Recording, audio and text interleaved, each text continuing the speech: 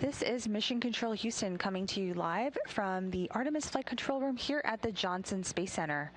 At a mission elapsed time of 8 days, 15 hours, 22 minutes and counting, we are gearing up for crew wake, which will take place 1 hour and 37 minutes from now. You are seeing live views of the Orion spacecraft named Integrity and Earth getting closer and closer to us as the crew gets ready to splash down in just about 10 hours and 8 minutes from now. So let's take a look back over the last days of their mission. The Artemis II crew lifted off aboard Orion atop a Space Launch System rocket on Wednesday, April 1st from NASA's Kennedy Space Center in Florida. They are the first to live and work inside Orion, which I mentioned is named Integrity, and have been executing a tightly choreographed timeline of events. One of the earliest was a proximity operations demonstration. NASA astronaut Victor Glover, Artemis II pilot, manually flew Orion shortly after separation from the interim cryogenic propulsion stage, simulating a docking approach. This prepares crews for future Artemis missions when Orion will dock with a lunar lander in orbit around the moon. About 25 hours after launch, Orion performed a translunar injection burn, a 5-minute, 50-second maneuver that committed the spacecraft to leaving high Earth orbit and set up the lunar flyby on Flight Day 6. During the flyby, Orion passed about 4,000 to 6,000 miles from the moon, giving the crew a full disk view of the lunar surface. From this higher vantage point, farther out than typical Apollo orbits, they could see both poles and major geologic features at once. Near the end of the flyby, they also witnessed an eclipse with the sun hidden behind the moon from Orion's perspective. At closest approach, Orion came within 4,067 miles of the moon. The mission reached a maximum distance of 252,756 miles from Earth and surpassed the record set during Apollo 13. Since the flyby, the crew has continued working through additional test objectives, including an orthostatic intolerance garment test. On Flight Day 9, they shifted their focus to entry and splashdown preparations, stowing equipment, reviewing weather and recovery status, and walking through the entry timeline. Orion also completed its second return trajectory correction burn at 9:53 p.m. Central Time, fine-tuning its path back to Earth. Looking ahead, Orion will perform a final trajectory correction burn about 5 hours before entry interface. Roughly 2 hours later, the crew will begin their entry checklist and don their orange Orion Crew Survival System suits. 20 minutes before entry, the crew and service module will separate, followed by the crew module raise burn. Entry interface occurs at about 400,000 feet. The forward bay cover deploys at 36,000 feet, drogue parachutes at 25,000 feet, and pilot parachutes at 9,500 feet, pulling out the 3 main parachutes. Splashdown is expected off the coast of San Diego at 7:07 p.m. Central, 8:07 p.m. Eastern. After landing, recovery teams will safe the spacecraft and complete power down procedures. The crew is expected aboard the recovery ship, the USS Martha, within about 2 hours. In total, Integrity will have traveled approximately 694,481 miles from launch to splashdown. We'll continue to follow operations here in Mission Control. I'm Nilofer Ramji, handing things over now to our entry team, which includes Rob Navius, who will take you through the next few hours as we get into Flight Day 10 and splashdown of the Artemis mission. As this mission continues towards home, I'll be signing off for my final shift on Orbit 3. Thank you for joining us. This has been an honor of a lifetime to share these moments from Earth, orbit to the moon, and back again. Artemis II is just the beginning, and we're glad you've been here with us for it. For now, before the crew wakes up, let's take a look back at Flight Day 9's mission highlights. This is Mission Control.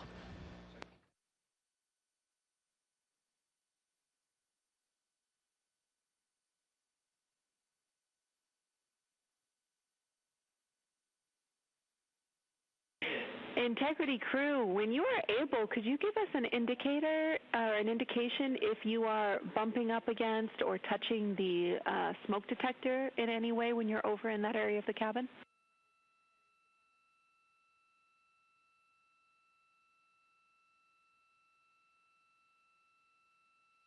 I think MCC reported some erroneous data yesterday. Maybe that's happening again. We had a towel over there, but we don't think we're bumping into it. Give us a couple more seconds because we need to grab a few more pictures, and then we'll try to get away from it for a minute. And we don't have any concern. You guys can stay over there, keep taking your photos. We were just curious. Continue.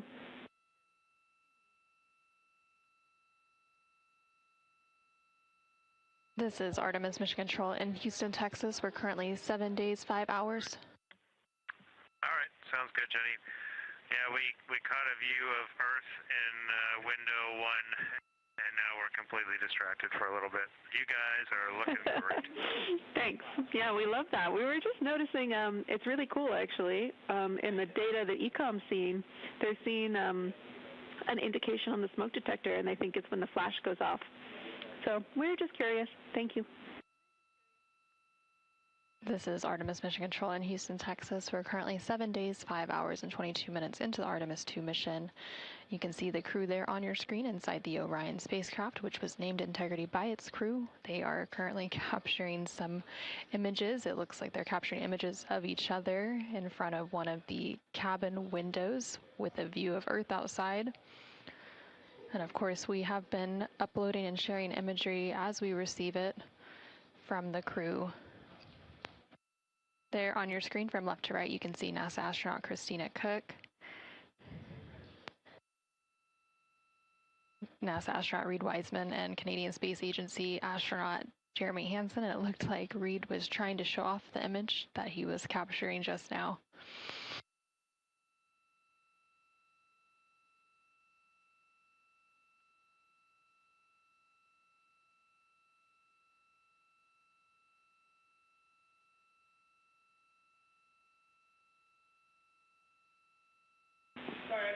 Wow, thank you for showing us that. That is so cool.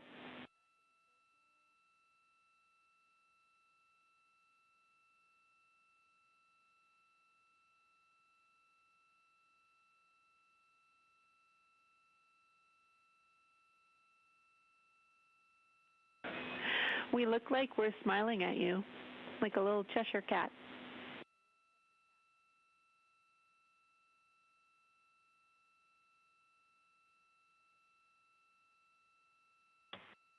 Yeah, that is exactly the same comment that we made, and then that's why we put Victor beside it for his smile, and took a picture of him there. His smile is as bright as your smile. I believe it. Thank you.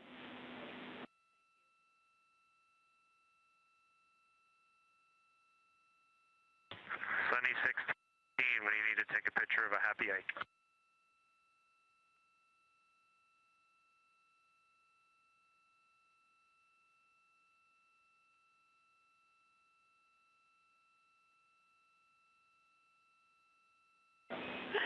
Now ECOM is as happy as the Earth. And Houston, you're seeing a little bit of a CCU dump yourselves, Crescent Earth, and the solar array. So it's a pretty sweet view out window 1 right now. This is Mission Control Houston, and this morning as we get underway with Flight Day 9 on the Artemis II mission, joining us today, Johnson Space Center Director Vanessa Weich. Vanessa, thanks for being with us today. It's a privilege. What a phenomenal mission we've been having. So excited to be here. It is historic in nature. We're about 32 hours until we're expecting the crew to splash down in the Pacific to complete the mission. Big picture, the history-making aspects of the mission are clearly delineated, but in your mind, the significance of what we are pulling off here this week and what it means for the future. You know, Rob, it's just it's hard to describe the significance of this mission. We have building and planning our teams towards this for quite some time. The Orion spacecraft is managed here at the Johnson Space Center. We have been a part of the design, development, test of that vehicle, and it's had milestones along the way. You know, we had our uncrewed Artemis I mission back in 2022, but now we have our astronauts on board, and they are demonstrating that that spacecraft is ready for us to have humans on board, for us to continue deep space exploration, which we have not done since 1972. So this is the Artemis generation. This is our generation's opportunity to explore and to build from what Apollo did, but moving to the moon, we're now going to have a moon base. We're going to learn how to live there. We're going to go to Mars. It opens up all of the universe. It's just amazing for human exploration. And we're on board Integrity with our 4 astronauts, Christina Cook on the left, Victor Glover, Commander Reed Wiseman, and Jeremy Hansen of the Canadian Space Agency on the right. The crew is continuing to stow equipment on board. They've concluded a conference with Entry Flight Director Rick Henfling to review procedures for tomorrow's return to Earth. And we'll soon be moving into a midday meal on this day before their homecoming to planet Earth.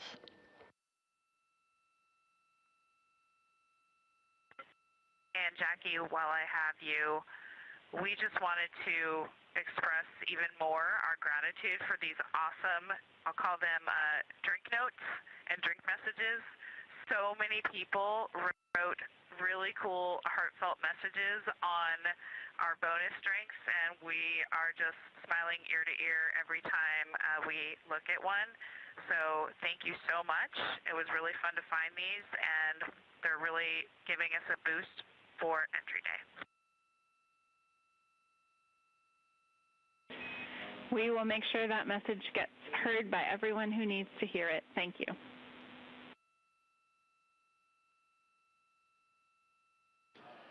This is Mission Control Houston here in the flight control room. A welcome visitor, Charlie Blackwell Thompson, the Artemis launch director who kicked off this mission with the flawless launch of the Space Launch System and the 4 Integrity astronauts back on April 1st. She's here visiting at the Johnson Space Center, currently talking to her Ascent Flight Director, Judd Freeling, and the Entry Flight Director, Rick Henfling, who will be on tomorrow to preside over Integrity's return to Earth.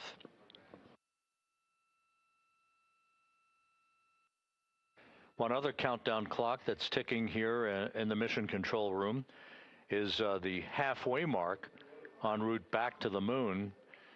It is almost incongruous to imagine this, but here we are on the eve of homecoming for the Integrity astronauts, and we're an hour and 33 minutes away from reaching the halfway point en route back from the moon. It's just the way orbital mechanics works. That sets the course and the velocity and the entrapment of Integrity into the grip of Earth's gravity that dictates all of that. But again, we're about a little over an hour and a half away from reaching the halfway point back from the moon for the splashdown in the Pacific tomorrow night. Again, ongoing discussions between Jeremy Hansen and Capcom Jackie Mahaffey here in Mission Control as the crew packs up from a cislunar camping trip. This is very much akin to what you would do after a camping trip or a holiday vacation. There was no holiday involved here. It was simply an historic flyby of the moon that occurred several days ago. Once again, we're about 30 minutes out from our final public affairs event of this mission, a conversation between members of Congress and the crew aboard Integrity as we approach the halfway mark of their trip home back to Earth from the moon. Wireless mic, 10, 9, 8, 7, 6, 5, 4, 3, 2, 1, blast off.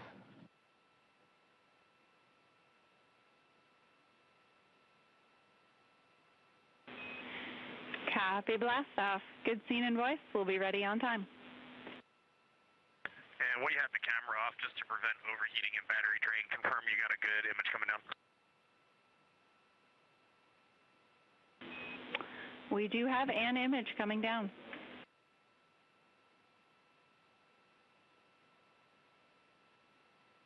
You know, Jackie, snark does carry across the cosmos.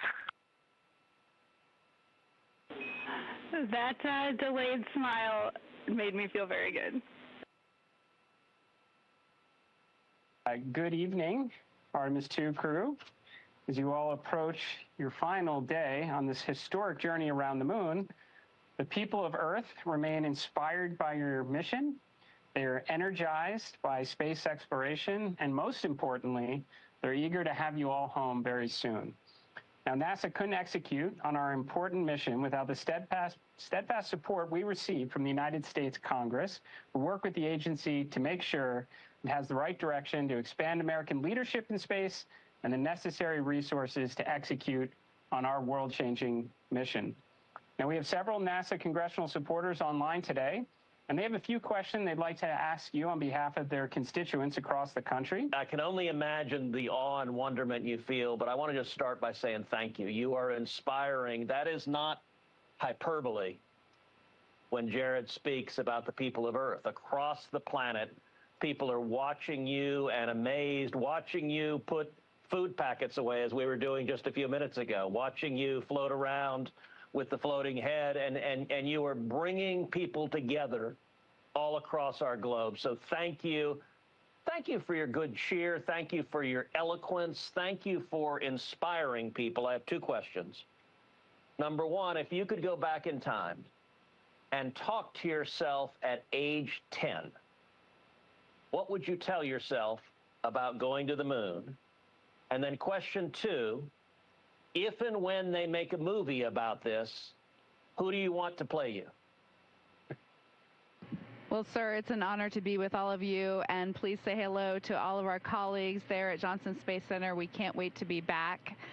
My 10-year-old self, I recently found some photos of myself on a family vacation at Kennedy Space Center, and we were posing in front of the Saturn V rocket with my siblings and my parents. And if I could have told that little girl who took home a picture of Earthrise and hung it in her room that she would eventually launch from that same place to see that same view, I'm pretty sure she would not believe it. But even though I still can't believe it, and she certainly wouldn't believe it, she chased that dream, and it ended up happening. It's such an honor to hear that we've inspired. That's truly one of the top things that we ever wanted to do. And I am definitely not answering the movie question. That's going to be for Reed.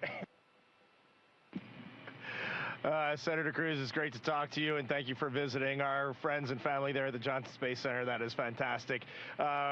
We've thought a little bit about the movie, and I think that's way out of our pay grade. So we don't know who's going to play us. That's up to whoever decides. But one thing we do know for certain is this guy is going to be played by Buzz Lightyear, 100%, no doubt.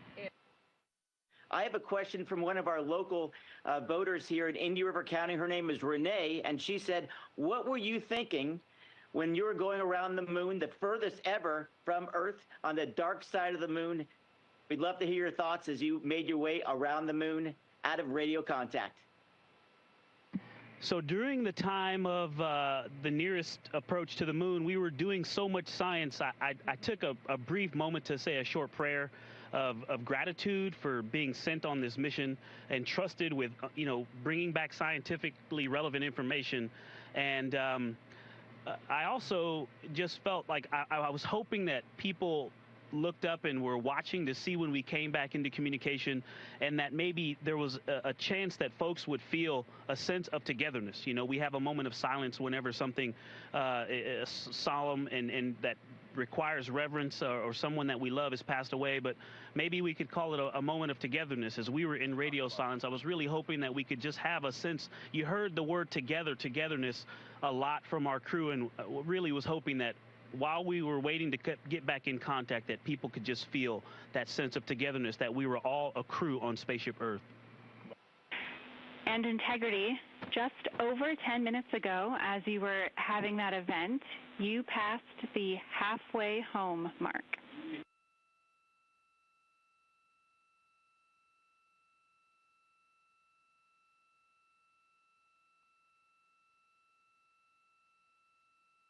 Okay, copy that, Jackie. Sounds like the next 24 hours we're gonna accelerate quite a bit then. Absolutely. This is Artemis Mission Control in Houston, Texas. The final targeting for the upcoming return trajectory correction burn, or RTC2 burn, has been completed, and we do expect that RTC burn to take place in about 29 minutes from now. As of right now, it's expected to be a 5.37 foot per second delta velocity burn and approximately a 9-second burn. This will be using the 8 auxiliary pulse-X thrusters on the Orion spacecraft. Here in Mission Control Houston, the team on console is currently conducting their go, no-go poll for that upcoming return trajectory correction burn. And again, this burn will further fine-tune the trajectory and the path of the Orion spacecraft as it makes its final approach ahead of that re-entry and splashdown targeted for Friday, April 10th. Integrity Houston, tank pressures are good for the burn.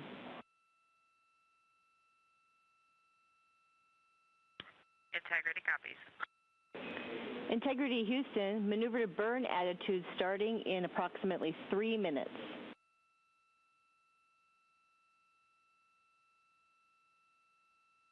We're expecting the same. Thanks, Amy. This is Artemis Mission Control in Houston, Texas. We are currently about 10 minutes away from the start of the Return Trajectory Correction 2 burn, or RTC2. This is expected to be about a 9.41 second burn with an expected delta velocity change of 5.37 feet per second, using the 8 pulse-X thrusters on the Orion spacecraft to further fine-tune the trajectory of the Orion spacecraft on its path back towards Earth. Currently on your screen, you can see a view of the Artemis Real-Time Orbit website, or ARO.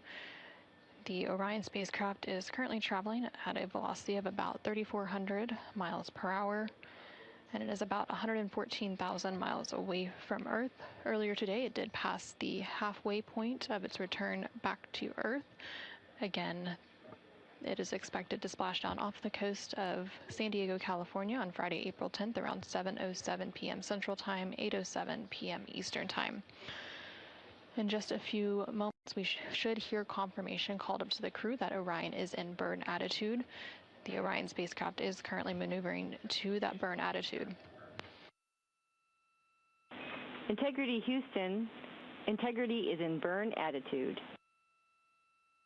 Artemis Mission Control in Houston, Texas. We are now just under 30 seconds away from the time of ignition of that upcoming return trajectory correction burn, which will be the start of that burn. Again, it is expected to be about a 9.41 second burn using the 8 auxiliary pulse-X thrusters on the Orion spacecraft's service module to generate a 5.37 foot per second change in delta velocity.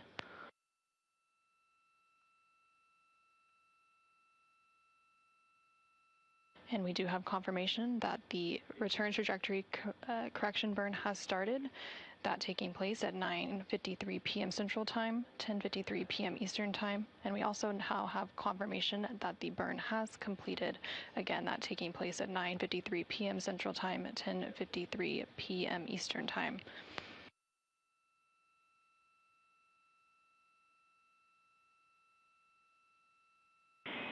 Integrity Houston, good burn. We are assessing the details. We see the same and copy.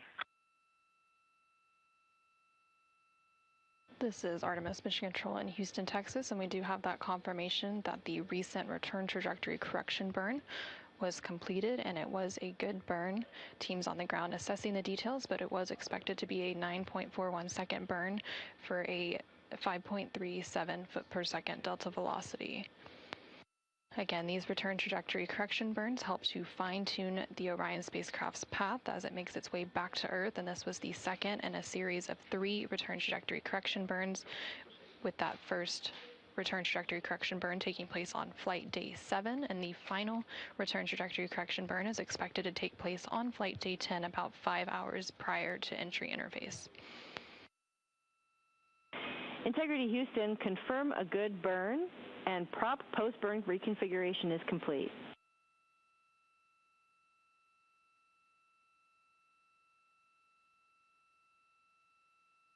We copy all, and we have a gorgeous view of you out window 2.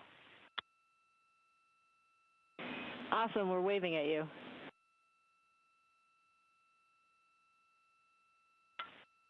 We are too.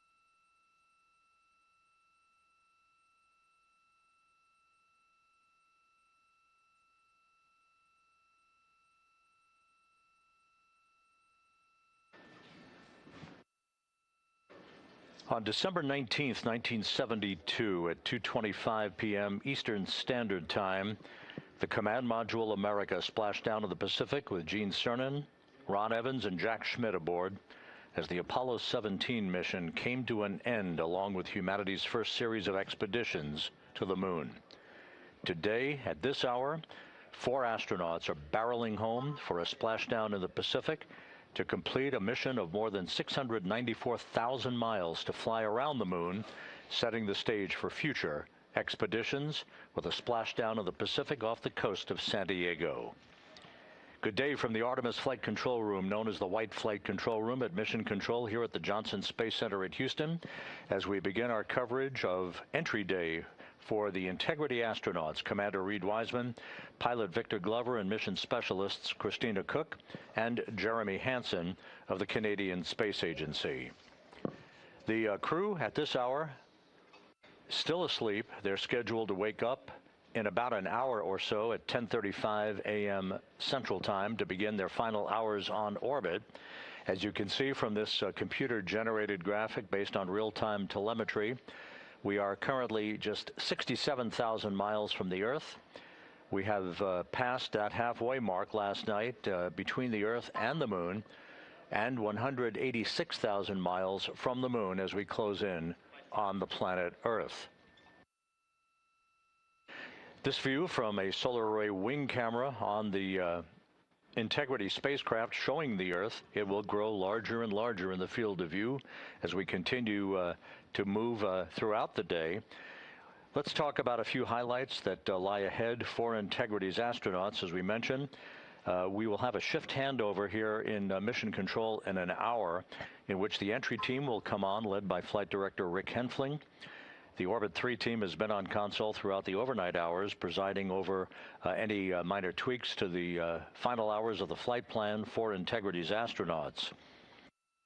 The first big event on the day and on the road home for the astronauts today will be the Return Trajectory Correction 3 burn, the RTC 3 burn. One final opportunity to tweak and fine-tune the path of Integrity toward the entry corridor over the Pacific Ocean, and to put Integrity in the right orientation and the angle of attack to minimize any excessive heating on its heat shield as the astronauts come in to the Earth's atmosphere at some 24,000 miles an hour. That RTC-3 burn is scheduled for 1:53 p.m. Central Time this afternoon. It is forecast by Flight Dynamics to be an 8-second burn that will change the velocity of Integrity by 4.2 feet per second. The crew will be configuring final items in the crew cabin, an opportunity to have a bit of final stowage before they move into their entry checklist, which will include suiting up in their launch and entry suits. Those are the Orion Crew Survival Suits, the OX suits by its acronym. Later this afternoon at 5:30 p.m. Central Time, 6:30 p.m. Eastern Time, We will have NASA Plus coverage join as a simulcast to our 24/7 YouTube coverage that we have been providing ever since launch day back on April 1st. NASA Plus coverage again will begin at 5:30 p.m. Central Time, 6:30 p.m. Eastern Time. At 6:15 p.m. Central Time, Integrity will do a handover in its communications link from the Deep Space Network to the Tracking and Data Relay satellite system. And at 6:33 p.m. Central Time, the first major milestone will be the separation of the crew module from the European service module. Some 4 minutes later, the crew module will conduct a raise burn, about 19 seconds. We'll see how Flight Dynamics refines that as we get there. Think of it as you sitting in a recliner and tilting back up to a more reclining position. This burn is designed to elevate the aft end of the spacecraft ever so slightly by just a couple of degrees, and that will refine the angle of attack for Integrity as it moves into the Earth's atmosphere and entry interface. That entry interface point at 400,000 feet above the surface of the Earth will be scheduled at 6:53 and 30 seconds p.m. Central Time. The peak heating on the spacecraft and the peak velocity on Integrity and its astronauts will come at about 6:54 p.m. when the vehicle will be traveling 23,839 feet per second. That's Mach 32. We will call out the actual numbers of velocity, the Mach numbers, the altitude, the rate of descent in real time as we get telemetry back from Integrity at that point in time. But this is the prediction by Flight Dynamics that our peak velocity will be about 23,839 feet per second, which equates to Mach 32 as Integrity moves into the region of the Earth's atmosphere. We are expecting all of that to happen shortly after a blackout period that will begin at 6:53 and 55 seconds p.m. Central Time. The blackout period to last about 6 minutes in duration. This is at the point in which the heat buildup, the ionization of heat being repelled by the heat shield, will be such that it creates a plasma wake around the vehicle, preventing any communications or data from being received here in Mission Control. So we won't be hearing from the crew for about a 6-minute period. We'll be counting down from that point for you until the time that we reacquire communications with the crew. The end of the blackout scheduled just a few seconds before 7 p.m. Central Time. From that point on, we're just 7 minutes from touchdown, initiating a series of roll reversals to bleed off excess energy. Those are computer commanded to roll the vehicle to the left and then gently back to the right, essentially bleeding off excess speed right before the forward bay cover is pulled out by a series of 3 parachutes and then jettisoned. That starts the parachute deployment sequence, 11 parachutes in all, culminating with the deployment of 3 main parachutes. The main chute deploys scheduled at 7:04 and 44 seconds p.m. Central Time, just about 2.5 minutes before splashdown in the Pacific. Splashdown is currently scheduled at 7:07 and 6 seconds p.m. Central Time, 8:07 and 6 seconds p.m. Eastern Time. That will be 5:07 p.m. out in the Pacific, 2.5 hours before sunset. The recovery ship, the John P. Murtha, is on station and will be deploying Navy helicopters, divers, a Navy flight surgeon, other recovery personnel, whose first task will be to erect a large raft alongside of the hatch to Integrity. That's called the front porch. Once we have determined that the vehicle is in a safe configuration, and the vehicle will have been powered down just 15 minutes after splashdown.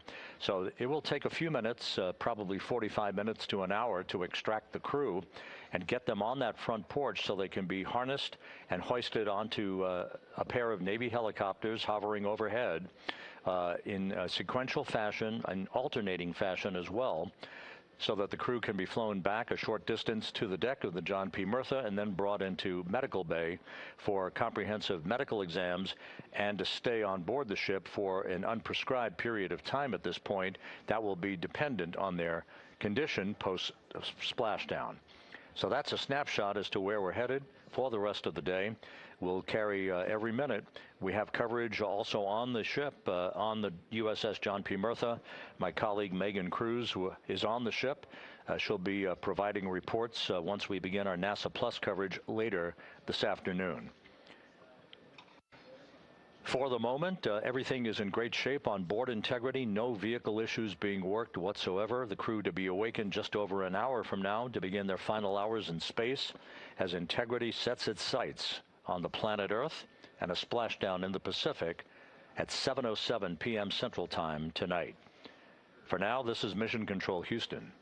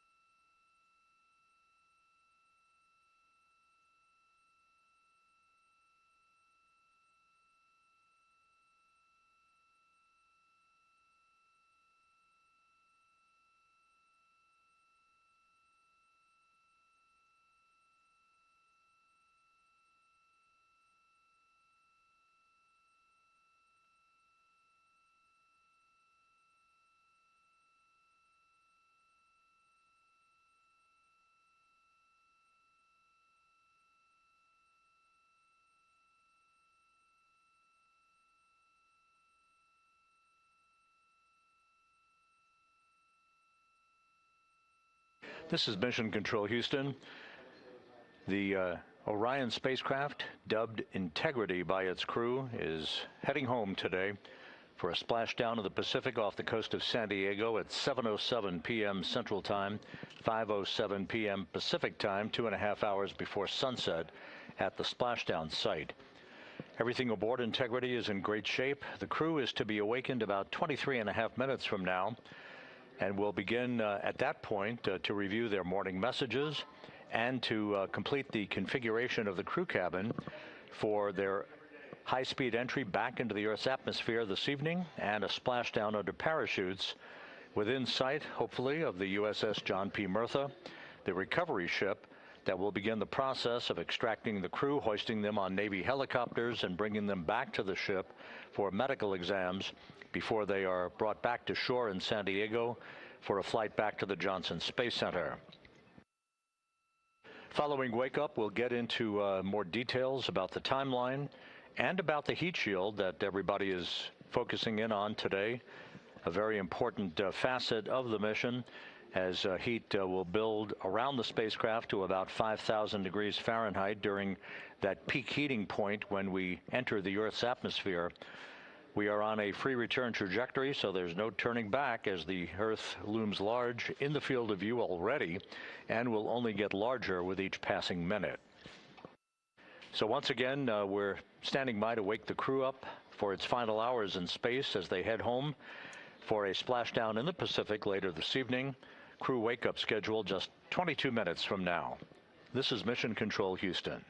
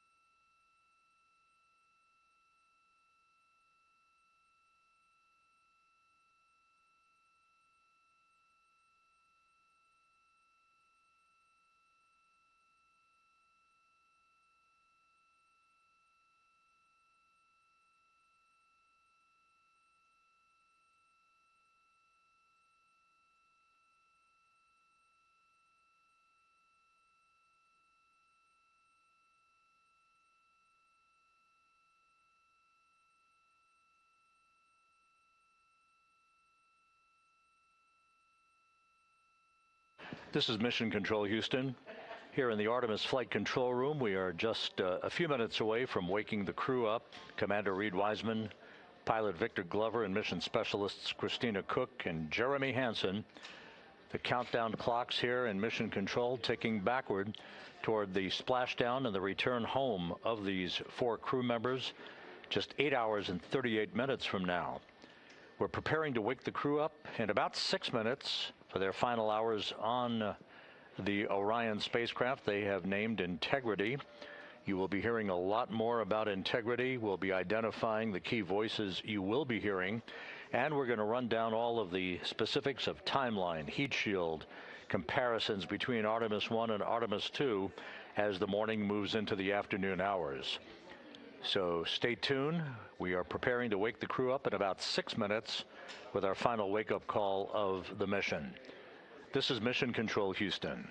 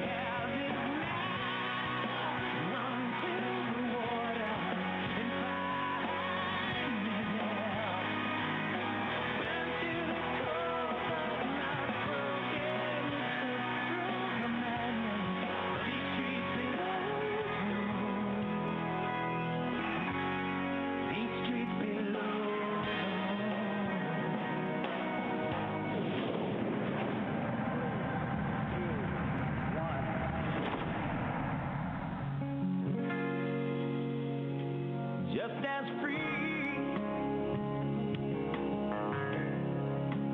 Free as we'll ever be. Just as free. Free as we'll ever be.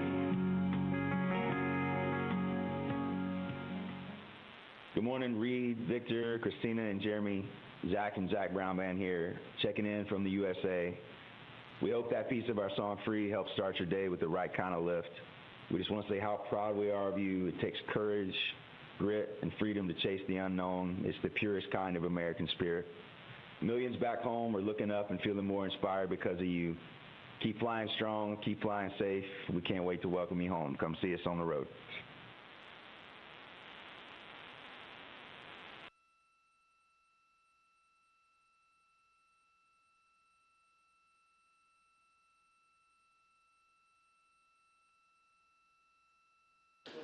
This is Mission Control Houston, a pair of wake-up songs to mark the... Start the day, Houston. Courage and grit. That'll stick with me, and it should stick with all of you all day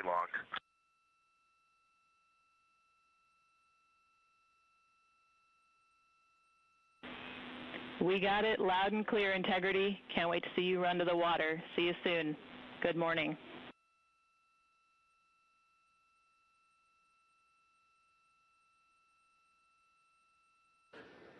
And with that, Integrity's astronauts are awake for their final hours in space. The wake-up songs you just heard were played for the crew, and the first was Run to the Water by Live. This was the Integrity crew's selection for their final wake-up song of the mission, followed by the song Free by the Zach Brown Band, and a personal message to the crew from Zach Brown himself. Reed Wiseman responded to that. And here in Mission Control, spacecraft communicator Tess Caswell responded in kind as she is preparing, along with the Orbit 3 team of flight controllers, to begin a shift handover to the entry team.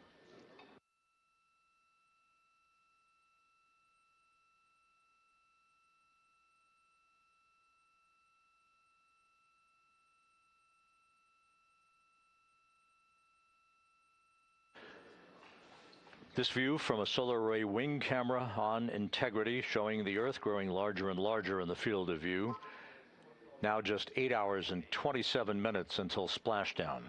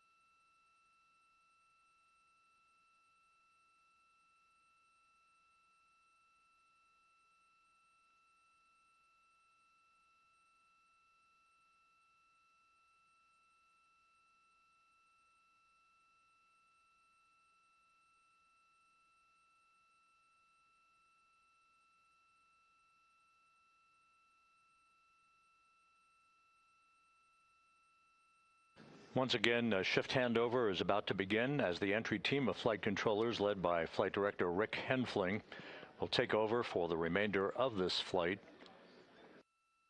With the crew now having been awakened, they'll have an opportunity to get a morning meal, review their messages, send down any questions they have about their procedures, which were extensively reviewed yesterday, and complete the configuration of the crew cabin,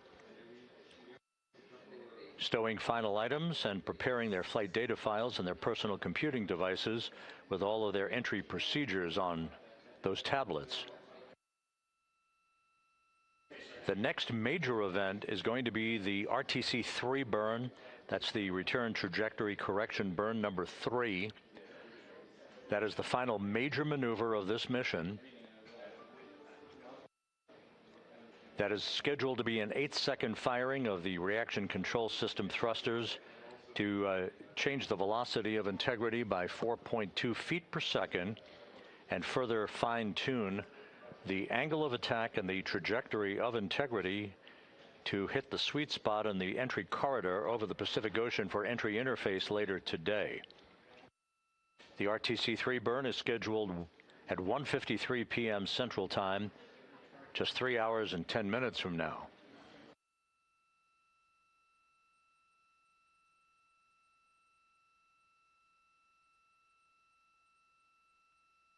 Integrity systems are in good shape, ready to support entry and splashdown. The weather at the splashdown site southwest of San Diego is excellent. The latest forecast from the Spaceflight Meteorology Group indicates that the densest portion of cloud cover will be closer to the San Diego shoreline and not exactly in the splashdown zone itself. We are expecting some broken and scattered clouds. Winds should be around 10 knots, wave heights less than 4 feet, with the wave periodics about 17 seconds in duration. This is just about ideal conditions in the Pacific at this time of year for the homecoming of Integrity's astronauts.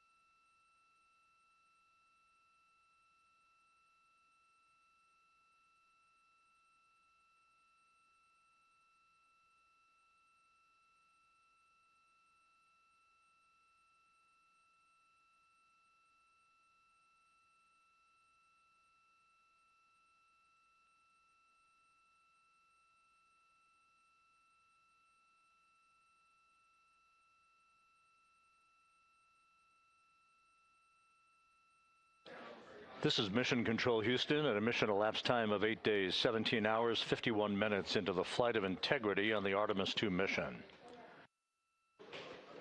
The astronauts were awakened aboard Integrity about an hour ago. They're in their post-sleep period, reviewing morning messages, getting a bite to eat, completing the stowage of items in their crew cabin. As everything is all set, the stage is set for their return to Earth this evening with a splashdown of the Pacific off the coast of San Diego 7 hours and 40 minutes from now. Here in the flight control room, known as the White Flight Control Room, a shift handover has been completed. The entry team of flight controllers now on duty, led by Flight Director Rick Henfling. Henfling has trained with this team for more than 2 years for this day. He will be joined on console by spacecraft communicator Jackie Mahaffey. Astronaut Stan Love also will be by her side as a second set of eyes as Integrity barrels home, completing a mission that will have spanned 694,481 miles from launch to splashdown. In the shift handover, no significant issues were reported. The vehicle is in great shape, and the weather at the splashdown zone couldn't be better. Winds are forecast to be 10 knots at splashdown, wave heights less than 4 feet, and the wave periodics against the capsule as it bobs in the Pacific Ocean about 17 seconds. We are expecting a few broken and scattered clouds, but that is not an issue. Integrity is coming home through the law of orbital mechanics.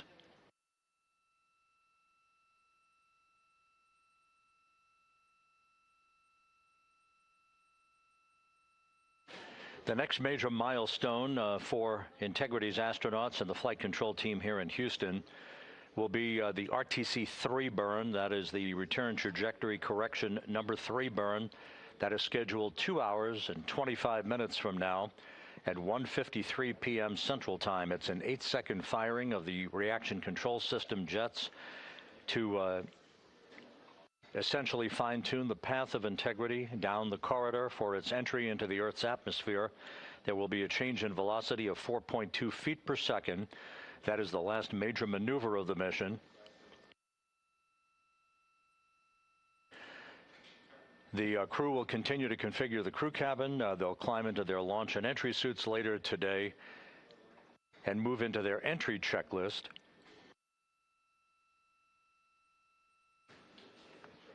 So this is a good time for us to run down all of the key milestones and all of the key numbers that you'll be hearing reported as we move into the final phase of this 9-day mission.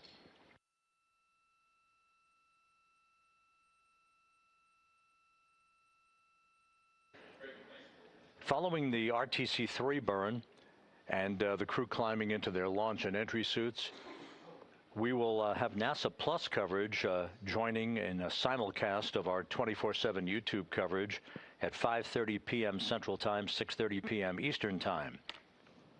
At 6:15 p.m., Integrity will switch communications loops and the strings for communication from the Deep Space Network, which it has been on since the translunar injection burn the day after launch. We will transition from the Deep Space Network to the Tracking and Data Relay Satellite System. At 6:33 p.m., the crew module and its 4 astronauts will separate from the European Service Module. And at 6:37 p.m. Central Time, these are all Central Time, we will conduct about a 19-second raise burn. Now, if you think of yourself sitting in a recliner and tilting backward, this raise burn gently raises the aft end of the vehicle. It is our last opportunity to dial in a flight path angle before entry interface using the roll thrusters on the crew module. This will sweeten the angle of attack, if you will, the orientation of the vehicle as it enters the Earth's atmosphere, with the idea in mind of reducing any excessive heat stress on the heat shield in this deliberate opportunity that we have selected to try to mitigate any buildup of excessive heat on the aft end of the vehicle. Once the raise burn is complete, we will enter the first traces of Earth's atmosphere at 6:53 and 31 seconds p.m. Central Time. At that point, we'll be at an altitude of 400,000 feet, traveling 34,882 feet per second, with a range to splashdown of 1,701 nautical miles. Just 24 seconds after entry interface, traveling at that velocity, we will begin a 6-minute blackout period due to the ionization, the buildup of plasma around the spacecraft that will prevent communications and data from being received here in Mission Control. Again, that blackout scheduled to begin at 6:53 and 55 seconds p.m. Central Time, about a 6-minute blackout. We'll be carefully monitoring a call from Capcom to the crew as we exit the blackout. That will be our first communications with the crew following that 6-minute period. The blackout scheduled to end right around 7 p.m. straight up. That's Central Time. That'll be 6 minutes and 25 seconds after the start of entry interface. At that point, we will be at an altitude of 157,406 feet off the Earth, traveling at 13,342 feet per second. Range to splashdown at that point will be just 147 nautical miles. There will be a series of roll reversals, rolling, this is computer commanded, to roll the vehicle to the left and back to the right to bleed off excess energy, all part of the planned entry profile for Integrity and its 4 astronauts. We are expected to go subsonic, meaning we will break the sound barrier over the Pacific in this trajectory that will carry us from southwest and northeast across the Pacific Ocean. We will go subsonic at 7:02 and 25 seconds p.m. Central Time at an altitude of 59,000 feet, traveling just 971 feet per second. So you can see how much the velocity of Integrity will decelerate based on its speed and the interaction with the Earth's friction in the atmosphere. At that point, a series of parachutes will begin to deploy. The first deployment will be the forward bay cover chutes. These are a series of 3 parachutes, each parachute approximately 100 feet long. The first forward bay cover parachute deployment will occur at an altitude of 24,000 feet. As the spacecraft has descended to a velocity of just 479 feet per second, and we will be within a mile, 1 nautical mile of splashdown at that point.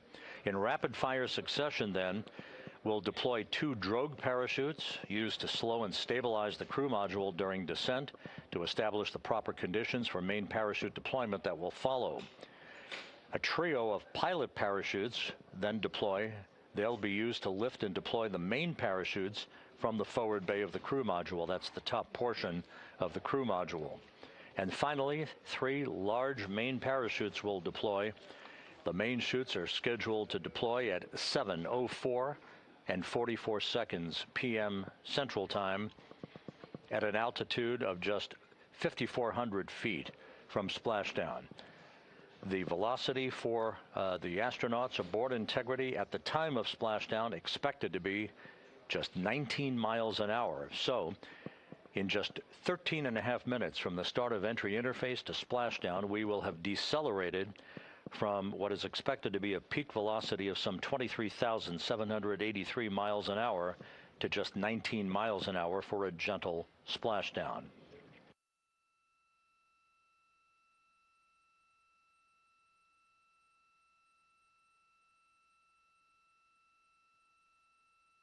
One of the important points that we've been explaining and that we'll be looking for later today is the comparison between the entry for Artemis I, which was uncrewed, and today's entry for the Artemis II astronauts. On Artemis I, we had an entry range of 3,178 nautical miles, and we used what was called a skip entry profile, where we dipped into the atmosphere, then dipped out, and then dipped back in. That lasted about 20 minutes for entry, and it induced a higher total heat load on the vehicle. Now, on Artemis I, we flew that trajectory, and as part of the routine post-flight inspections and video analysis, there were areas of mechanical char liberation that were observed, which was not expected. As we explained yesterday, it's worth explaining again today, and we'll do later today as well. The chemical decomposition of ablative heat shields is fully expected. The mechanical liberation of the char was not expected. The chemical decomposition occurs as the heat shield material heats up and decomposes, the process called pyrolysis, which generates gases during entry. The generation rate of that gas is a function of the temperature of the heat shield material, which is known as avcoat. As the gases are being generated, a layer of char is forming on the surface of the heat shield. That char is porous. Now, ideally, what you want to have happen is for the gases to escape through the pores in the char layer faster than new gas is generated. But on Artemis I, we found that the temperature profile experienced by the heat shield and on the heat shield was such that this was not happening on areas of the heat shield with less porous avcoat.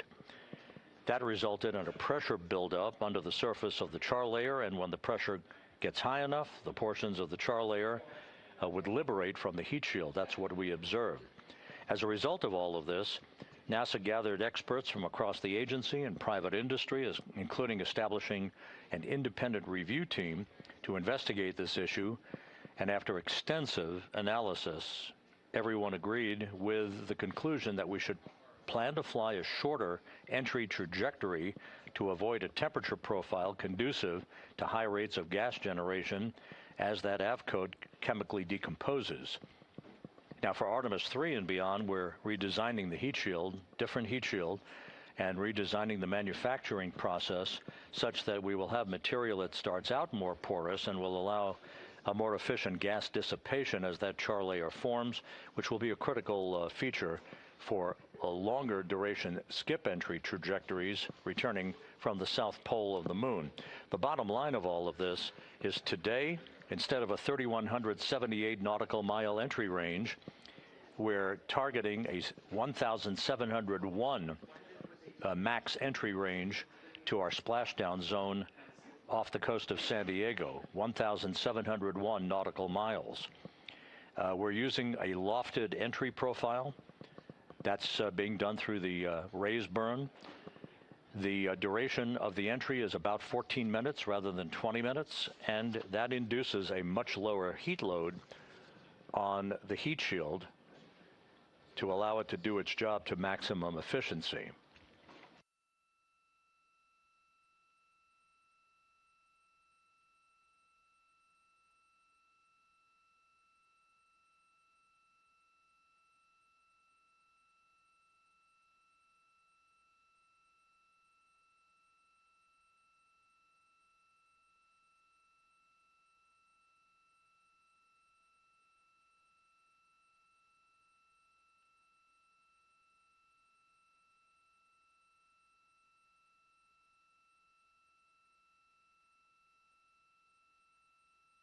Following splashdown, which again is scheduled at 7:07:07 p.m.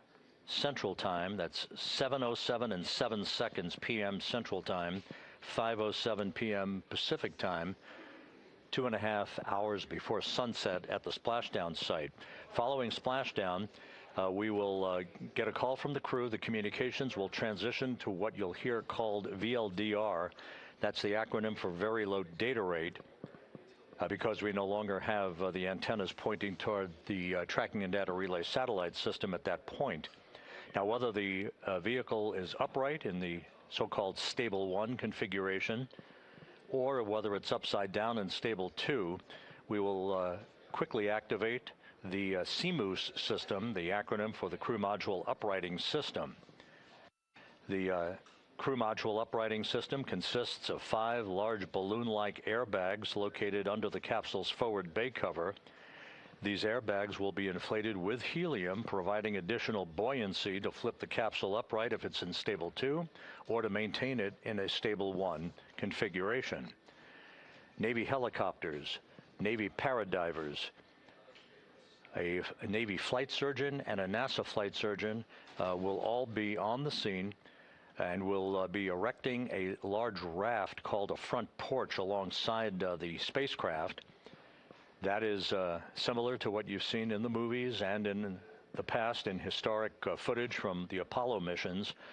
That will be utilized once the hatch is open to allow the crew members to be extracted one by one onto that front porch before they're hoisted onto a pair of hovering Navy helicopters in sequential fashion and alternating fashion as well for the short ride back to the deck of the recovery ship, the USS John Murtha. Now, before we get into all that, it will take about 15 minutes to power down the vehicle, and for flight controllers here in Houston and the Navy recovery team to ascertain that there are no toxic gases that are leaking from Integrity. We do not expect that to happen, but they'll put eyeballs on it to match the data that we will see here at Mission Control to ensure that the recovery team can make a safe approach to the spacecraft to begin the process of erecting the front porch. The current order of extraction from the vehicle that we received from the ship called for Christina Cook to be extracted first, followed by Victor Glover, then Jeremy Hansen, and then Reed Wiseman last. The hoisting of the crew members to these two helos, Christina Cook is scheduled to be hoisted first into helicopter number 1, or the helicopter A as it is being termed by the recovery team. Jeremy Hansen would be second to be hoisted. He'll go into helo number 2. Victor Glover will be hoisted third and will go into helo 1 to join Cook. And Reed Wiseman will be hoisted into helo 2 to join Jeremy Hansen for the ride back to the ship. The recovery position would put the ship about 2,000 yards away from the spacecraft, assuming an on-target splashdown. The small boats will be much closer so that they can be deployed in rapid fire succession to arrive at the side of Integrity to ensure that they begin the orderly process of erecting the front porch and beginning the process of opening the hatch.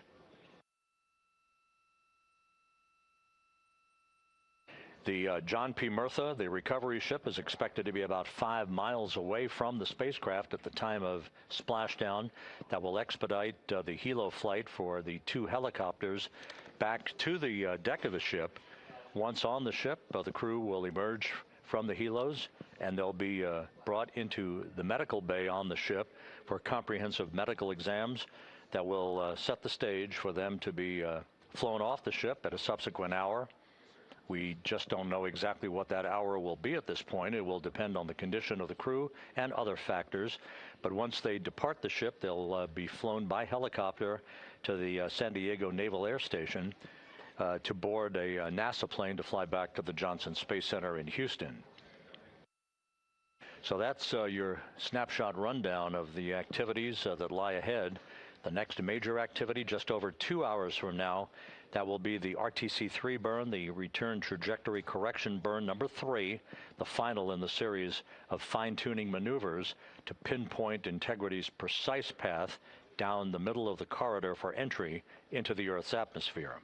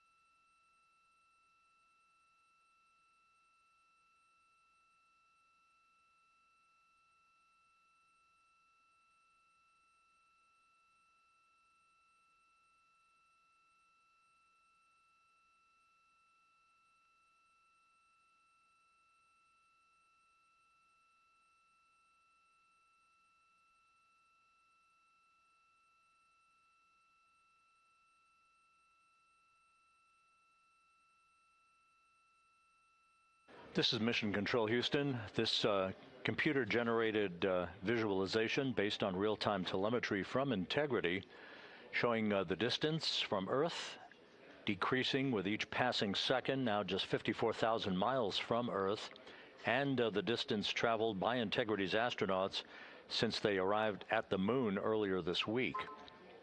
We are currently 7 hours, 10 minutes away from splashdown, a high-speed entry back into the Earth's atmosphere, awaiting Reed Wiseman, Victor Glover, Christina Cook, and Jeremy Hansen to wrap up a mission that will have logged from launch to splashdown 694,481 miles.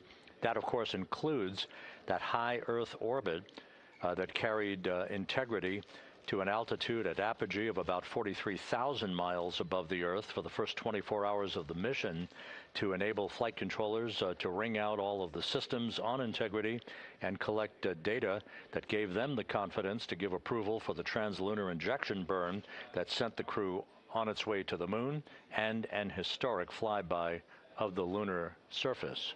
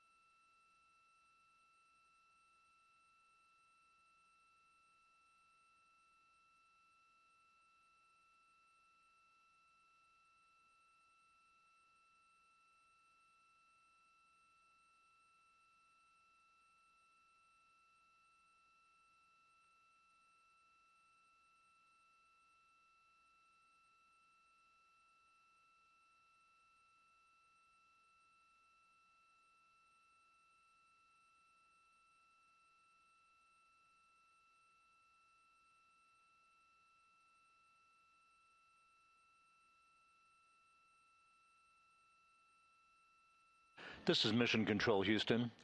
8 days, 18 hours, 39 minutes into the flight of integrity on the Artemis II mission. Here in the flight control room, Flight Director Rick Henfling and his team of entry flight controllers on duty, joined by spacecraft communicator Jackie Mahaffey. That's the voice you'll hear talking to the crew throughout the course of the day's activities through entry and through splashdown.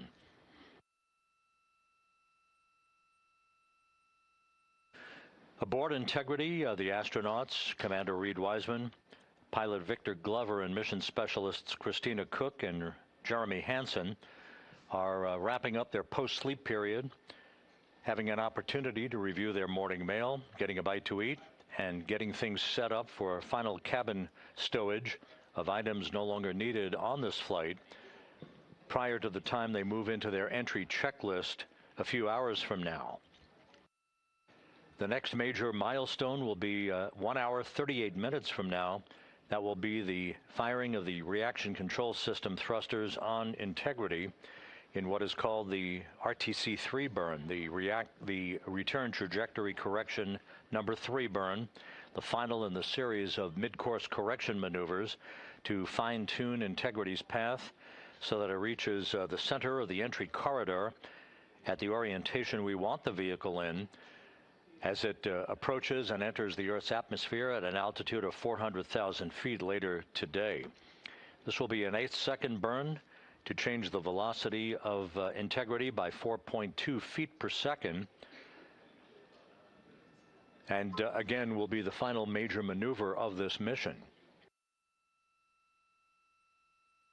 After we discard the European service module, this evening at 6:33 p.m. Central Time, a few minutes later, we'll conduct a raise burn, as it is called. That is a maneuver using Integrity's thrusters, about a 19-second burn that will lift the aft end of the vehicle and provide the final angle of attack that the spacecraft will be traveling in to reach the splashdown zone some 1,701 nautical miles from the point of entry interface. In the Pacific Ocean, the USS John P. Murtha is on station, ready to begin recovery operations once Integrity has splashed down. The splashdown is scheduled at 7:07 and 7 seconds p.m. Central Time, 5:07 p.m. Pacific Time, 2.5 hours before sunset. From launch to splashdown, Integrity and its 4 crew members will have traveled 694,481 miles.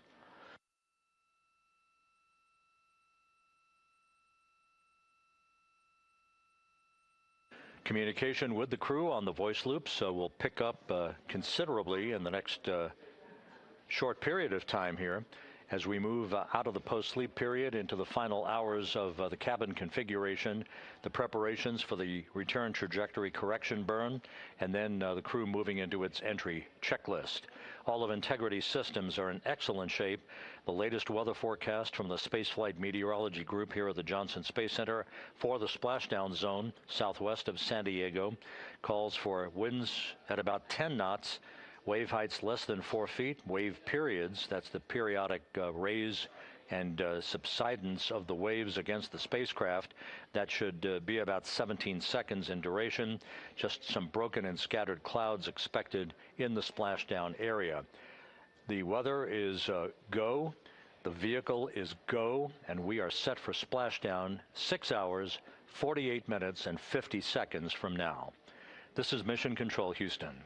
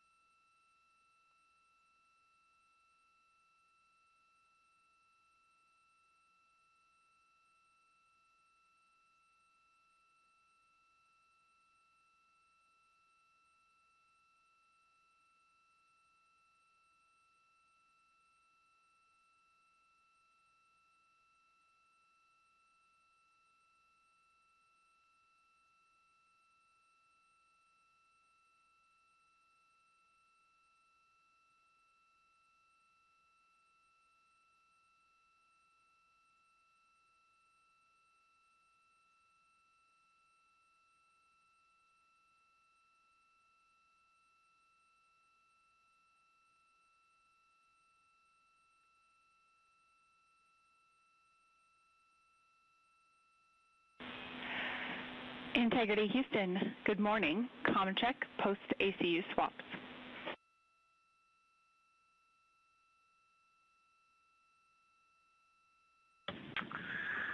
Good morning, Houston. We catch you loud and clear. Hey, good morning, Jeremy. We want to let you know that OE2 is privatized, ready to start the conference early or on time at your preference. And afterwards, we've got a couple of cabin entry config items to sync with you. Give us a call.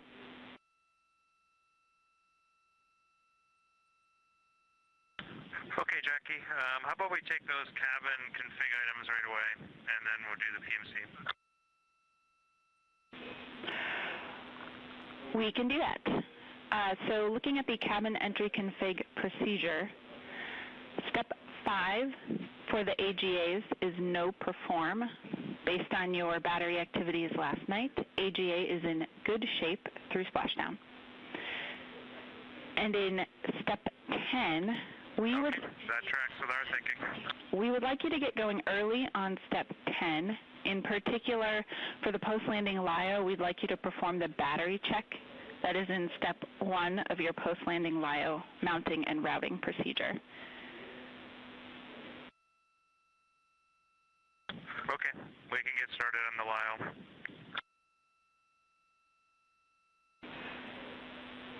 All right, that was all we had for you for cabin entry config for now.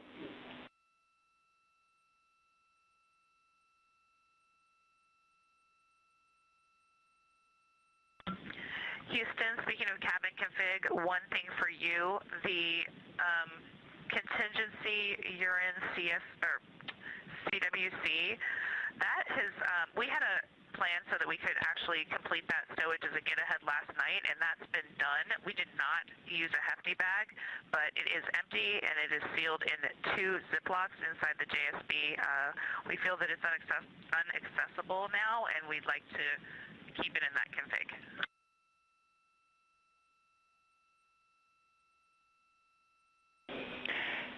All right, Christina, thanks for the status. We will confirm that is a good config.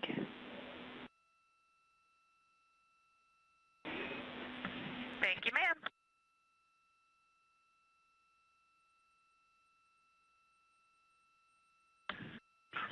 Okay, Jackie, we'll head over to Private 2 for the PMC.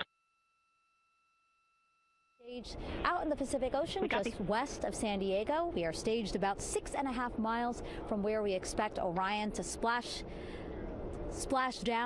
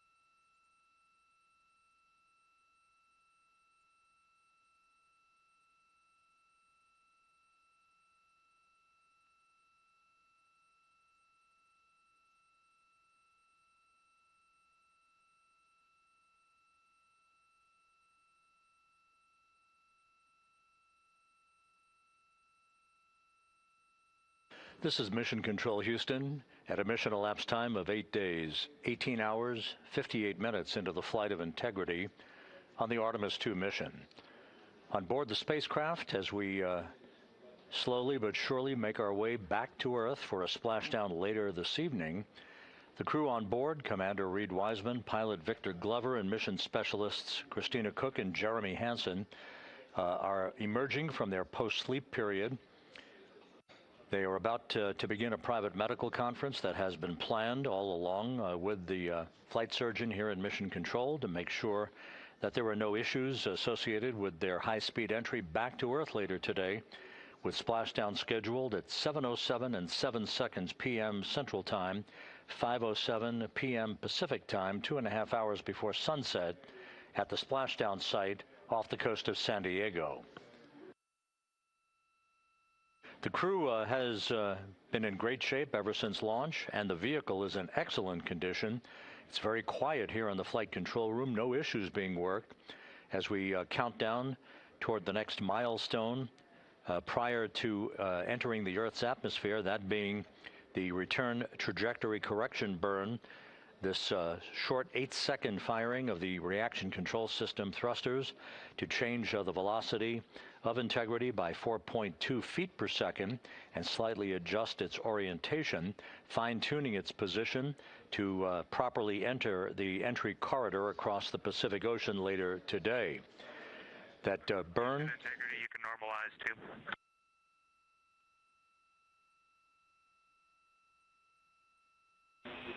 In work. That burn is scheduled at 1:53 p.m. Central Time, 2:53 p.m. Eastern Time. That'll be followed by the crew completing the configuration of the crew cabin for entry, stowing final items, and making sure all of their checklists and other post-splashdown devices that they will need are in the proper... making sure that all of their equipment is within arm's length after they splash down in the Pacific, waiting to be extracted from the vehicle by the recovery personnel that will be deployed from the USS John Murtha, which is on station out in the Pacific in the splashdown area. The weather forecast for splashdown is ideal. Winds just about 10 knots, wave heights less than 4 feet.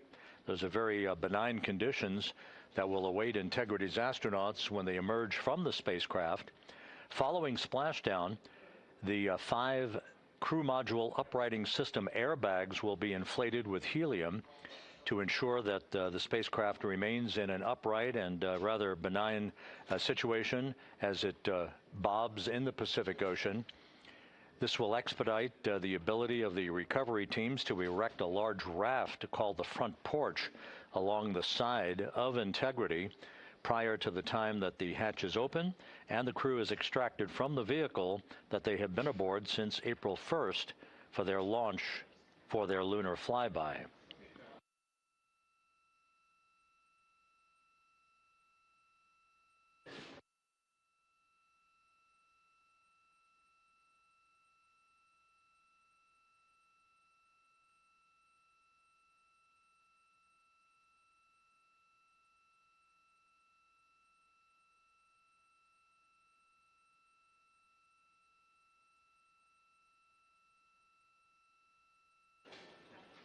The heart of today's entry will begin. Integrity Houston, some pre-burn SA for you. The Plus X flange heaters are on and prop avionics are configured.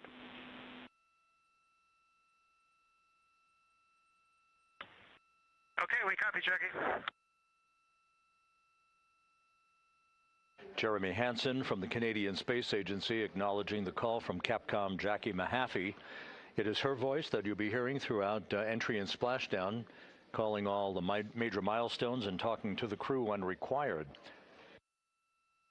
The heart of today's activities will begin about 5.5 hours from now when we hand over the communications link from the Deep Space Network to the Tracking and Data Relay Satellite System. That will come at 6:15 p.m. Central Time, followed about 18 minutes later when the crew module separates from the service module. At that point, the crew module will conduct a raise burn, as it is called. That is about a 19-second burn. That will be the final opportunity to more specifically dial in the flight path angle, the angle of attack before entry interface. That will use the roll thrusters on the command module, on the crew module. That angle of attack is particularly critical for this mission, so that we are mitigating any excessive buildup of heat on Orion's heat shield as it enters the Earth's atmosphere. At the point of peak heating, we are expecting temperatures to rise to about 5,000 degrees Fahrenheit. That will induce an ionization around the spacecraft called a plasma wave. This is typical for all spacecraft that enter the Earth's atmosphere. A blackout period of 6 minutes will begin at about 6:53 and 55 seconds p.m. Central Time. We'll lose all communications with the crew. That will be expected, and we'll report that when we do have a loss of data and communications. When we emerge from that blackout, right around 7 p.m. Central Time, straight up, Jackie Mahaffey, the Capcom here in Mission Control, will be calling the crew, if they don't call us first, to make sure that we hear them and that we have a good communications link for the final 7 minutes of the high-speed entry that will culminate with the deployment of a series of parachutes and finally 3 main parachutes that will gently allow Integrity to splash down in the Pacific at a velocity of just 19 miles an hour. The crew is expected to pull about 3.9 Gs during maximum G loads on them during the point of entry. And it's interesting to keep in mind that from the point of the start of entry interface at an altitude of 400,000 feet, some 13.5 minutes before splashdown, the spacecraft will decelerate from a velocity of some 23,783 miles an hour to just 19 miles an hour at splashdown.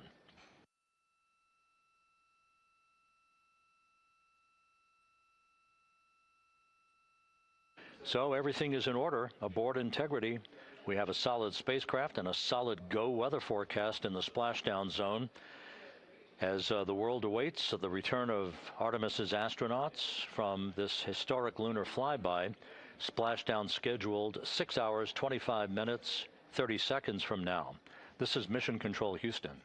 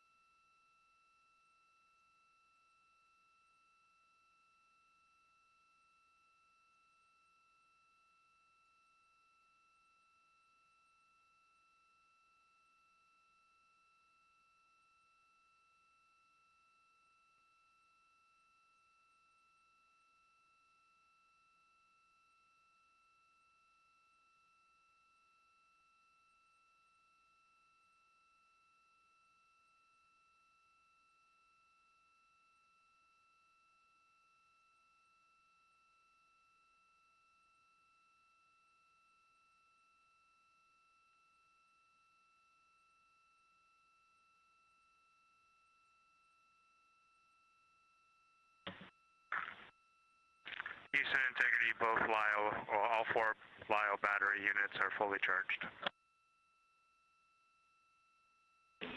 Houston copies. Good news. Thanks.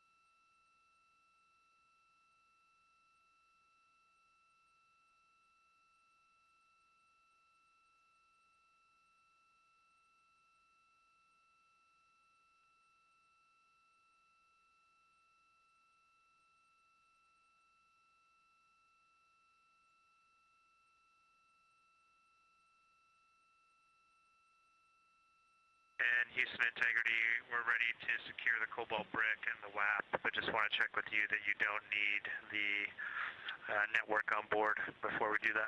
Check with you that you don't.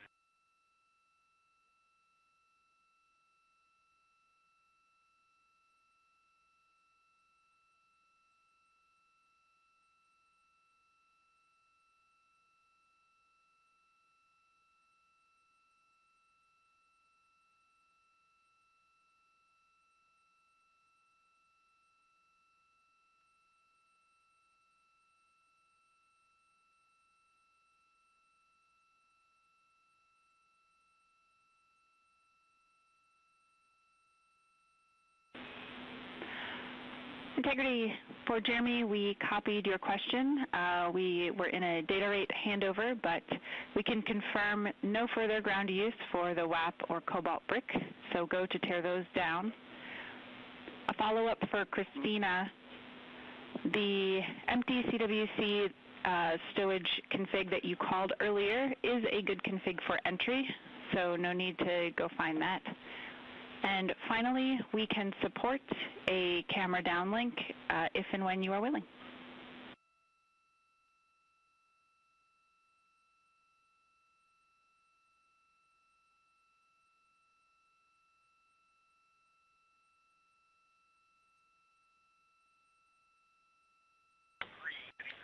Okay, we copied all those, Jackie. And which cameras were you planning on coming on board with?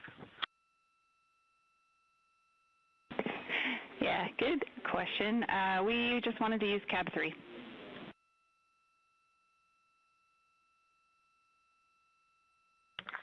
We're good with that. All right, we will join you.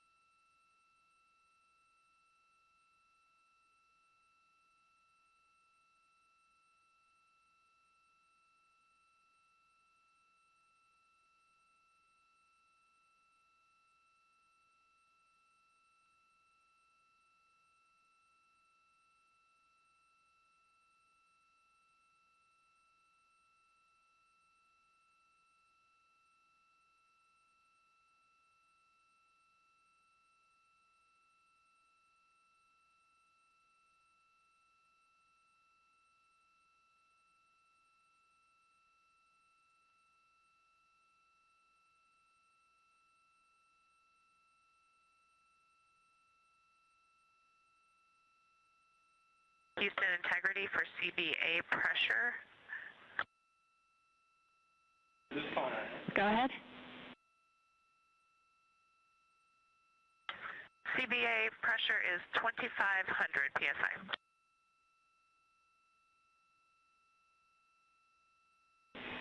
Houston copies 2500.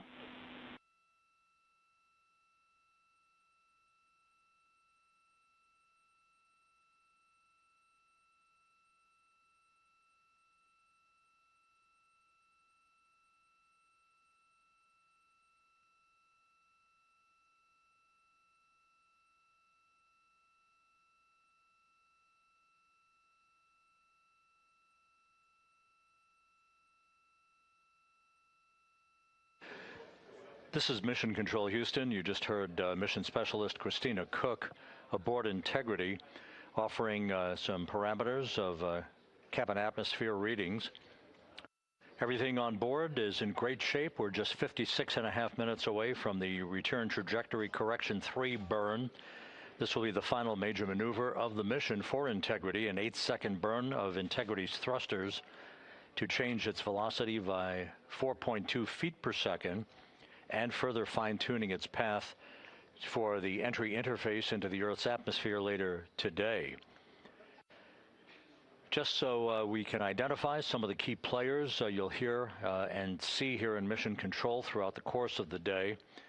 On the front row, from left to right, that's astronaut Stan Love. He was the Ascent Capcom, or spacecraft communicator, talking to the crew and has pulled several shifts during the mission. Second from the left is Jackie Mahaffey, who will be the entry Capcom, talking to the crew during their high-speed return to Earth later today.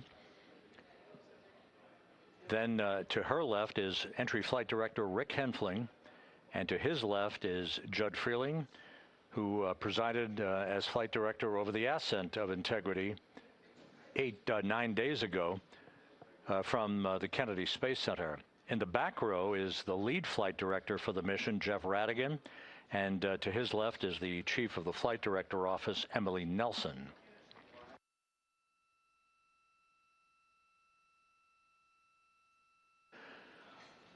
Once again, this view of the Earth, that is the port of call for Integrity's astronauts later today. Splashdown scheduled 6 hours, 8 minutes, and 22 seconds from now. Everything is in great shape on board the vehicle in the home stretch of what ultimately will be a 694,481-mile journey from launch to splashdown.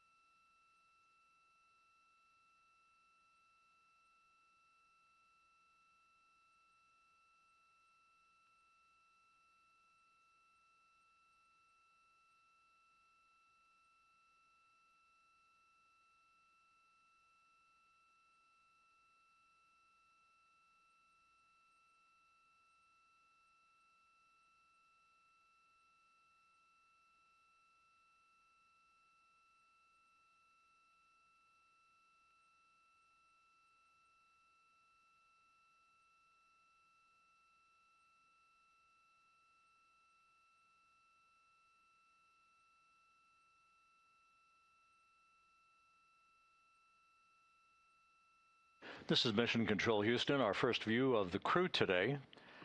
On the left, Commander Reed Wiseman. On the right, pilot Victor Glover.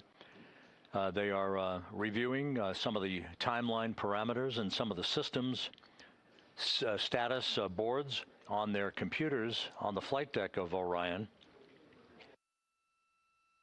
Everything is in great shape system-wise, and the weather forecast is a go forecast at the splashdown zone as the crew approaches the 6-hour mark until they return to Earth to complete this historic mission.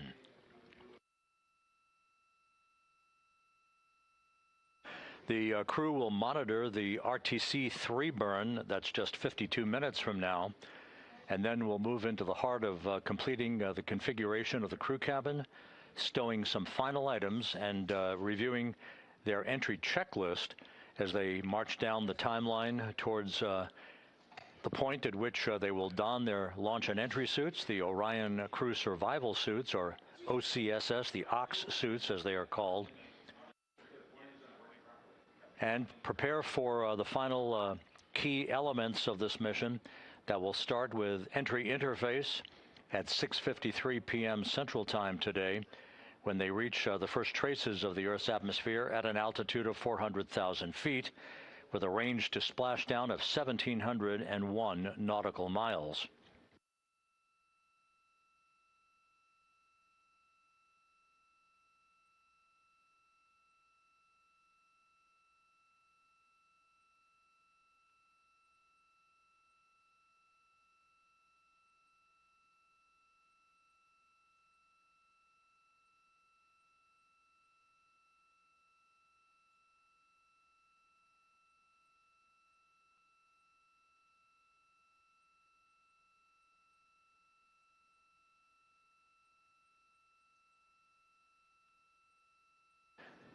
You can see down below in the lower deck of the crew cabin, if you will, Christina Cook. Jeremy Hansen is right by her. The crew will begin the suit-up procedures later today. They'll conduct leak checks on their suits to ensure that they're in a good configuration for the entry. And once again, we're struck by some of the numbers involved. At the point of entry interface, which will be about 13.5 minutes before splashdown, the vehicle will be traveling some 23,839 miles an hour. At the point of splashdown, 13.5 minutes later, they will have decelerated under parachutes and through the interaction of Earth's atmosphere, the friction created by Earth's atmosphere, they will have decelerated to a splashdown velocity of just 19 miles an hour.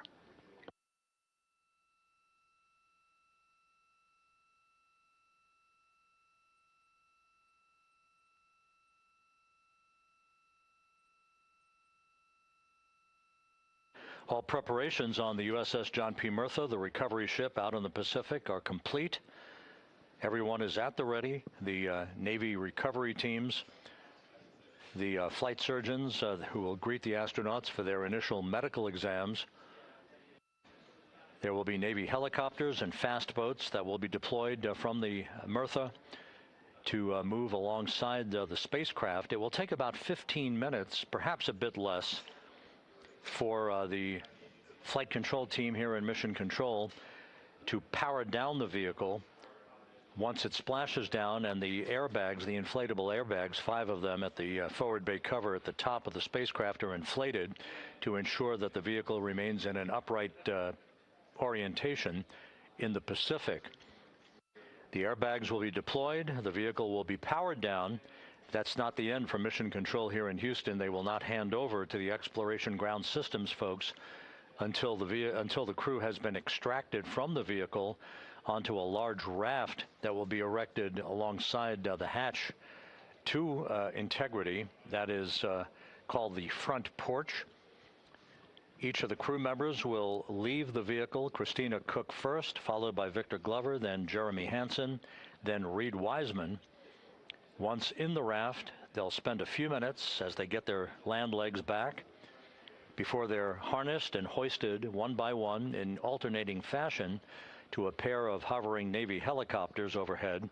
Christina Cook will be hoisted first into helicopter number 1, then Jeremy Hansen to helicopter number 2, Victor Glover to helicopter number 1, Reed Wiseman to helicopter number 2.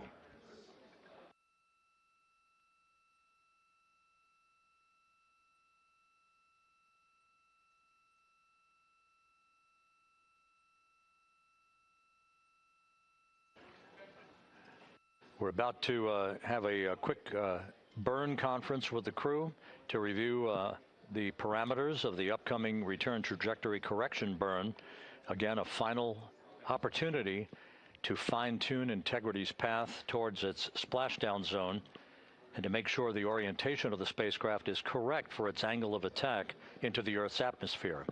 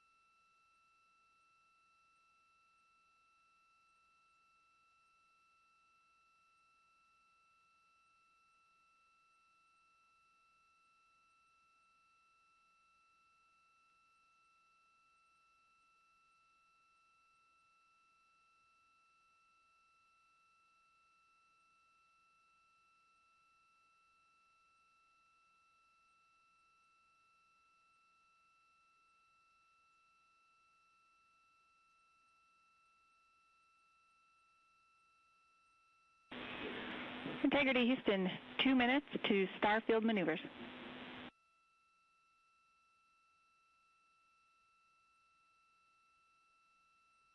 We copy that, Jackie.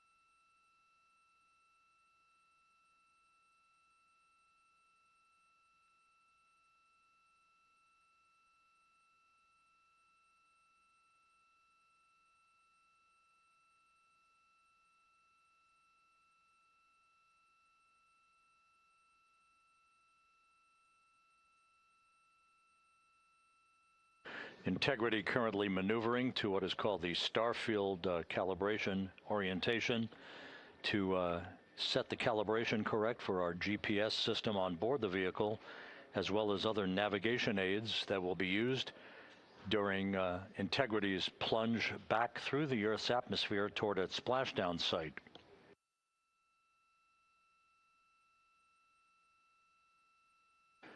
Countdown clocks here in Mission Control ticking backward toward the arrival of Integrity at entry interface. 5 hours and 43 minutes mark. Splashdown 5 hours 56 minutes from now. Houston Integrity, we are standing by for the burn conference whenever you are ready. We are ready. Your final burn plan is on board, and we've got several deltas to the pad. The deltas are to version 2 uplink at day 100, 1220. The first delta is TIG slip is 10 minutes. Secondary pointing Omicron is 2525.0. For your guidance solution, Delta V tote 4.17. For your attitude in Delta V, this remains frame inertial. Attitude, yaw pitch roll, is 4643.237. Delta V, X 2.1, Y 2.2, Z negative 2.9. How copy?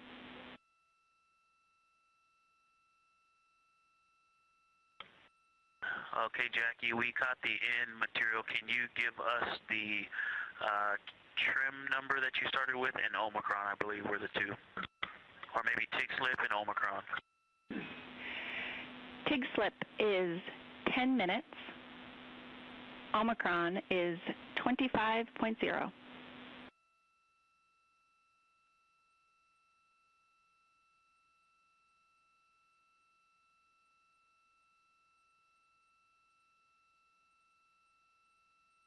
Okay, Jackie, we copied all the deltas, but we are not confident we started with the right file. Can you confirm the date, the UTC of ground generation? Yep, that is day 100, hour 12, minute 20, 20.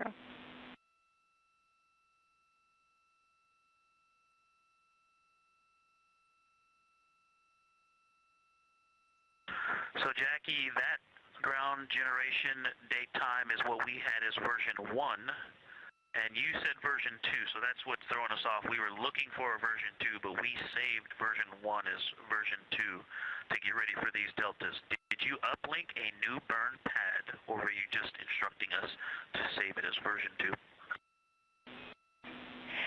Yeah, sorry about that. These deltas we're reading you are called version 2. And the UTC we are expecting you to be referencing is the one I read off.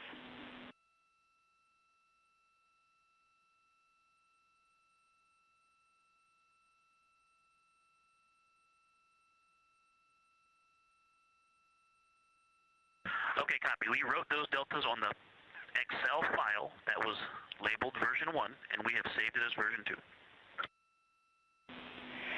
That's perfect. Couple of final notes for you. Under burn execution steps, step 8, OpNav pass. We are performing OpNav pass, and that did kick off automatically. And then in burn notes, we just want to clarify for the PCL message today, that is message 3.10.02.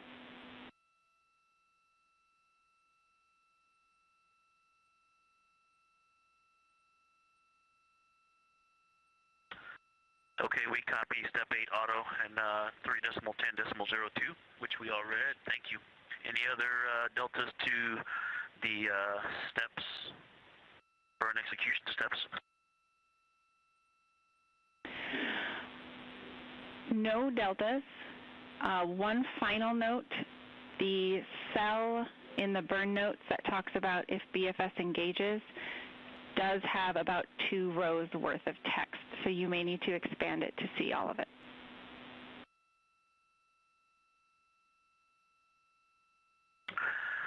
Jackie, that is a great call.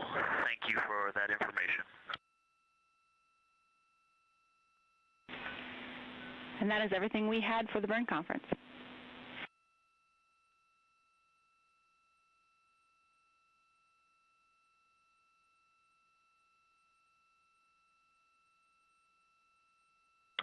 Okay, we copy. Thank you very much.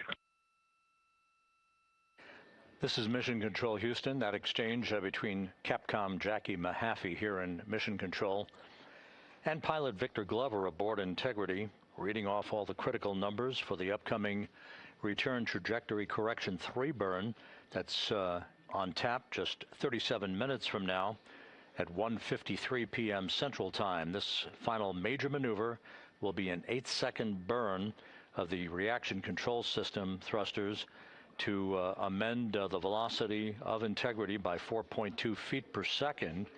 It also contains a number of angular adjustments to Integrity's orientation to fine-tune its precise orientation as it enters the Earth's atmosphere at the point of 400,000 feet above the Pacific Ocean, called entry interface. This is critical because we want Integrity to be in the right orientation to minimize heating on the heat shield of the vehicle. This needs to be extremely precise and will be fine-tuned one more time through what is called a crew module raise burn tonight at 6:37 p.m. Central Time, a 19-second burn that will fine-tune the angle of attack for one last time to make sure Integrity is entering the Earth's atmosphere in an orientation that will minimize the peak heating effects on the heat shield. As it is, the temperatures around the heat shield are expected to be somewhere between 4,000 and 5,000 degrees Fahrenheit.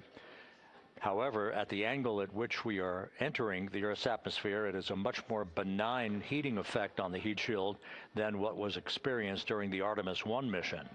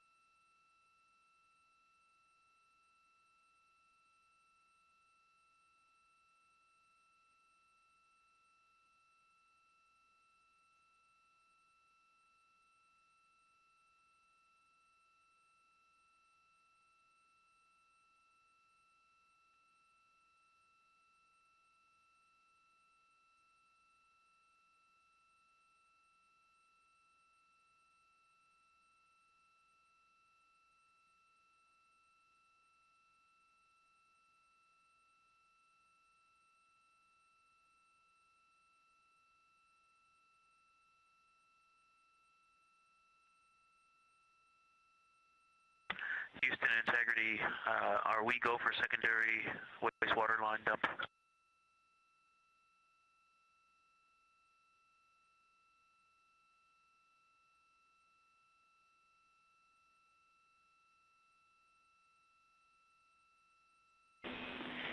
Integrity, you are go for secondary line dumps.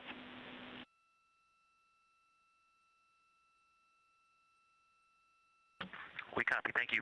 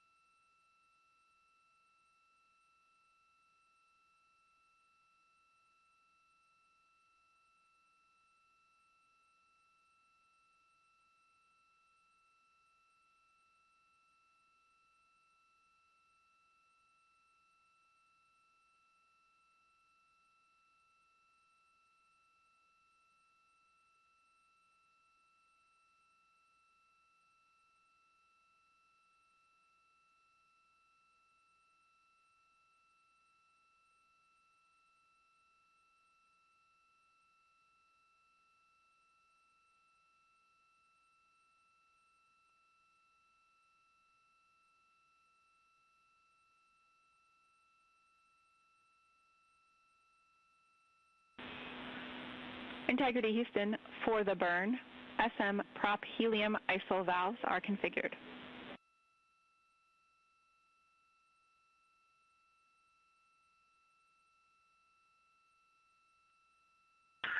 Okay, we see closed, open, and that's what we were expecting. Thanks for the confirmation.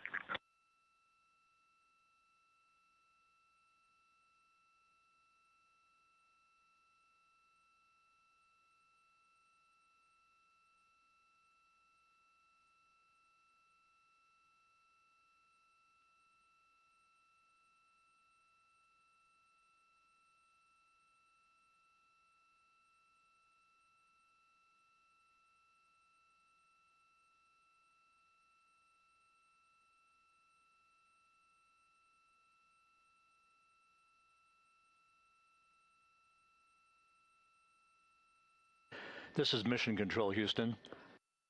Flight Director Rick Henfling here in Mission Control. The entry flight director is going to be polling his team of flight controllers to get a go for the RTC-3 burn, which is coming up in just 31 minutes. We're back inside the cabin of Integrity, looking at Jeremy Hansen on the left, Christina Cook in the middle, Victor Glover on the right, the crew, and there's Reed Wiseman, the commander of the ship.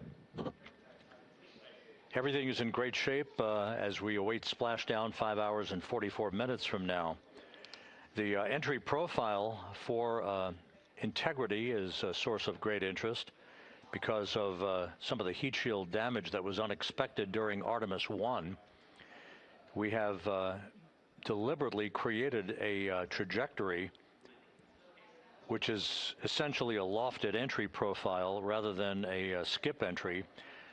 If you recall, the skip entry on Artemis I was a trajectory in which we performed an initial dip into the atmosphere to dissipate some energy, then skipped out of the atmosphere, sort of like throwing a flat rock against a lake, and then dipped a second and final time into the atmosphere before splashing down in the Pacific. However, that profile induced a longer entry range of some 3,178 nautical miles in length that induced a 20-minute duration of a higher total heat load on the vehicle. So after great analysis and the review of an independent review team, we decided to amend the entry profile to a maximum entry range of 1,775 nautical miles. In this case, we're going to be flying downrange from the point of entry interface to a splashdown zone just 1,701 nautical miles downrange, heading from southwest to northeast towards the coast of California. The 20-minute duration of the Artemis I entry has been reduced to just 13.5 minutes in duration for Artemis II, thus inducing a lower total heat load on the vehicle and mitigating any deleterious effects on the heat shield itself. The flight control team, the engineers, have tremendous confidence in this entry profile that will protect the heat shield from any excessive loads that may be imparted on it during this high-speed entry back into the Earth's atmosphere. Having said that, we still will be exposing the heat shield to temperatures some 4,000 to 5,000 degrees Fahrenheit as we enter peak heating at the point of entry interface and a communications blackout within a few minutes after that. Currently taking a poll in the room for a go for RTC-3. That'll be communicated to the crew momentarily. Integrity, Houston, good final targeting, and we are go for the burn pending SAW positioning.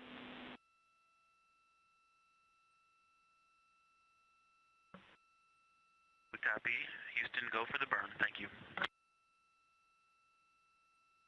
And again, the burn that's coming up, RTC-3, just 27.5 minutes from now, will be an 8-second firing of the reaction control system thrusters to change the delta on the velocity to about 4.2 feet per second, and refining Integrity's path to reach entry interface at the correct angle and at the correct time and orientation.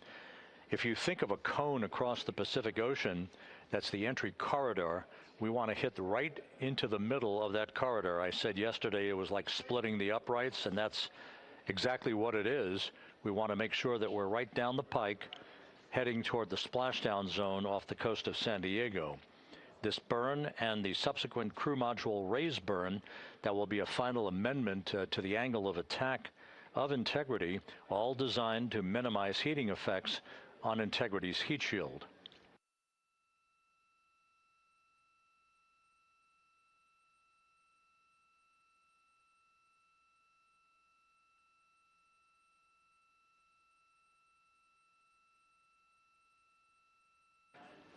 A short time ago, the Spaceflight Meteorology Group briefed the entry flight control team on the latest weather at the splashdown zone where the USS John P. Murtha is stationed, ready to begin recovery operations shortly after splashdown. The weather is ideal, not an issue in the terms of the winds, just 10-knot winds and wave heights less than 4 feet. Expected to greet the crew. There will be some broken and scattered clouds that Integrity will be descending through, but that's not a factor. We are committed, of course, to splashing down today at 7:07 and 7 seconds p.m. Central Time, 5:07 p.m. Pacific Time, 2.5 hours before sunset.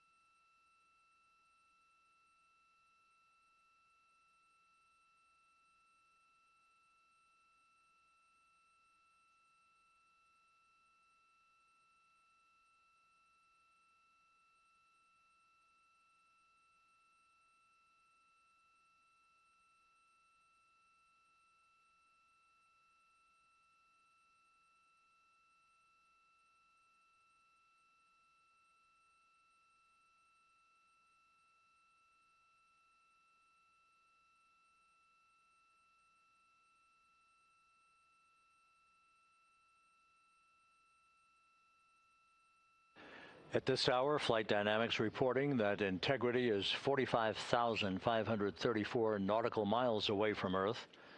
continuing to close in. Its velocity will be accelerating over the next several hours. At the point that we reach the top of the Earth's atmosphere at entry interface at an altitude of 400,000 feet, Integrity and its astronauts will be traveling some 34,882 feet per second with a range to splashdown of 1,701 nautical miles. That velocity will increase slightly to 34,965 feet per second, or 23,839 miles an hour at peak velocity. There will be a series of roll reversals. Those are computer-induced maneuvers that will occur after we complete the blackout period. Actually, there are 2 before while we are in the blackout period and 3 more afterwards. Those roll reversals designed to dissipate energy, reducing the speed through the laws of physics to bleed off excess energy as the vehicle points itself toward the splashdown zone prior to going subsonic and then inducing the beginning of the parachute deployment sequence. The crew is expected to pull just under 4 Gs during the maximum G loads on themselves and the vehicle. We have 3 spaceflight veterans and 1 first-time flyer in Jeremy Hansen. Unlike an International Space Station flight of 6 months or more in duration, these are well-skilled astronauts and test pilots. Christina Cook, of course, having returned to Earth, as did Reed Wiseman from his first flight in Soyuz vehicles for parachute-assisted landings in Kazakhstan. Victor Glover flew on a Crew Dragon vehicle.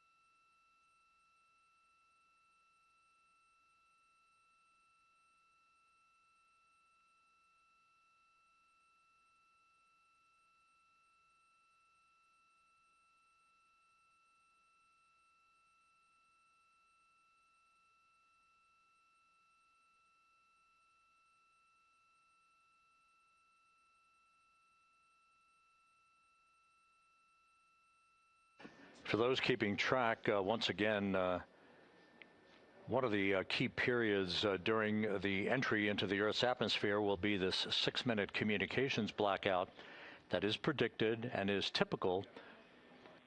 Integrity. Tank pressures are good for the burn.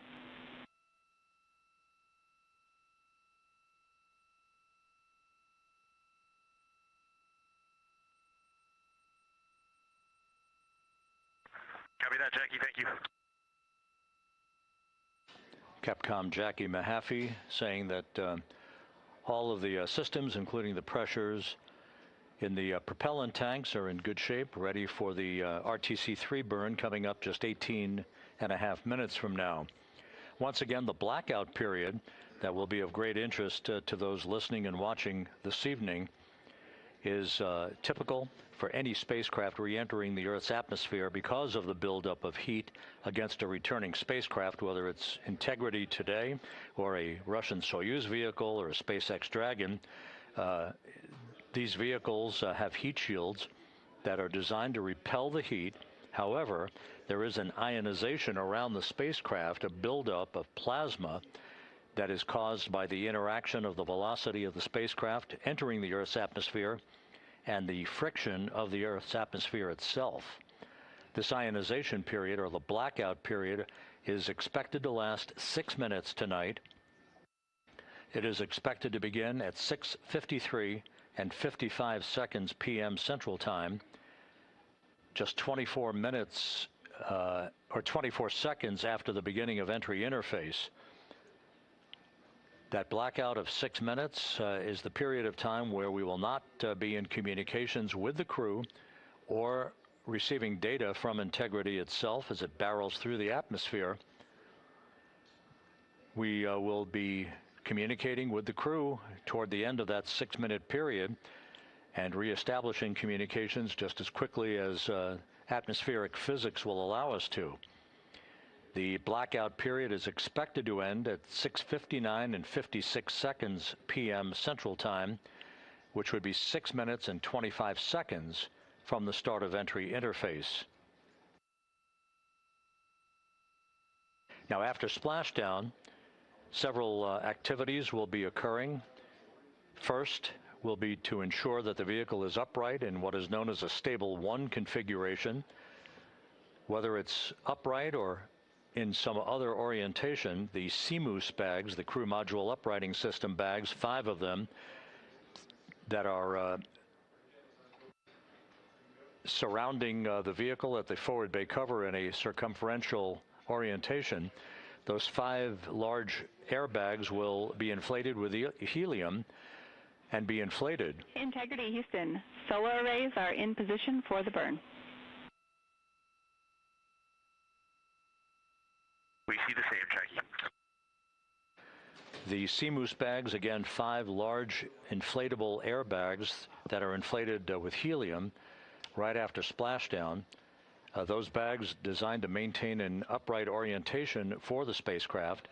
Flight controllers here in Mission Control will begin to work to power down the vehicle, also check for any leakage of toxic gas. We are not expecting any issues. Integrity's in great shape as it prepares for its homecoming 5.5 hours from now. But to ensure that the approaching Navy recovery team does not encounter any toxic gases, we will make the first check of that here in Mission Control, power down the vehicle, and we will be reestablishing communications with the crew through what is known as VLDR. You'll hear that call. It is the very low data rate that takes over from the tracking and data relay satellite system communications that we'll be using during the descent towards splashdown. It may be a period of seconds or even minutes before we establish that very low data rate with the crew following splashdown, so we'll keep a sharp ear out and obviously carry that on the Orion to Earth loops that we provide for you and have been since the beginning of our coverage with launch back on April 1st.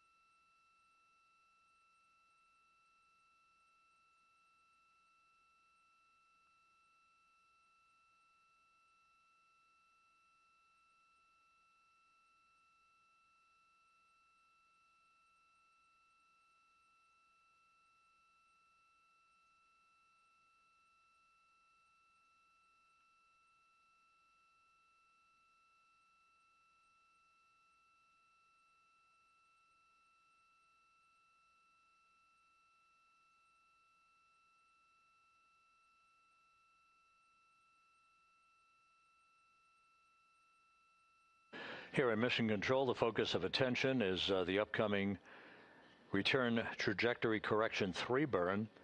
That's coming up less than 13 minutes from now. We're a couple of minutes out from maneuvering to that orientation.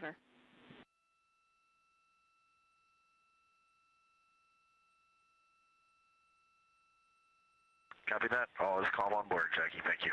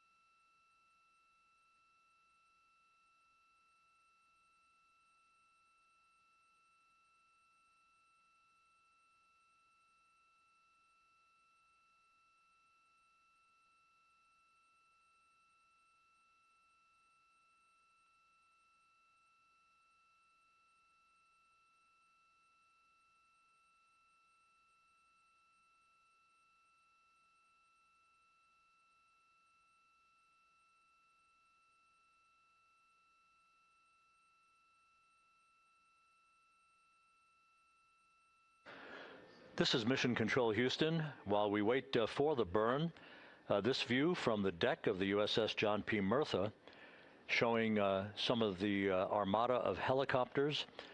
There will be Navy helicopters hovering over Integrity following splashdown. 2 of them to be employed in the hoisting of the crew members off of the front porch raft that will be erected alongside the vehicle following splashdown.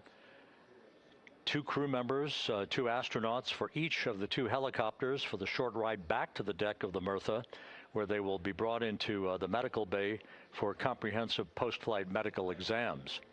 We'll have a lot more from the ship once we begin our NASA Plus coverage that will be simulcast with our continuing YouTube 24/7 coverage, the NASA Plus coverage beginning at 5:30 p.m. Central, 6:30 p.m. Eastern Time.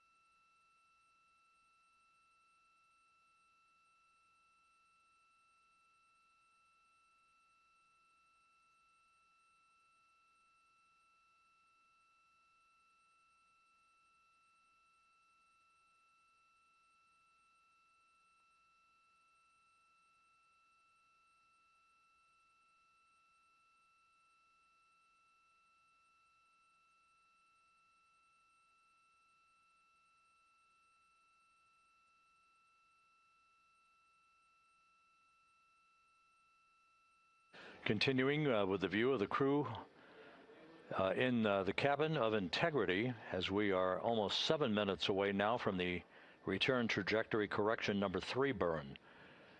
Integrity systems are functioning in excellent shape. The weather at the splashdown zone out in the Pacific is go and is forecast to be go. We are committed, of course, to a splashdown, that return trajectory that will enable Integrity's astronauts to splash down at 7:07 p.m. Central tonight. That was guaranteed with the translunar injection burn back on April 2nd that took the vehicle and its 4 crew members out of low Earth orbit following a 24-hour period of a high Earth orbit elliptical trajectory. At the low point of that trajectory, which was some 43,000 by 0 miles, at the low point, that's when Integrity's engine fired. The service module engine fired to break out of our Earth orbit and send humans en route to the moon for the first time since December of 1972. It also guaranteed what was known as a free return trajectory that the laws of orbital mechanics dictated would carry Integrity on a loop around the moon and its historic lunar flyby the other day, and then on the trip back to Earth, which will culminate with a splashdown this evening, 5 hours and 19 minutes from now.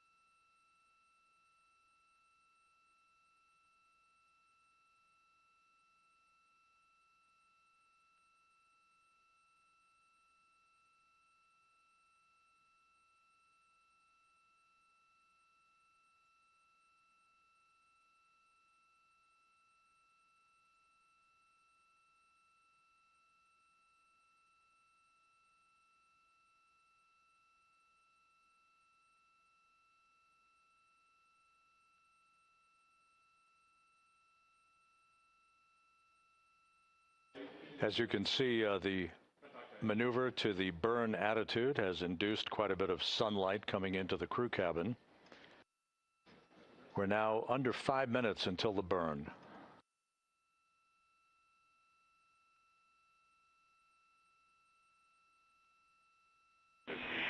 Integrity, Orion is in burn attitude.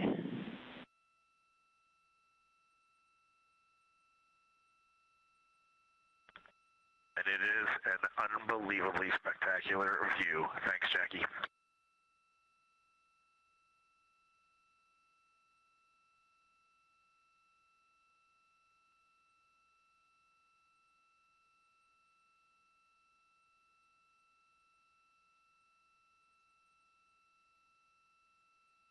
Reed Wiseman responding to Capcom Jackie Mahaffey, that attitude into the burn orientation for the return trajectory correction burn coming up in just under 4 minutes has offered the crew yet another spectacular view of the Earth growing larger in their windows.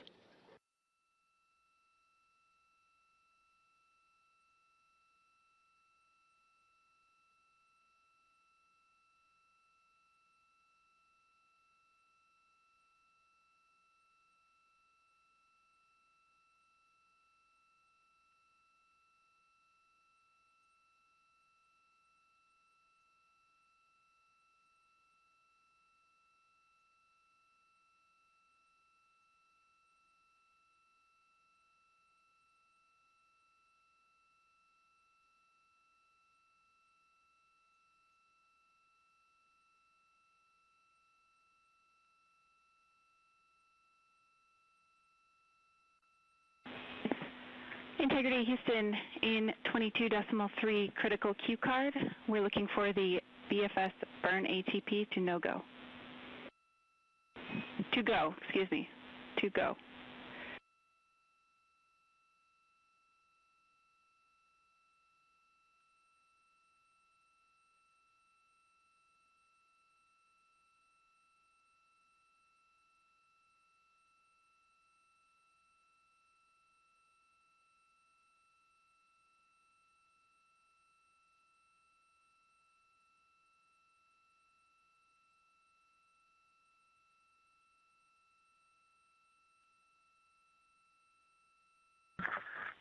Jackie, we are BFS burn ATP go, and we do not need to command the no-go on this because we're SM plus X. Good words. Sorry about the confusion, and we see a good config.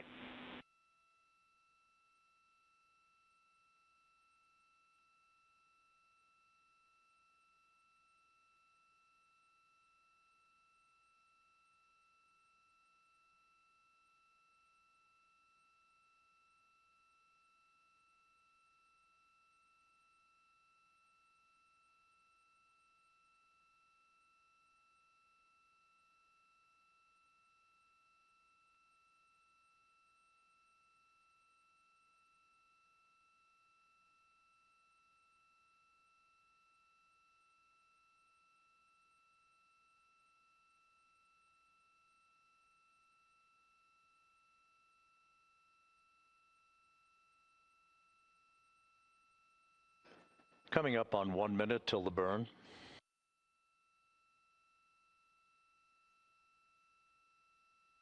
Mark, 1 minute.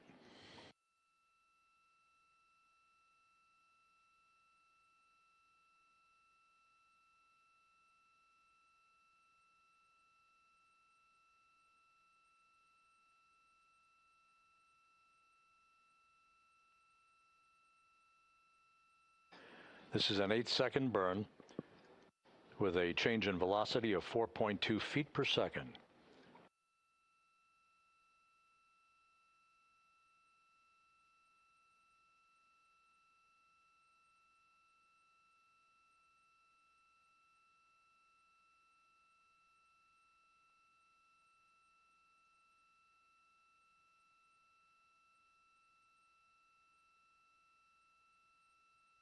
Ten seconds.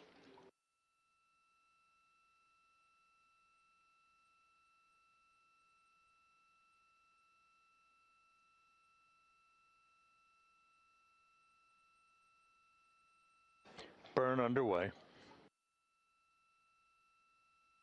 Good engine, good control. Burn complete.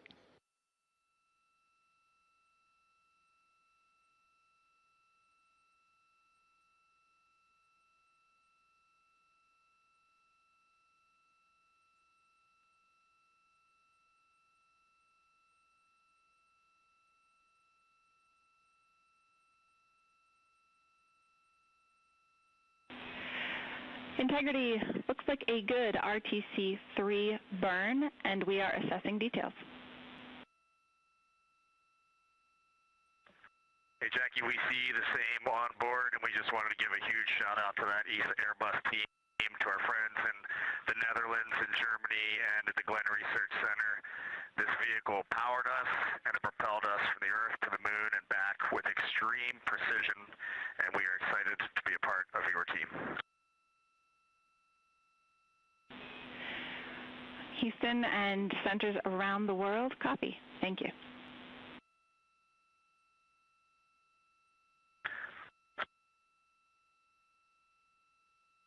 Commander Reed Wiseman with a shout out. Jackie, we are ready to reconfigure our F7 SIP switches for entry, if you can give us that go.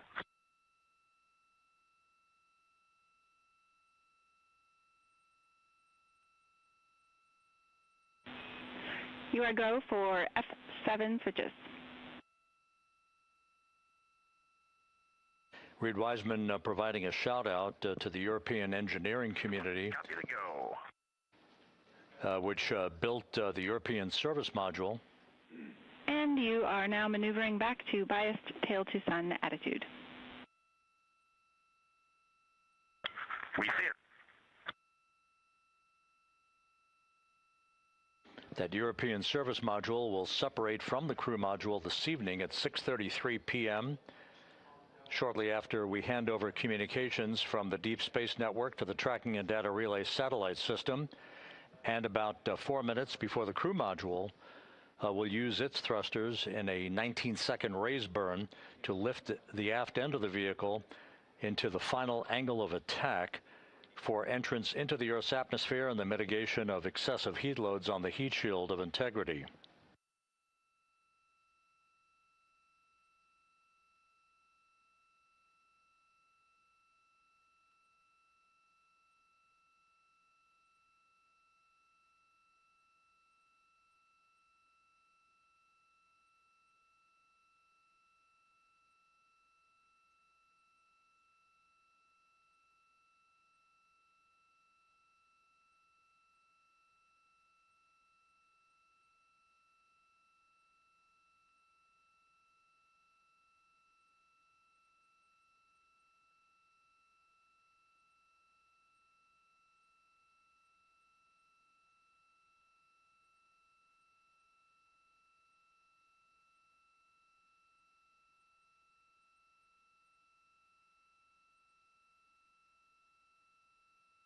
So with the final major burn having been successfully completed, the crew is now preparing to complete the configuration of the crew cabin, a final stowage capability, and an opportunity to put other items away that they will not need during the entry phase.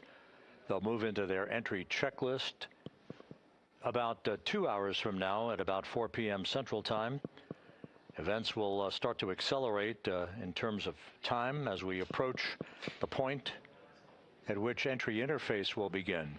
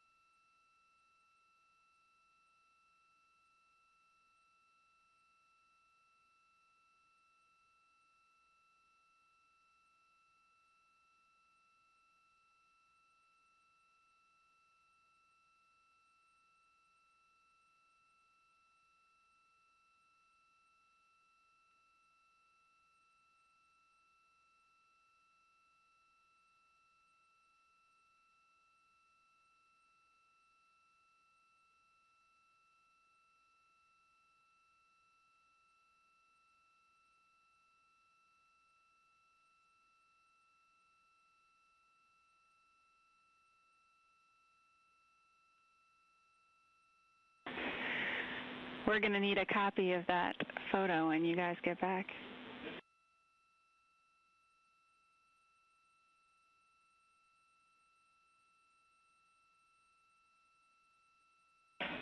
Copy them.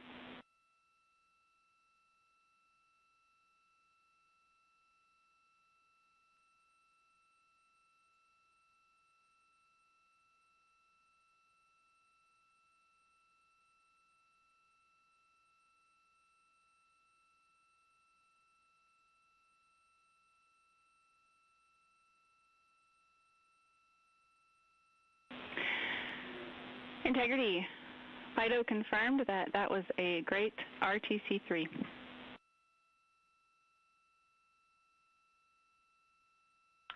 Outstanding. Thanks, Fido. And a second thanks to the team. That's awesome.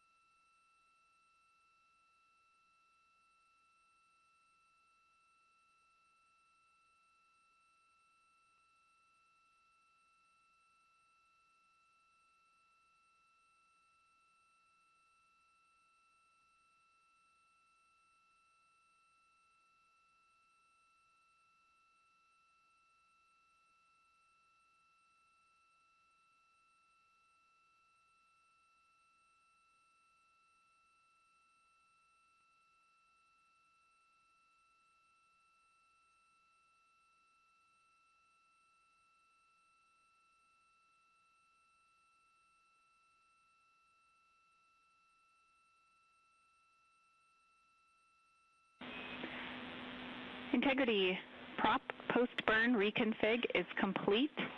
And if you were hanging out in step 23.4, you can skip it. We are in a good config.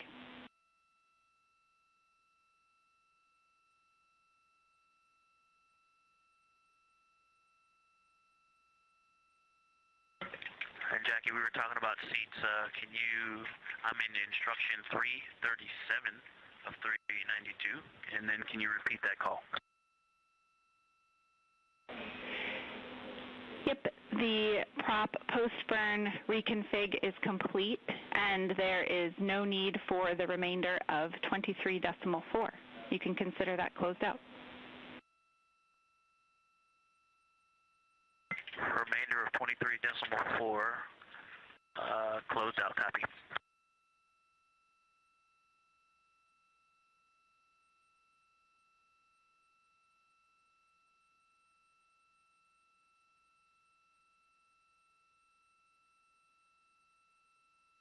And Jackie, just confirm, I know you said the rest of 23.4. I'm not looking at this in steps, just instructions. Confirm that's the BFS configured for the burn subsequent steps as well.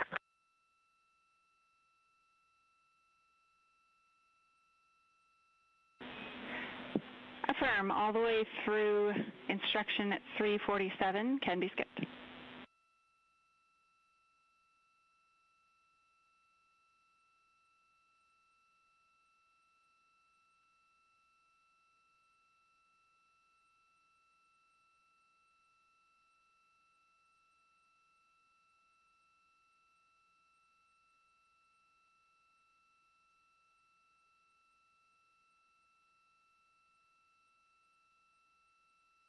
Okay, I see that takes us to step 24.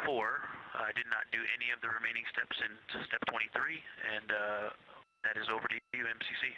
We're moving back to cabin config. Houston copies and concurs.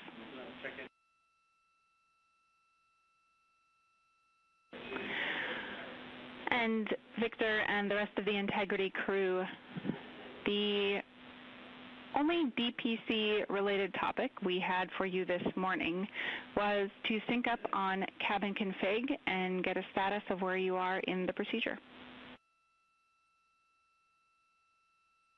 Okay, Jackie, we're with you on that. We are complete through step 7. Actually, step 8 now is complete as well. And step 15 is complete. And we'll update you on the rest as we go along. We copy all.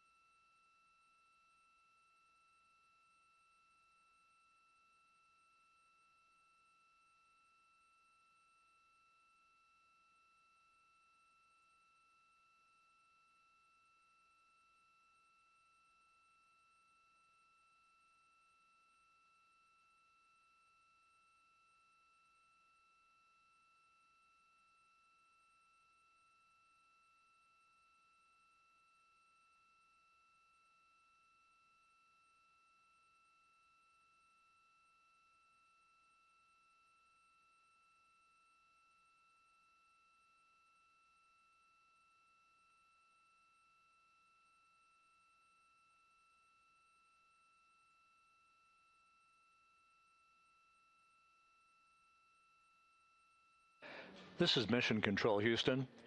8 days, 20 hours, 33 minutes into the flight of Integrity on the Artemis II mission. We are under 5 hours now from the splashdown of Integrity in the Pacific off the coast of San Diego to wrap up this lunar flyby mission. Integrity systems are in excellent shape.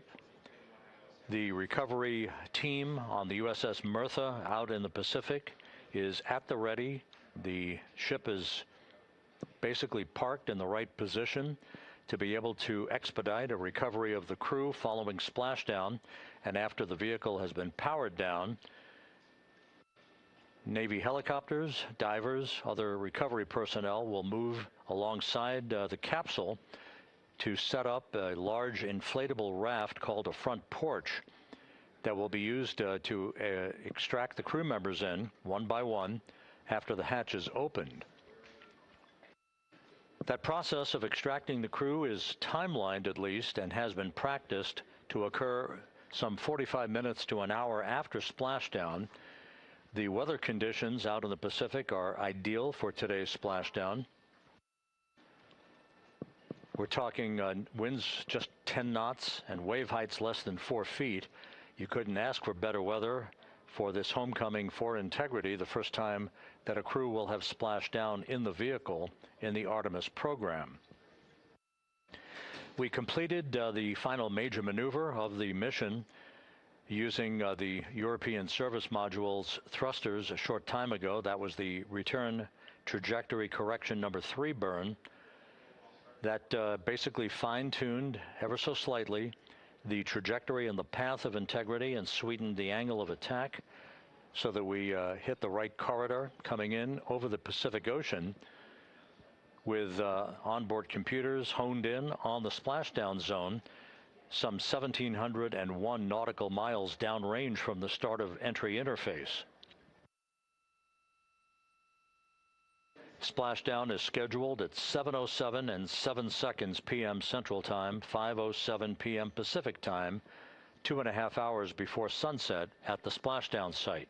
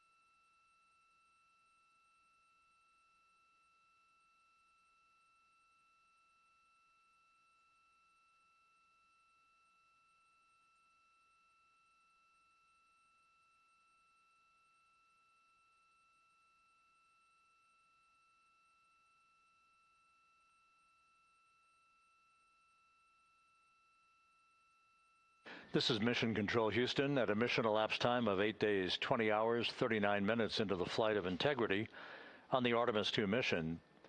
There is our planet growing larger in the field of view with each passing minute. We are currently 34,900 nautical miles from Earth and beginning to accelerate toward a splashdown in the Pacific for this four-person crew 4 hours and 52 minutes from now. Everything on board Integrity is in great shape. All the systems are functioning perfectly. The crew is in the process of wrapping up their cabin configuration, stowing final items that they no longer need for the remainder of their journey. They will also move into an entry checklist in about an hour and 45 minutes, reviewing entry procedures and the latest uplink messages to them before we begin the process of getting the crew suited up prior to the crew module, service module separation. All is well aboard Integrity, and the weather is go for splashdown. The USS John P. Murtha is in place in the recovery zone, ready to begin deploying its assets for imagery as well as for the recovery operations themselves.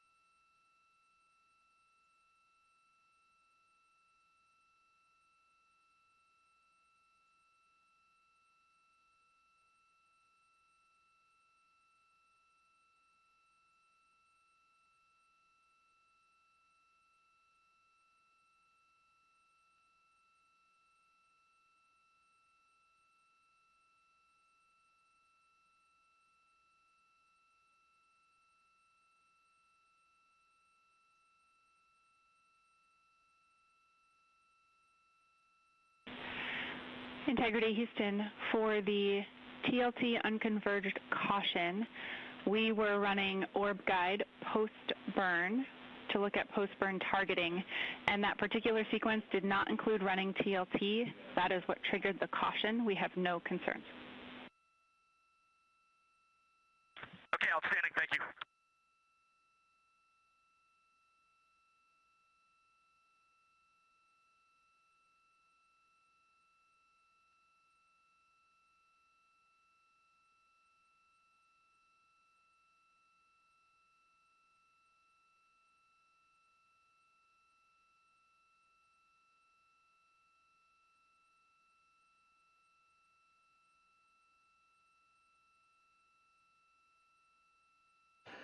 That call from Capcom Jackie Mahaffey to the crew, indicating TLT, which is a targeted landing trajectory.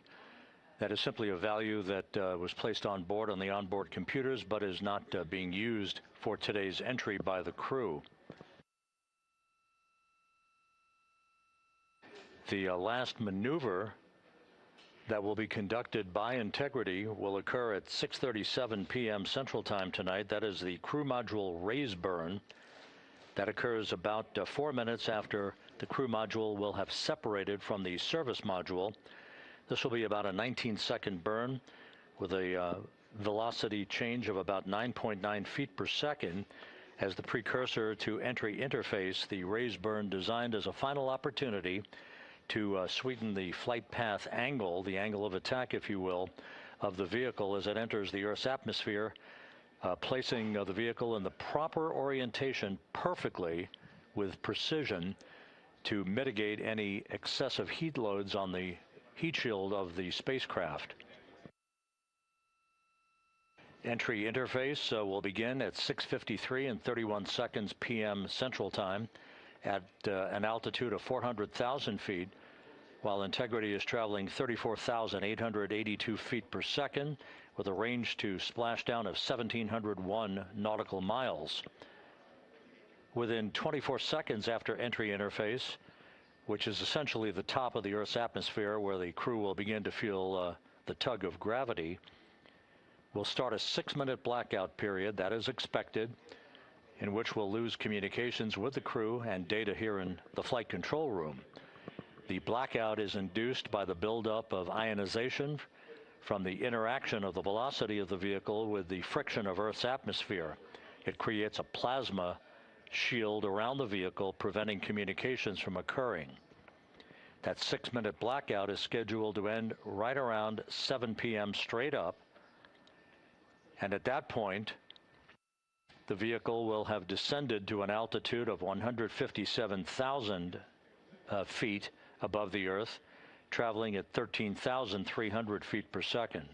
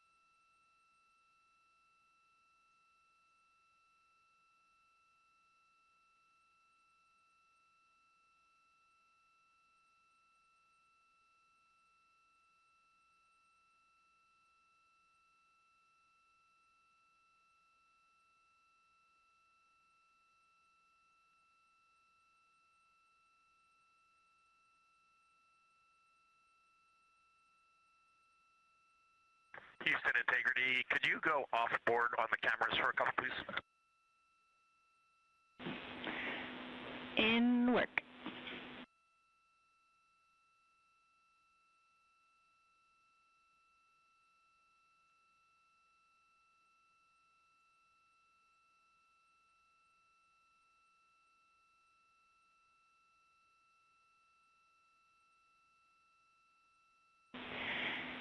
And Integrity, Cab 3 is not streaming.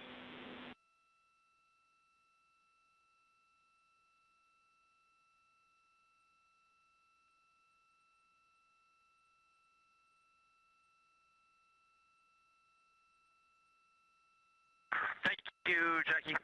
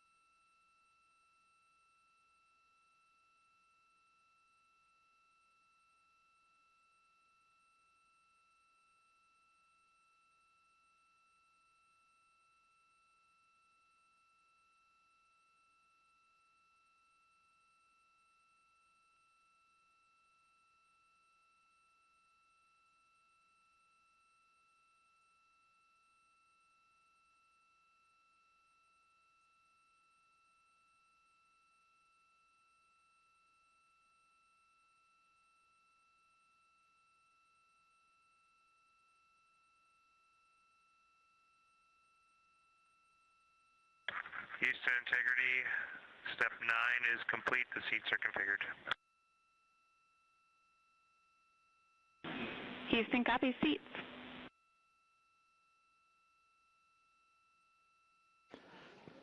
This is Mission Control Houston at a mission elapsed time of 8 days, 21 hours, 5 minutes into the flight of Integrity on the Artemis II mission. Several countdown clocks are ticking backward here in the flight control room as the Earth grows larger and larger in the field of view. In order, the next major milestone will be a raise burn of the crew module. That raise burn will follow the separation of the crew module from the service module this evening. The separation of the crew module is scheduled at 6:33 p.m. Central Time. 4 minutes later, at 6:37 p.m. Central Time, we'll conduct about a 19-second raise burn. This is a slight maneuver to tilt up the aft end of Integrity in a final opportunity to fine-tune the angle of attack that Integrity will incur as it enters the Earth's atmosphere over the Pacific Ocean.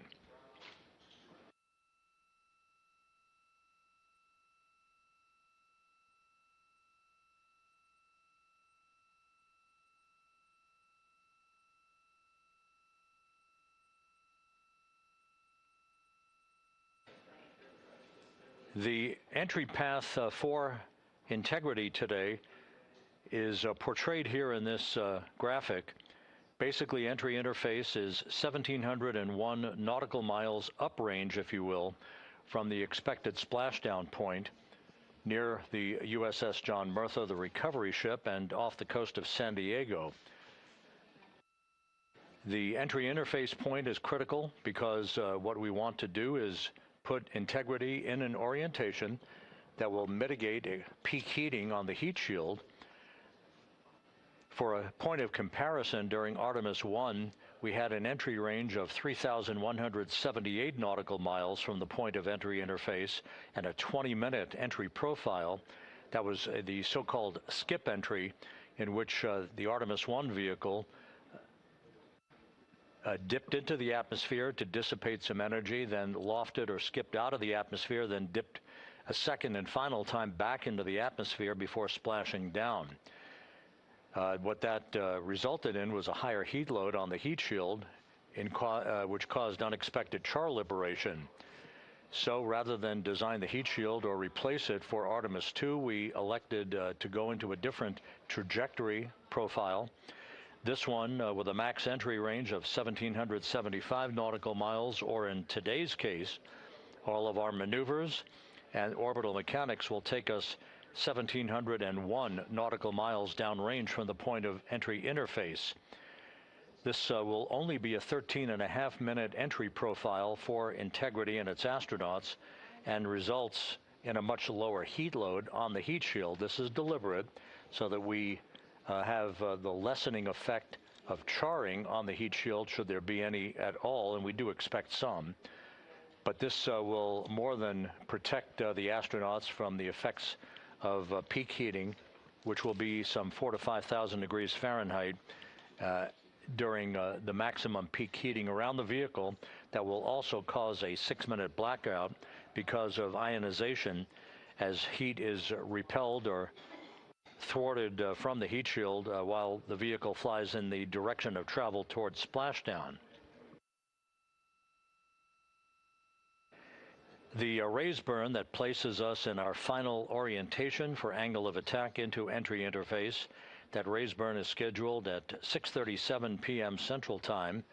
Entry interface itself is scheduled at 6:53 and 31 seconds p.m. Central Time, when we hit the top of the Earth's atmosphere at an altitude of 400,000 feet, traveling about 34,800 feet per second. We expect our peak velocity just a few moments later, and that peak velocity is forecast by flight dynamics to be 34,965 feet per second, or 23,839 miles an hour. Now, this all occurs after we begin the blackout period of 6 minutes. We will lose communications with the vehicle just 24 seconds after we enter the Earth's atmosphere or entry interface, as you see there. This is an expected 6-minute blackout that will begin at 6:53 and 55 seconds p.m. Central Time and will last almost until 7 p.m. straight up Central Time. Once we regain communications with the crew following the blackout, we will continue a series of roll reversals. These are gentle rolls to the left and back to the right, essentially bleeding off excess energy and excess heat on the vehicle as we approach the splashdown site. The vehicle is expected to go subsonic at 7:02 and 25 seconds p.m. Central Time. That's about 8.5 or almost 9 minutes after the beginning of entry interface. And at that point, we will be at an altitude of 59,000 feet above the Pacific Ocean. A series of parachute deployments will begin. The first of that will be the forward bay cover parachutes that will basically pull the top forward bay cover off the very top of the vehicle, allowing other parachute deployment activities to occur. The forward bay cover chute deployment is scheduled at 7:03 and 22 seconds p.m. Central Time at an altitude of 23,946 feet. The forward bay cover parachutes are used in conjunction with pyrotechnic thrusters to ensure the separation of that forward bay cover, protecting Orion and its parachutes during the heat of reentry. Following that, there'll be the deployment of drogue chutes. These are 2 drogue parachutes, 23 feet in diameter. These drogue chutes will be deployed at an altitude of 23,483 feet. At this point, our velocity will have slowed from almost 24,000 feet per second to just 470 feet per second in a matter of minutes. 3 pilot parachutes will be used to lift and deploy the main parachutes from the crew module forward bay. Those main parachutes, 3 of them, are used to slow the crew module down to a splashdown at a speed that ensures astronaut safety. Each main parachute 265 feet in length from the crew module attachment to the top when inflated. The main chute deployment is scheduled at 7:04 and 44 seconds p.m. Central Time. Now that's just 11 minutes and 13 seconds after the start of entry interface. At this point, we'll be at an altitude of 5,445 feet above the Pacific. And splashdown to complete this mission is scheduled at 7:07 and 7 seconds p.m. Central Time, 5:07 p.m. Pacific Time, 2.5 hours before sunset.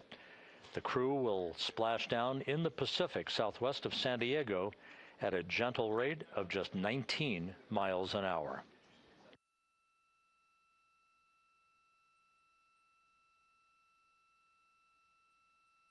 Following splashdown, the flight control team here in Houston is not done. Our work is just beginning at that point as we begin the process of powering down the vehicle. This is after we have established communications with the crew through a very low data rate system. The communications link will no longer be active through the tracking and data relay satellite system, so we're going to be going to a very low data rate system. We hope to establish communications with the crew fairly rapidly. That's not guaranteed. It depends on the orientation of the vehicle. The likelihood is the vehicle will splash down upright in what's known as stable 1. Whether it's upright or in some other orientation, we'll begin the process of inflating 5 inflatable airbags that are positioned in a circumferential manner around the forward bay cover at the top of integrity. These airbags will be inflated through helium. Those 5 airbags will guarantee the proper orientation upright for the spacecraft through the rest of the process of extracting the crew, which should take some 45 minutes to an hour to complete.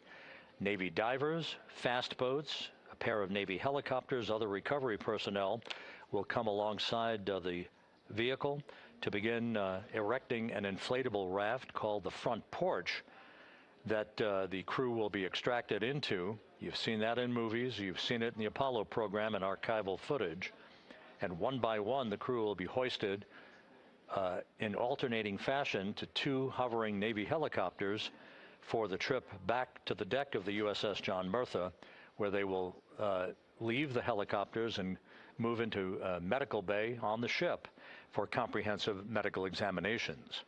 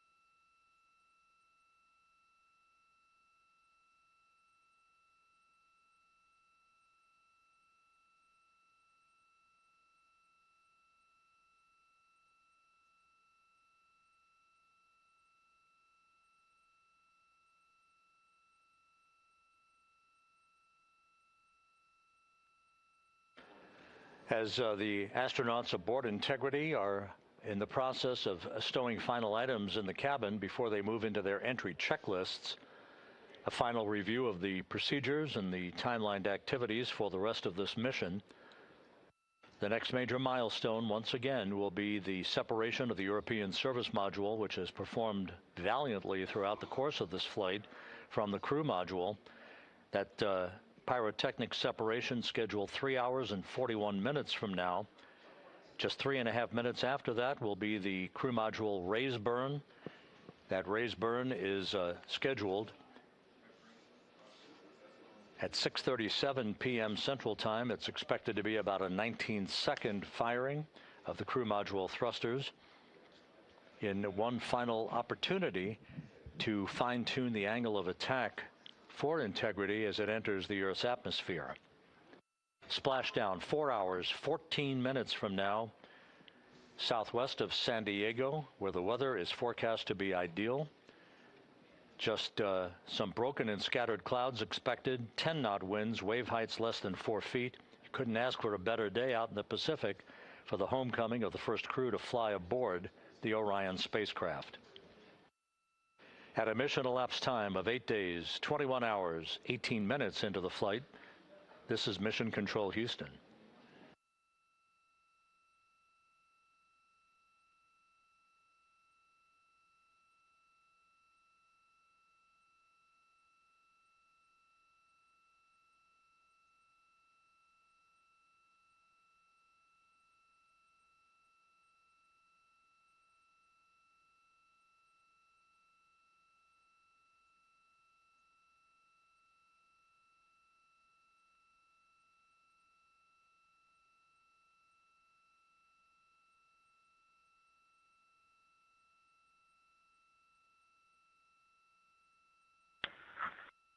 Houston Integrity, Jackie, steps 10 and 11 are complete.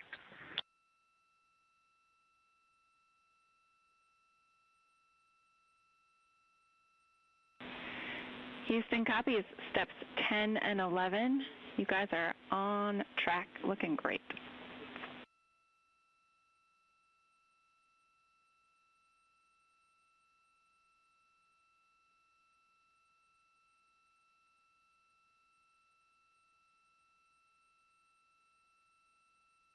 For those just joining this view of the key players here in Mission Control, part of the flight control team, Rick Henfling, second from the right, is the entry flight director for this mission.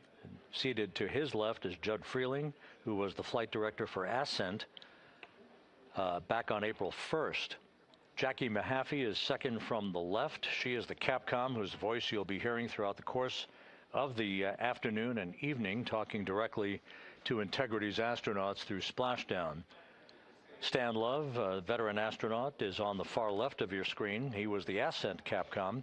He's joining Mahaffey today as a second set of eyes on all the data that we'll be discussing and hearing from the crew during the course of their high-speed entry back into the Earth's atmosphere.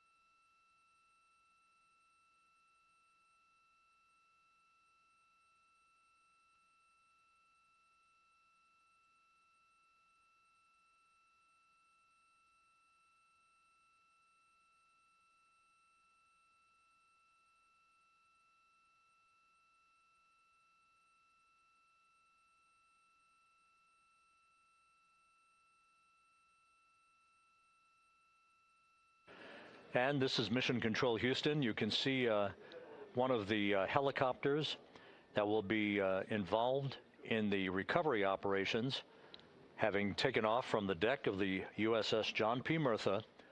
Recovery operations underway. Several helicopters will be employed not just for recovery but for imagery activities.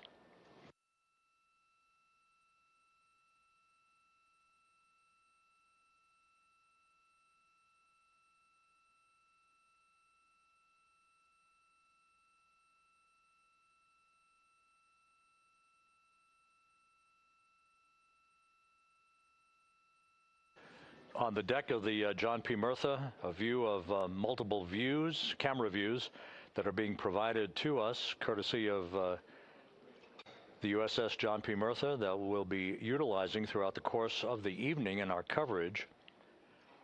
Once we start the NASA Plus coverage at 5:30 p.m. Central Time, 6:30 p.m. Eastern Time, that's a simulcast of our 24/7 YouTube coverage. My colleague from the Kennedy Space Center, Megan Cruz, is on the Murtha, and she'll be providing updates and interviews as well as we continue our operational coverage of the recovery of the Integrity astronauts following their lunar flyby mission.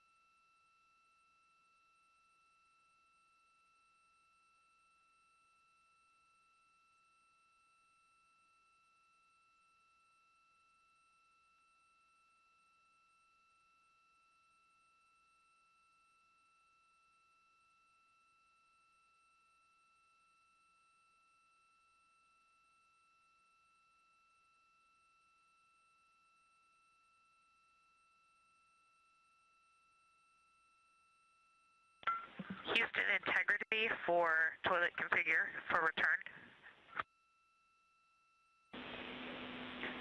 Go ahead. We have an empty canister. Can you confirm that I don't need to do steps 1.2 to 1.4?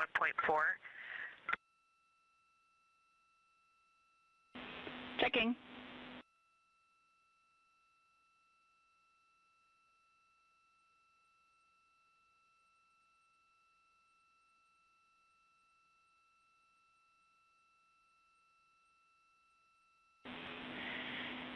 And Christina, we concur you do not need to perform the steps you listed. Thanks, Jackie.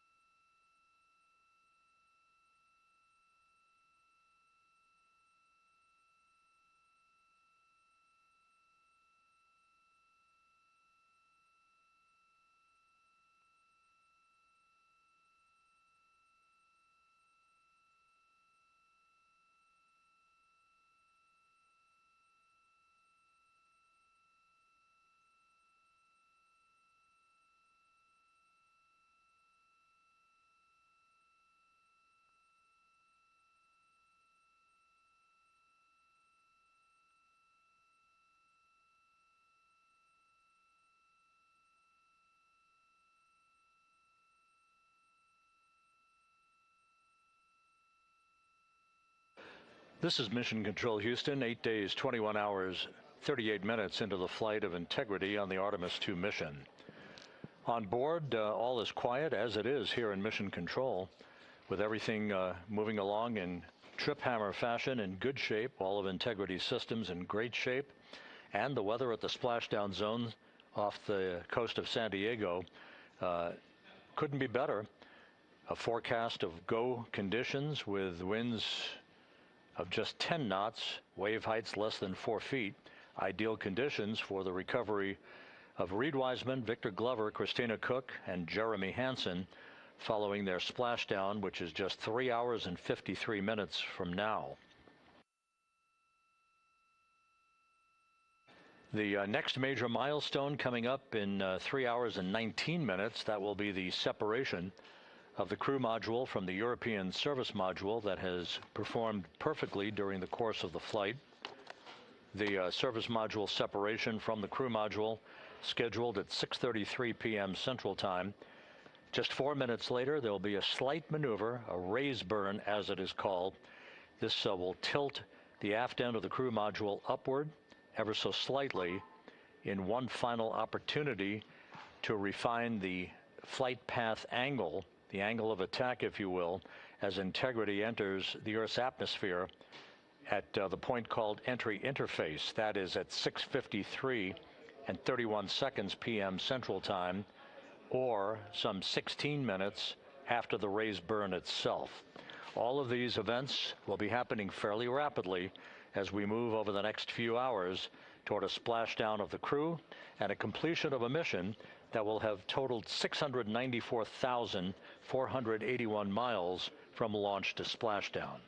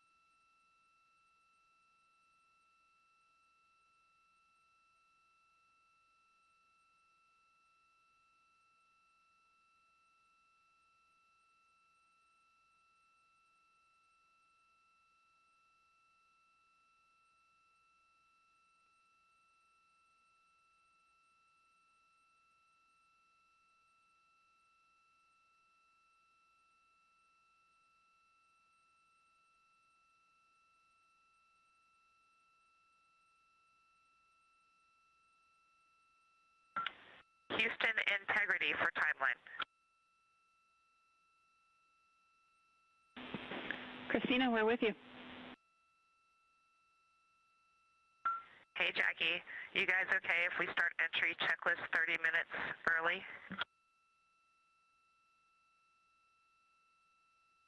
Checking.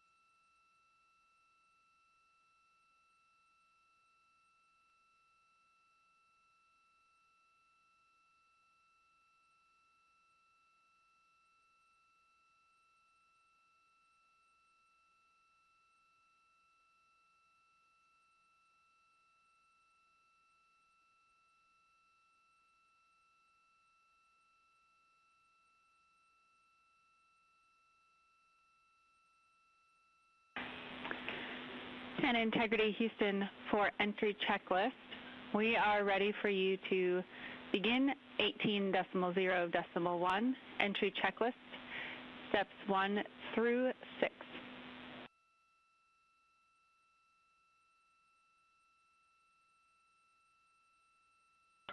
Copy. We're go entry checklist 1 through 6. Thanks. And step 3 for GPS can be skipped. GPS has been powered and it still looks good.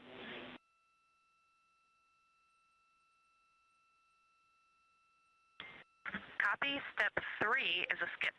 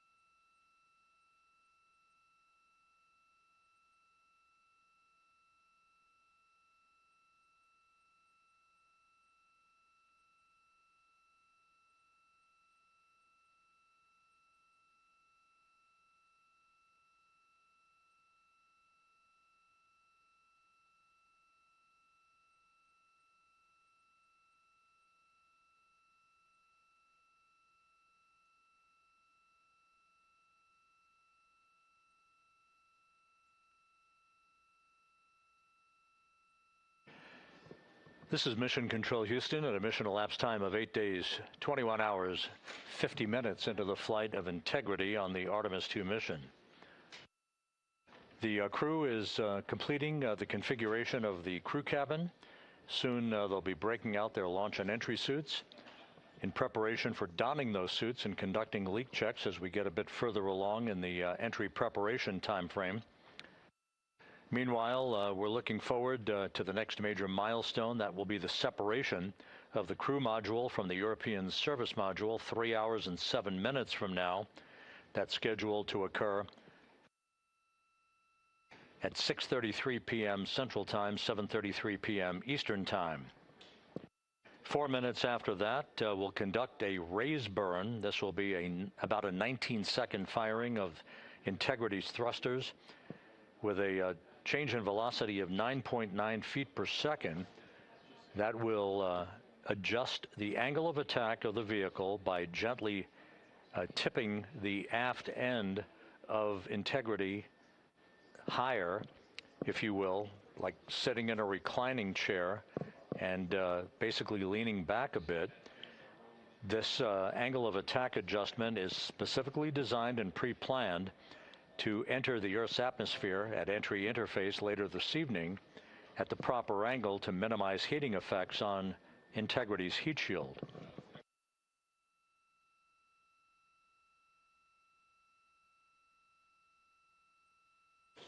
It's worth mentioning once again that the difference between this entry and the uncrewed entry of Artemis I is that on Artemis I, we flew a trajectory known as a skip entry, which involved an initial dip into the atmosphere to dissipate some energy, and then we lofted back out of the atmosphere briefly, then dipped back in a second time before splashing down in the Pacific. After the flight, the post-flight inspection and video analysis showed that there was an area of mechanical char liberation that was not expected. And so after extensive analysis and the review of an independent review team, it was determined to adjust the entry profile for Artemis II, minimizing the range of entry from 3,178 nautical miles to a distance of just 1,775 nautical miles across the Pacific. So instead of 20 minutes of exposure to heating effects, today we're going to only encounter 13.5 minutes of heat loads on the vehicle.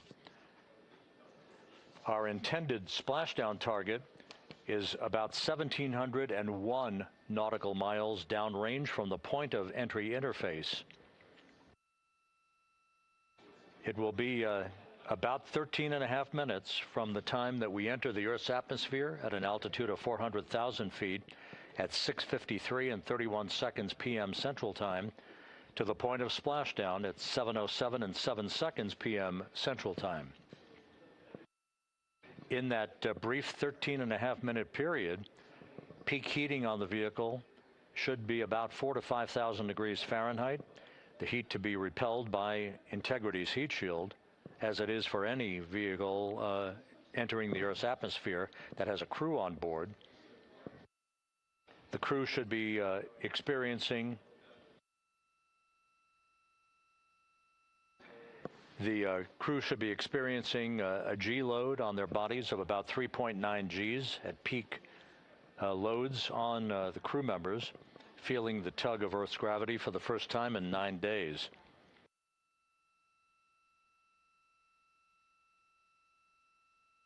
We will decelerate from a speed of 23,839 miles an hour just after we begin the blackout period of 6 minutes in duration to a splashdown velocity of just 19 miles an hour, all that happening in rapid fire succession. Splashdown now 3 hours and 36 minutes from now, 7:07 p.m. Central Time, 5:07 p.m. Pacific Time. The USS John P. Murtha is on station. Some of the airborne assets, helicopters and fixed-wing aircraft, are taking off in sequential fashion from the deck of the ship. These are imagery assets the actual Navy recovery helicopters that will hoist the crew out of the front porch, inflatable raft that will be erected alongside the hatchway to Integrity. And there's a view, a live view from the deck of the USS John P. Murtha. It is a bit overcast. We do expect those clouds to lift a bit over the next few hours. We should have some broken and scattered clouds. It won't be crystal clear blue skies out there in the Pacific, but the weather is go and forecast to be go by the Spaceflight Meteorology Group. The Navy helicopters will be hovering over the spacecraft once it is powered down, and once it is guaranteed to be uprighted through the inflation of the 5 crew module uprighting system airbags that will take place shortly after splashdown. The Navy divers and a Navy flight surgeon will pull alongside the spacecraft to begin the process of erecting the front porch. Then they will open up the hatch and begin to extract the crew members one by one. They'll have an opportunity to get their land legs back a bit before they're hoisted one by one in harnesses up inside the 2 awaiting helicopters. They'll be hoisted up in alternating fashion. So there'll be two crew members for each helicopter for the short ride back to the Murtha. Once they arrive on the deck of the ship, they'll be brought into medical bay for comprehensive medical exams. That is all part of the post-flight medical evaluation of these crew members as they complete their mission around the moon and back to Earth.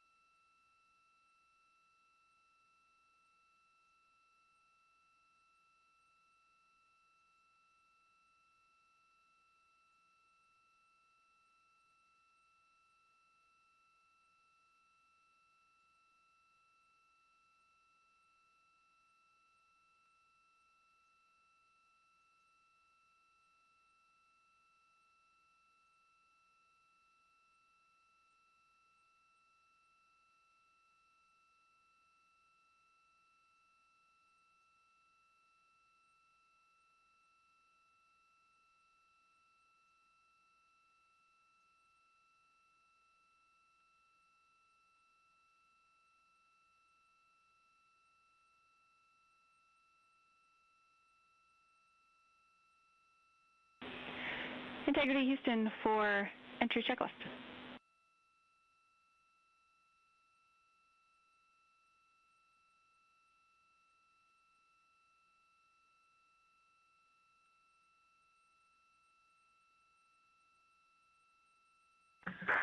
Go ahead, Jackie. Hey, Reed, a couple of questions for you. We realized we didn't give you an explicit thumbs up to perform step 1.2 for the flight path angle hash mark update, so we wanted to confirm that you did in fact perform the set EI FPA limits procedure. And secondly, we want your opinion on the in and out CMIS caution. Is that something that will be distracting such that we should inhibit it.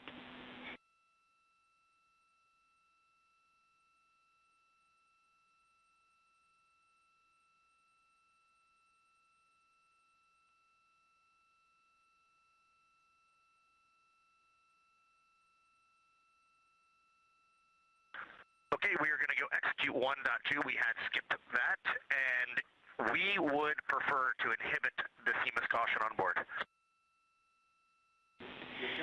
Okay, we copy, and just to close the loop on that, that will mean on flight.landing you would not have a yellow or down arrow indication if that does stay below the threshold.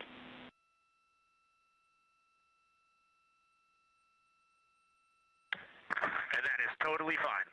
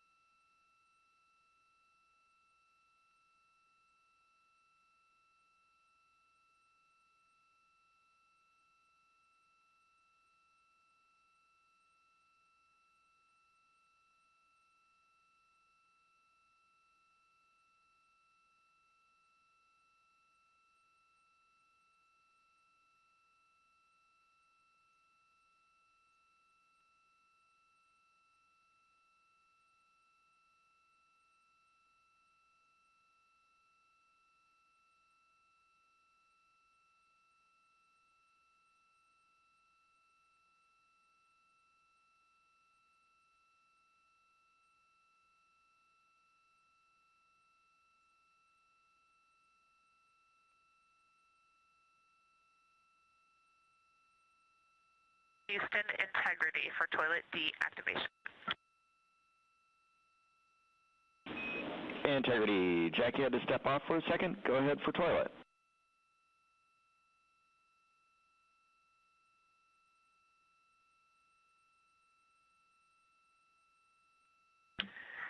Yes, sir. Hey, Stan. Great to hear your voice. We are ready for MCC to deactivate the toilet. Houston copies. Putting that in work.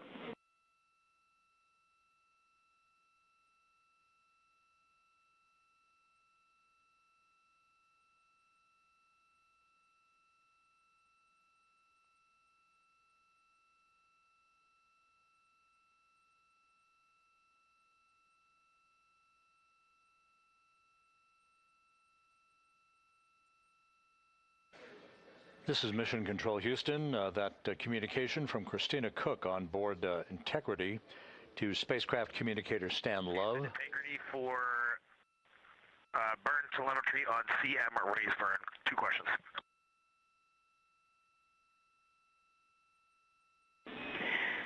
Go for CM raise questions. Hey, Jackie, we see a Delta V tote on our display of 9.9, which is fairly close to the 8.5 on the entry pad, but our TIGO on the display is 44 seconds, and the entry pad estimated 19 seconds. Can you all take a look at that for us?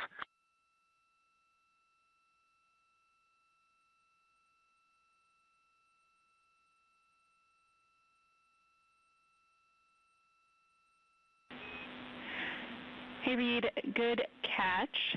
The explanation there is that Delta V is about what we expect update-wise, but the TIGO calculation is not understanding that you will not have the SM when you burn CM raised. So it's doing a different mass calculation there. I remember that class in November of 2023 in Building 5 on the 3rd floor. Thank you very much.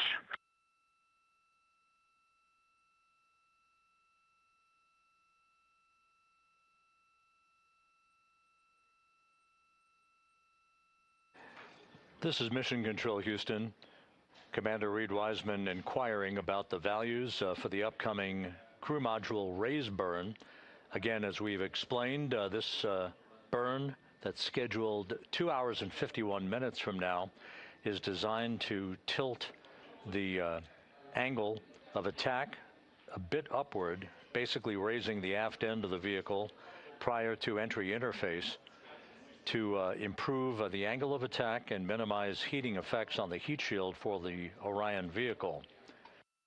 The crew module raise burn will occur about 4 minutes after the service module is separated from the crew module, and we're expecting about a 19-second burn. Integrity, Houston, the toilet is unpowered.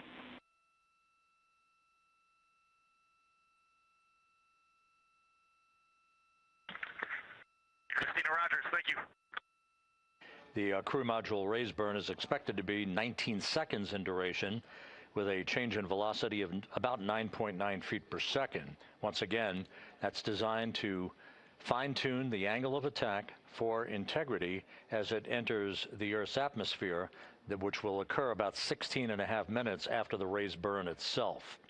And as you heard, spacecraft communicator Jackie Mahaffey relaying that we have sent commands to turn off the ship's potty, so it is no longer to be used for the remainder of the mission, with splashdown scheduled 3 hours and 19 minutes from now. The 4 crew members on board Integrity, Reed Wiseman, Victor Glover, Christina Cook, and Jeremy Hansen, are in the process of completing the stowage of items in the crew cabin before they move into their entry checklist, basically looking through all of the chronological procedures that lie ahead for the rapid-fire succession of all of the events that will unfold over the course of the next 3 hours.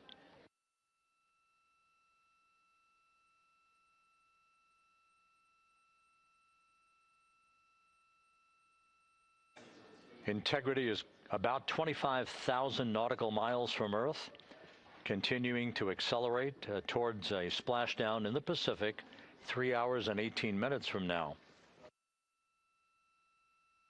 All of Integrity's systems are in excellent shape. The crew is great, feeling well, and the weather in the splashdown zone in the Pacific, although a bit cloudy with broken and scattered clouds, is a go forecast with just 10-knot winds and wave heights less than 4 feet.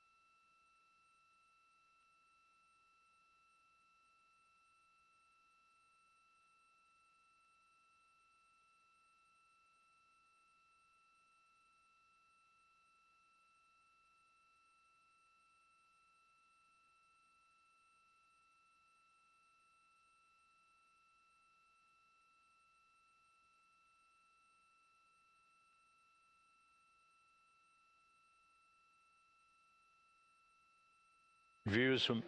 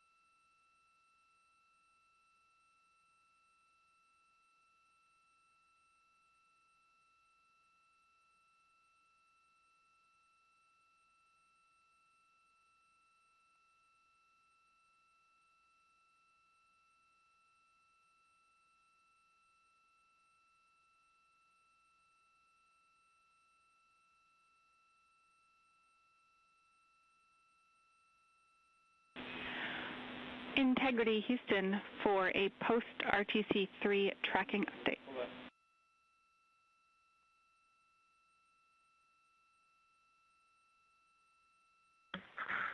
Go ahead, Houston.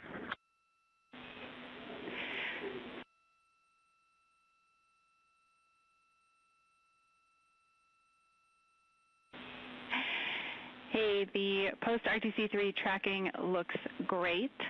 So good, in fact, that if we got to CM rays and did not yet have GPS acquisition, we would still be go for CM rays from that perspective.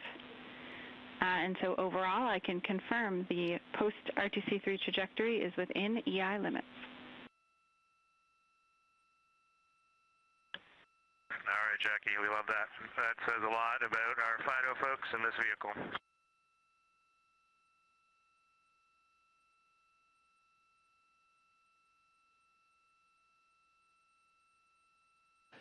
This is Mission Control Houston. A tip of the hat from Canadian Space Agency astronaut Jeremy Hansen to the flight dynamics folks and the guidance, navigation, and control officer. The RTC-3 burn that was conducted just over 2 hours ago, which was basically a final fine-tuning of the trajectory of Integrity to hit the sweet spot in the corridor over the Pacific Ocean for entry interface, was so perfect that we are dead on the center line down the corridor. And the crew module raise burn that is scheduled at 6:37 p.m. Central Time, and which will be conducted, is only required to lift the aft end of the vehicle ever so slightly by a degree or two to improve the angle of attack of the spacecraft as it enters the atmosphere, mitigating peak heating effects on the heat shield for Integrity. But our trajectory is dead set, right on the money, right down the pike, heading for a splashdown 3 hours and 10 minutes from now at 7:07 p.m. Central Time, 5:07 p.m. Pacific Time.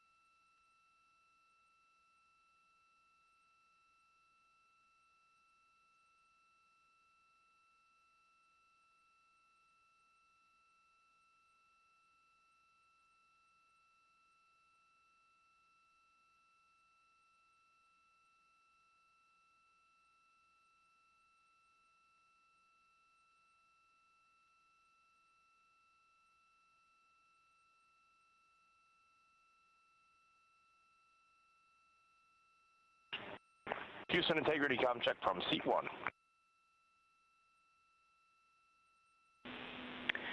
Seat 1, have you loud and clear coming down on both OE 1 and 2. How me on 1? Gotcha, loud and clear on 1, Jackie. We're going to stay in this config on both 1 and 2, and Reed and Victor are in our seats, slowly proceeding along.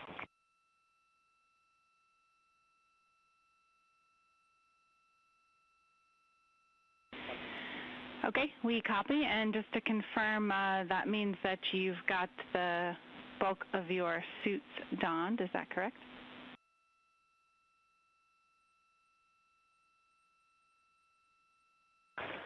Just for Reed and Victor, A-firm. We're not gloved, not helmeted yet. Copy all. Thanks.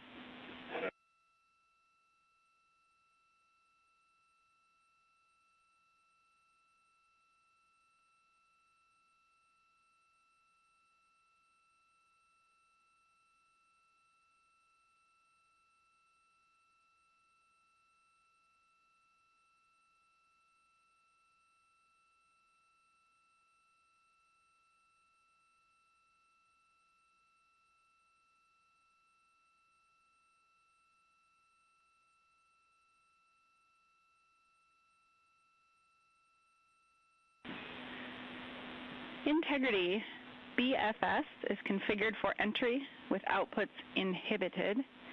And a reminder, when you get to step 9.3, use your separate instance of 18.3.101 to save off the time. 100%, thanks.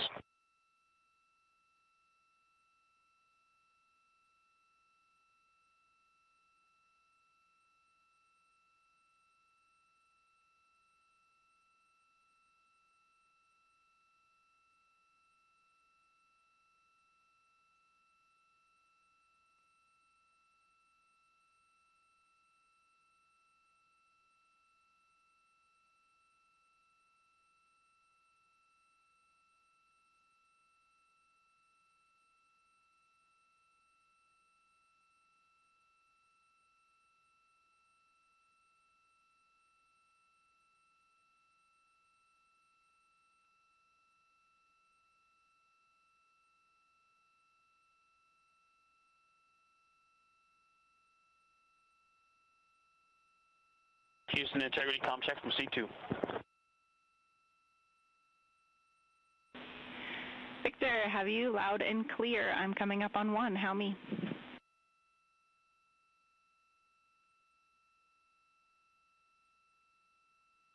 Jackie, I have you loud and clear on 1.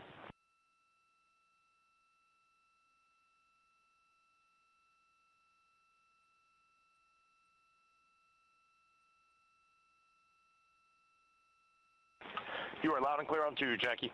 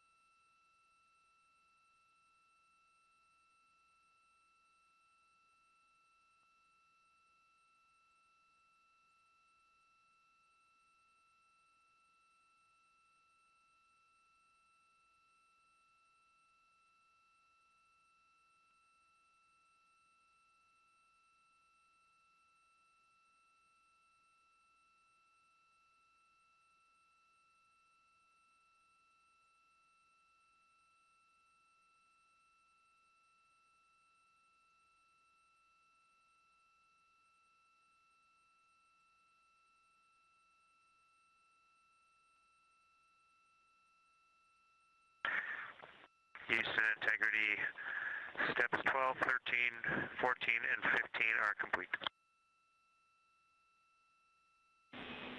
Jeremy, Houston copies. Thank you.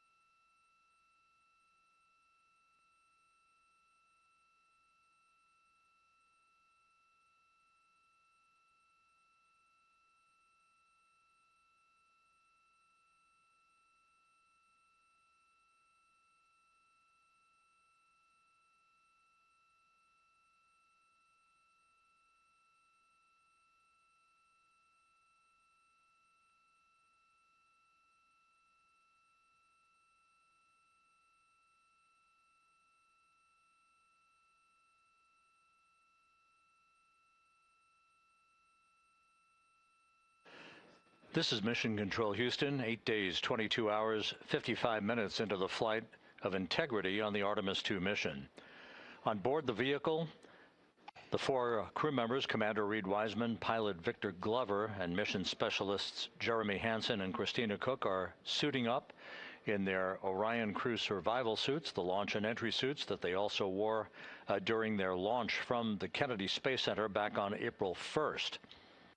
Once the crew is all suited up, they'll conduct a series of leak checks to make sure that they have good suit integrity, aboard integrity, before they strap themselves into their seats for the final phase of this mission that will culminate with a splashdown in the Pacific 2 hours and 35 minutes from now at 7:07 p.m. Central Time, 5:07 p.m. Pacific Time, about 2.5 hours before sunset, southwest of San Diego. And the suits are in the process of being leak checked at the present time. We'll relay all that to you in just a few moments.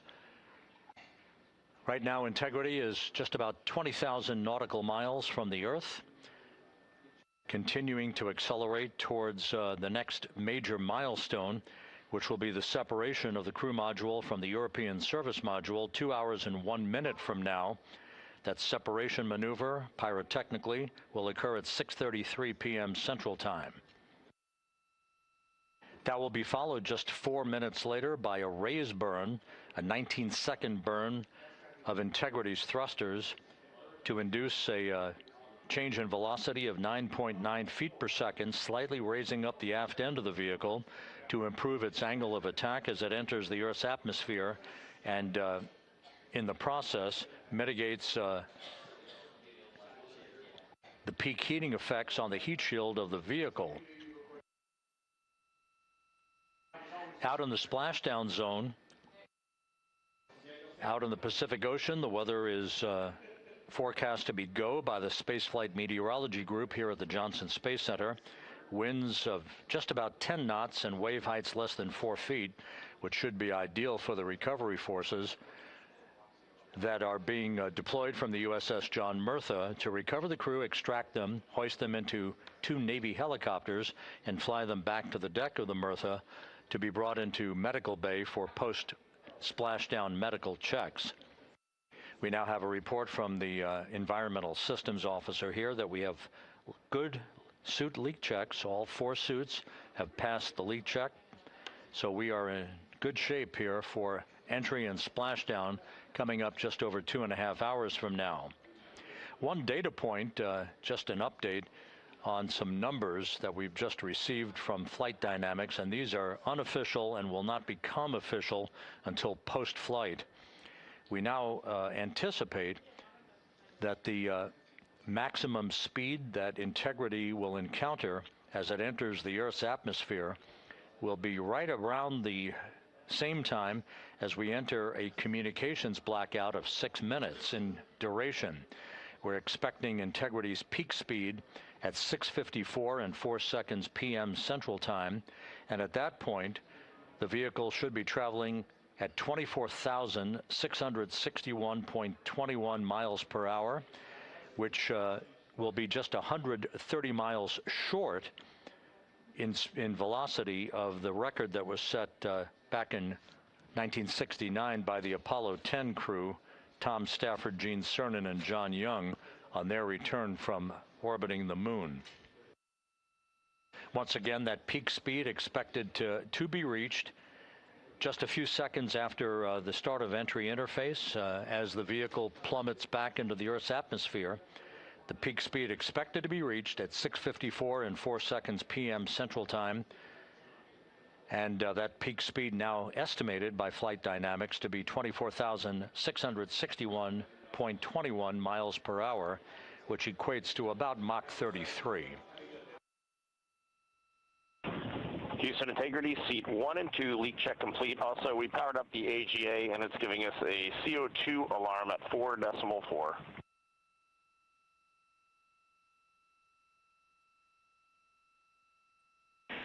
We copy leak check. We saw it as well. And copy CO2 at 4.4. We are discussing. We also on the AGA have a bit A of 16. We've seen that in the past. Should go away.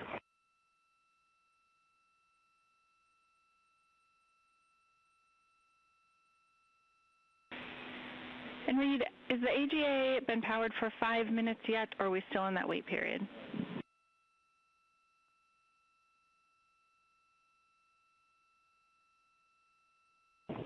We are in the wait period. We expect that bit will go away. We copy, and that bit can also indicate that we cannot trust the other values, so we'll check back with you after the 5 minutes on the CO2 levels. A firm.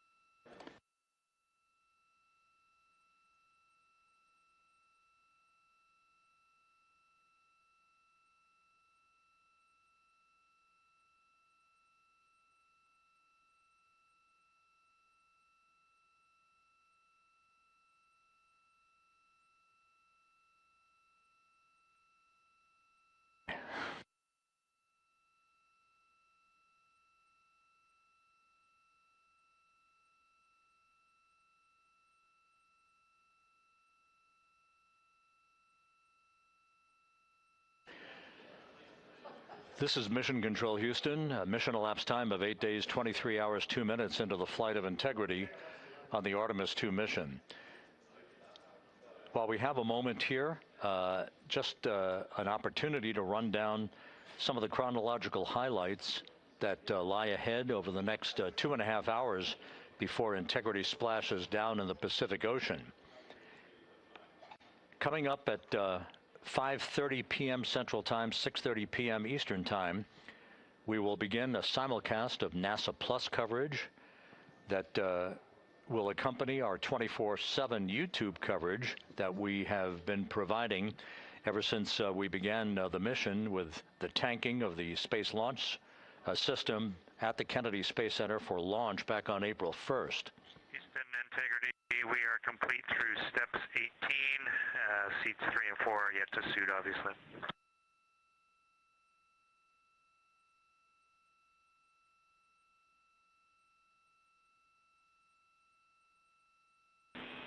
Jeremy, we copy you completed 16 through 18 and confirm for us whether you needed any adjustments of CIAS in step 17.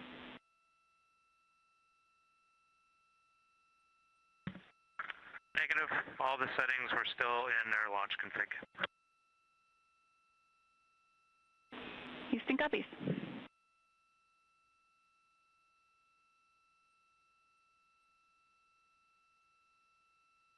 Once again, with the leak checks having been successfully completed on the 4 launch and entry suits for the crew members on board Integrity, once again, we'll begin our NASA Plus coverage as a simulcast to our 24/7 YouTube coverage in less than an hour at 5:30 p.m. Central Time, 6:30 p.m. Eastern Time. At 6:15 p.m., we're going to hand over communications from the Deep Space Network to the Tracking and Data Relay Satellite System as Integrity continues to approach the Earth. Currently, Integrity is less than 20,000 nautical miles from its destination and a splashdown in the Pacific. We will separate the European service module from the crew module at 6:33 p.m. Central Time. And just 4 minutes later, we'll conduct a raise burn, a 19-second burn of the Integrity thrusters to slightly tilt the vehicle's orientation upward, with the aft end being tilted upward. That will also change the velocity by 9.9 feet per second and complete the orientation of the vehicle for its angle of attack as it enters the Earth's atmosphere. Entry interface, where we reach the first traces of Earth's atmosphere and where most of the dynamic operations will then begin. Entry interface is scheduled at 6:53 and 31 seconds p.m. Central Time, where Integrity will be at an altitude of 400,000 feet above the Earth, traveling at about 34,882 feet per second with a range to splashdown of 1,701 nautical miles.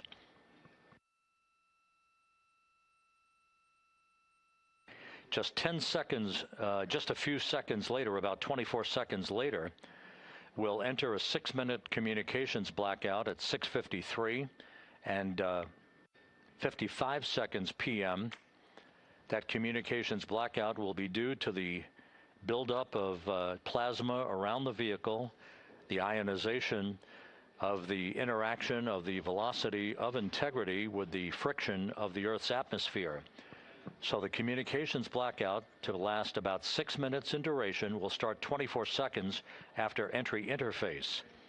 At 6:54 and 4 seconds p.m., we'll reach our peak velocity. This is an estimation from Flight Dynamics.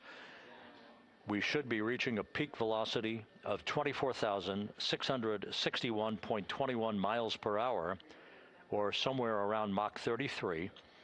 This will fall about 130 miles per hour short of the speed record set by the Apollo 10 command module, the Charlie Brown, during the Apollo 10 mission of Tom Stafford, Gene Cernan, and John Young back in the spring of 1969.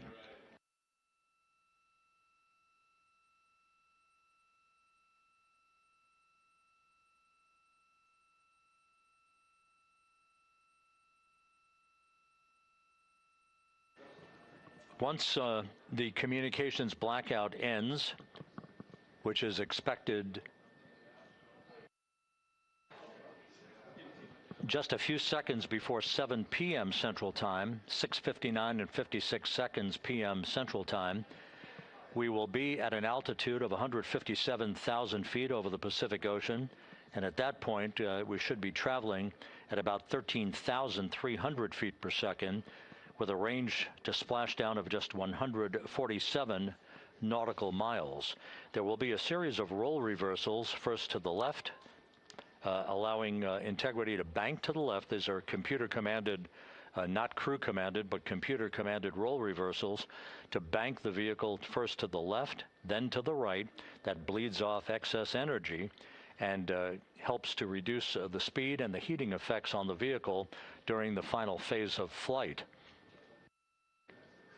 Starting at 7:03 and 22 seconds p.m. Central Time, we'll begin the series of chute deployments. In all, there are 11 parachutes associated with this mission.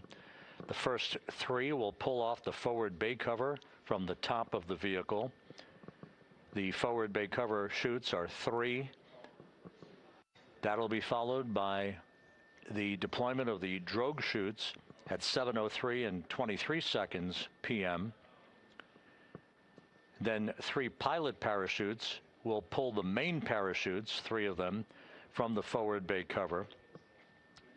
The forward bay housing all of the parachutes at the very top of Orion. The main chute deploy is scheduled at 7:04 and 44 seconds p.m. The vehicle will have slowed to just a very glacial speed of 198 miles per hour, feet per second, I should say, at that point, at an altitude of 5,400 feet above the Pacific Ocean. The splashdown velocity, of course, will be 0. 19 miles an hour is the velocity that the crew will feel under the 3 main parachutes as they splash down in the Pacific, southwest of San Diego. So a number of major milestones lie ahead. Splashdown time is currently estimated at 7:07 and 7 seconds p.m. Central Time, 5:07 and 7 seconds p.m. Pacific Time. That will conclude a total traveling distance from launch to splashdown of 694,481 statute miles.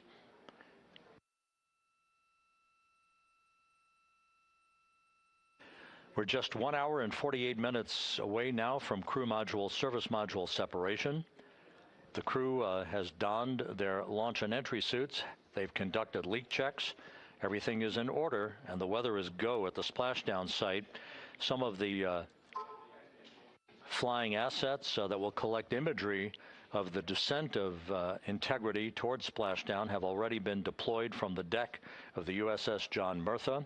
The actual recovery team members will be deployed in helicopters and fast boats a bit later on as we approach splashdown, and of course after splashdown itself. Once the vehicle splashes down, we'll be deploying the 5 inflatable airbags at the top of the vehicle with helium. That will ensure that the vehicle is upright throughout the course of the recovery operations. The team here in Mission Control will check all of the systems on Integrity, make sure that we are not leaking any toxic gases from the spacecraft, and that will be the signal for the start of the power down of Integrity systems and the ability of the first members of the recovery team to approach the vehicle to set up the inflatable life raft called the front porch, which will be used to bring the crew members out of the vehicle into that front porch one by one after the hatch is open to Integrity. We expect the extraction of the crew to be some 45 minutes to an hour after splashdown, which would be about 30 to 45 minutes after the vehicle is powered down.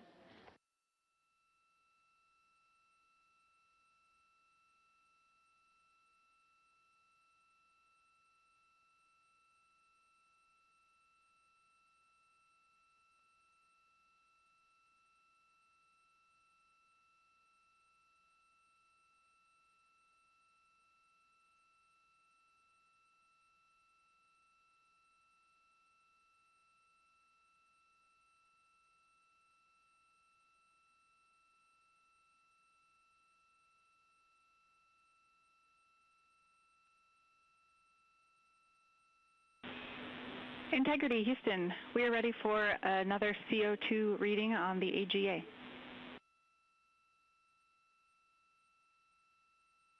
It is 5.1.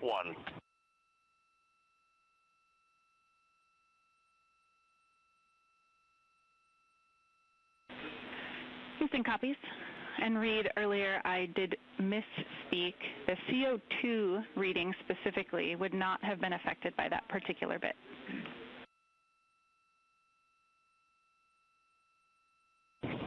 Okay, sounds good. We just know we're in an ARS suit, and that's very likely contributing to that.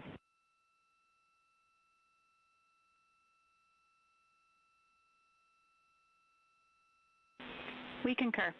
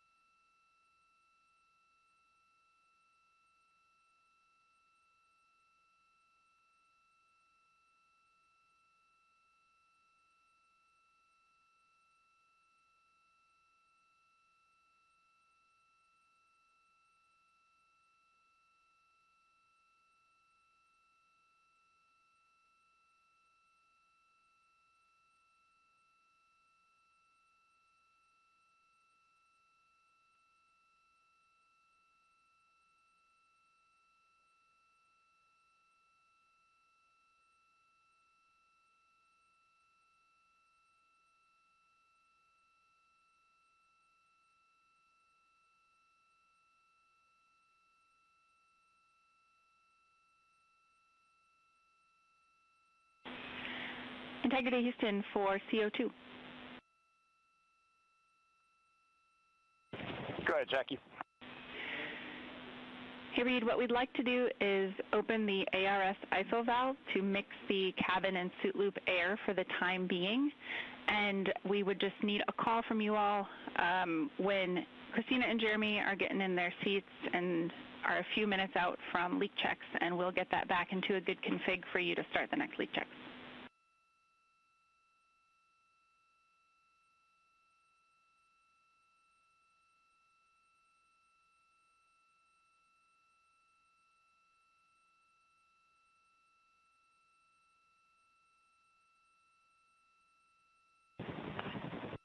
Hey, Jackie, that's a reasonably good idea. Can we just hang on that for a little bit and see how we're doing? Yep, up to you. We will wait. Let us know if you'd like that cabin air mixing.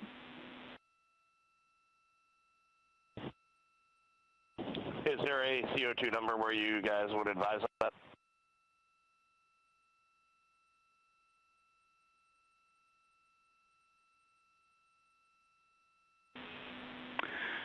Reed, we would not want to go above 7. Yeah, that's perfect. Let us monitor it for just a couple minutes here.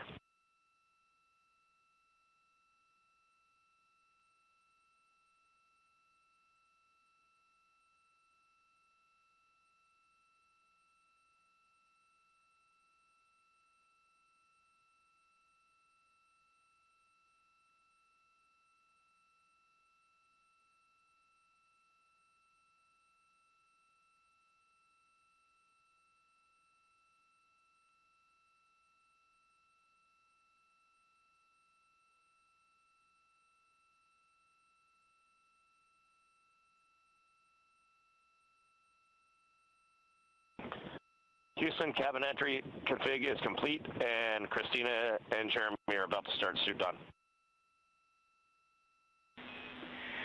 Excellent on cabin config, and copy suit down. That call from Commander Reed Wiseman aboard Integrity indicating that following the successful leak checks on the 4 launch and entry suits, the crew will begin to actually don those suits now, and then they'll climb into their respective seats, both on the flight deck and the mid deck of the Integrity, in preparation for crew module, service module separation that's scheduled 1 hour and 40 minutes from now.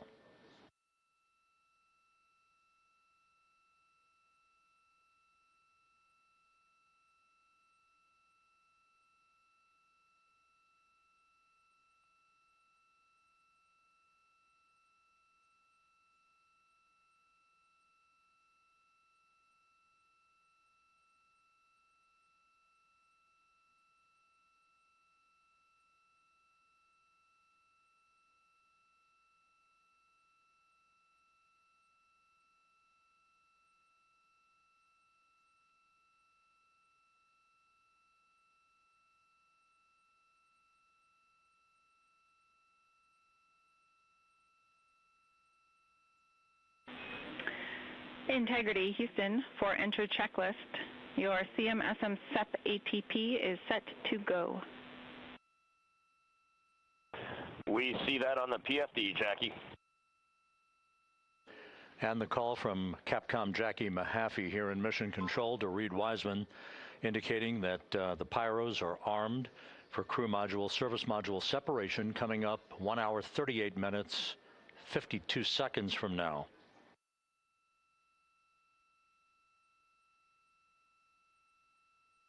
Integrity now squarely facing the planet Earth, 17,600 nautical miles away, headed for a splashdown 2 hours, 12 minutes from now.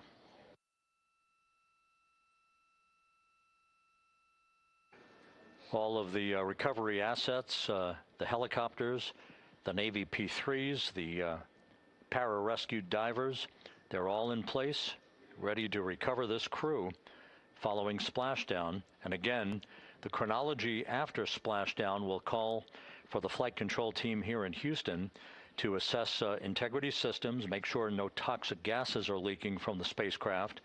And first order of business will be the command to inflate the crew module uprighting system bags, the 5 inflatable airbags that will be inflated with helium to maintain its upright position as it bobs in the Pacific before the recovery forces reach the crew. About 15 minutes after splashdown is when we expect the green light to be given to power down integrity systems, at which point the recovery teams will begin to make their way toward the vehicle to set up that inflatable life raft called the front porch, buttressed alongside the spacecraft. That will be the precursor to the opening of the hatch and the extraction of the crew members one by one into that raft, giving them a chance to get their land legs back as they feel the first sensations of Earth's gravity in 9 days and their high-speed return to Earth, with their peak speed reaching some 24,661 miles an hour.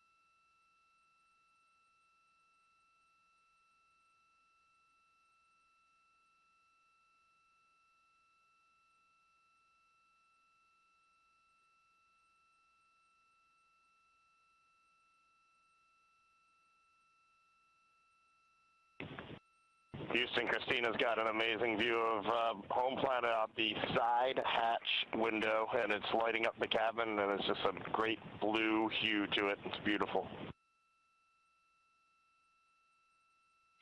That is amazing.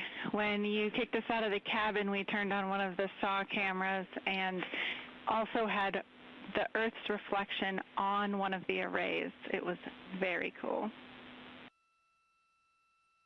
Oh, man, that is amazing.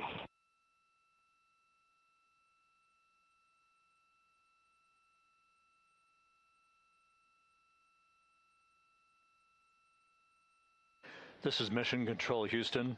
Commander Reed Wiseman reveling about the view of the Earth from a distance of less than 17,000 nautical miles now. The cabin audio cable and boom mic are in F3 large stowed. We copy.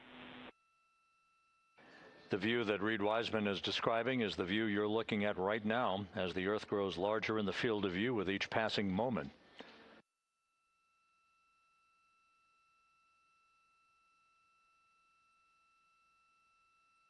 We're about 29 minutes away from the start of the NASA Plus coverage, joining our 24/7 YouTube coverage as a simulcast for the remainder of the evening through the time the crew is on the deck of the USS Mertha and in medical bay. So we'll be looking forward to additional reports and other video coverage from the deck of the USS John Mertha and other assets in the splashdown zone as we continue toward splashdown and the return of Integrity's astronauts just 2 hours and 5 minutes from now.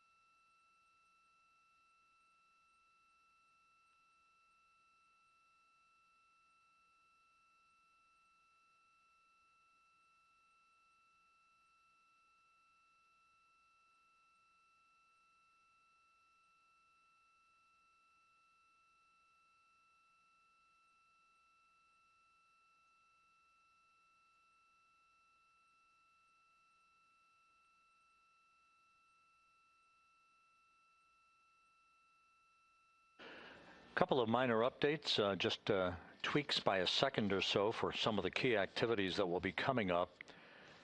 Flight Dynamics providing us with some updated information.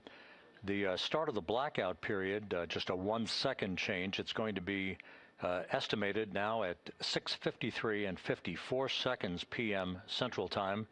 The duration remains 6 minutes.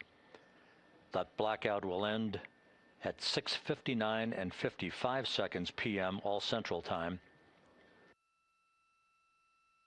We expect to begin entering the Earth's atmosphere at an altitude of 400,000 feet at 6:53 and 30 seconds p.m.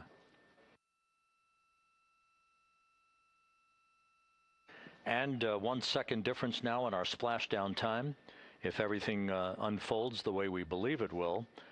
Splashdown now scheduled at 7:07 and 8 seconds p.m. Central Time, 7:07 and 8 seconds p.m. Central Time, 5:07 and 8 seconds p.m. Pacific Time at the splashdown zone off the coast of San Diego.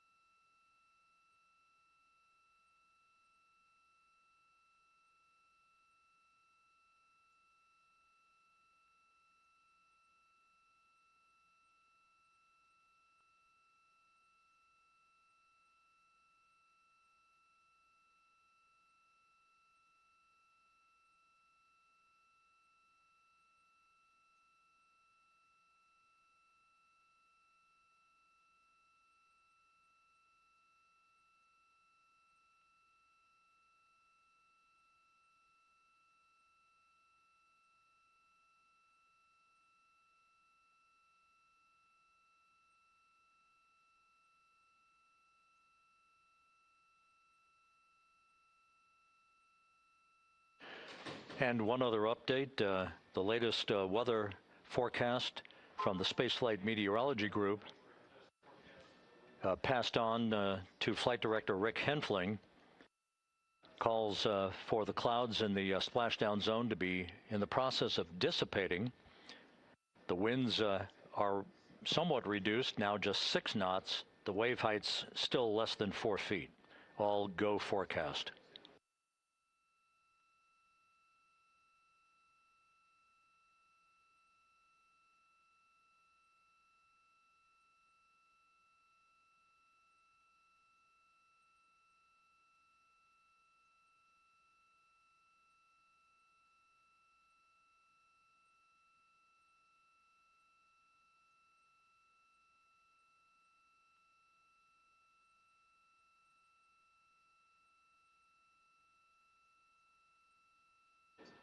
So once again, the stage is set as Integrity continues its inexorable march toward a splashdown in the Pacific 2 hours from now. 16,000 nautical miles away from the Earth. We are just 1 hour and 26 minutes away from crew module, service module separation, followed by a raise burn to tilt the aft end of the vehicle up ever so slightly and improve its angle of attack into the Earth's atmosphere as a mitigating action to reduce heat loads on the heat shield of the vehicle. This is all pre-planned, pre-flight. There's no differentiation between what we had designed this mission to do. We are expecting to reach the first traces of Earth's atmosphere at entry interface and 400,000 feet above the planet 1 hour and 45 minutes from now.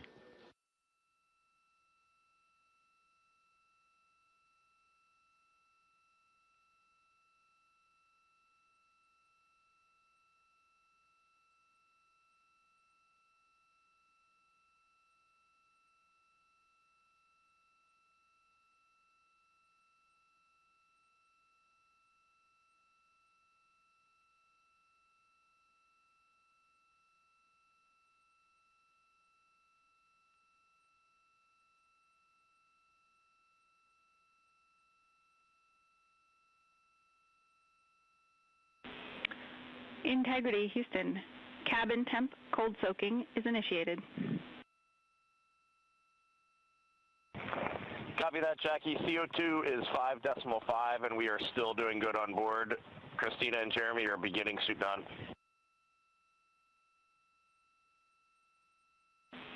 Houston copies all.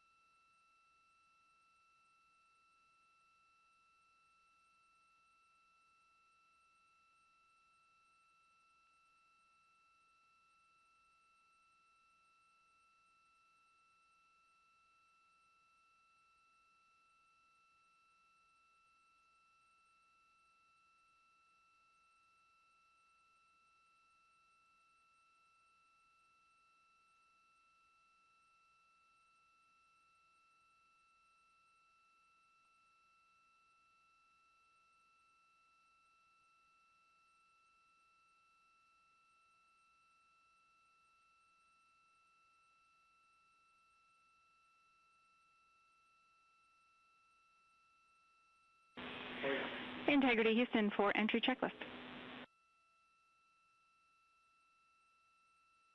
Go ahead, Jackie.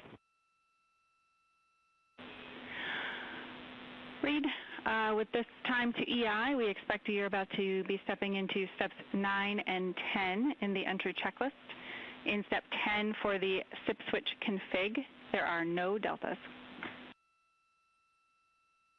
No deltas to step 10. Copy all.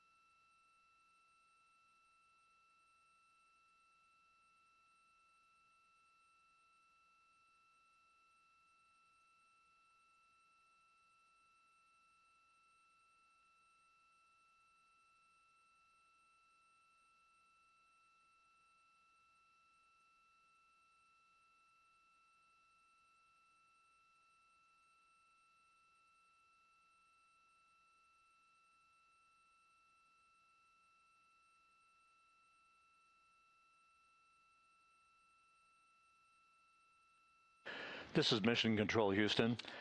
Once again, a great view of the planet Earth from Integrity from one of the solar array wing cameras. Now just 14,000 nautical miles from splashdown. Splashdown schedule for 7:07 and 8 seconds p.m. Central Time, 5:07 and 8 seconds p.m. Pacific Time. At a point to the southwest of San Diego in the Pacific Ocean, where the USS John Murtha is on station and where recovery team assets are being deployed to the predicted splashdown site to complete the mission of Integrity's astronauts and their lunar flyby. With the Earth growing larger in the field of view, the next major milestone, just 1 hour and 13 minutes from now, will be the separation of the crew module from the European service module. Houston copies. The separation of the crew module will set the stage just 3.5 minutes later. One question. Go ahead. When I was looking at the BFS SM SEP, it was the exact same time as our predicted SM SEP. Can you just confirm we don't need that to be a touch later?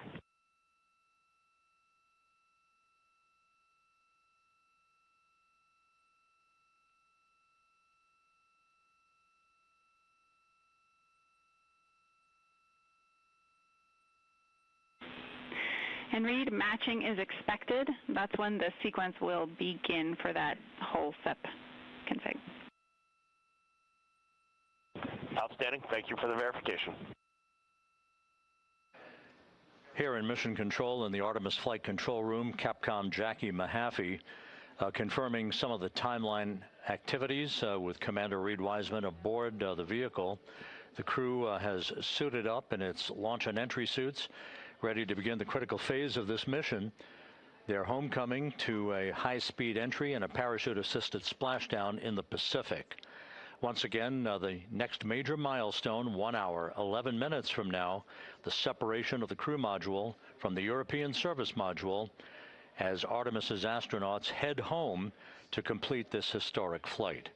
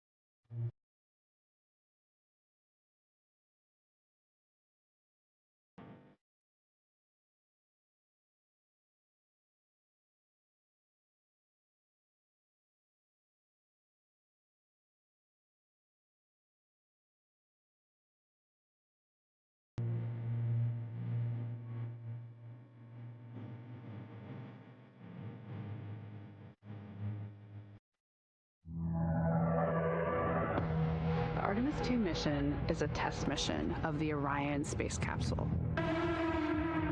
Artemis II will be the first time we put humans on this rocket.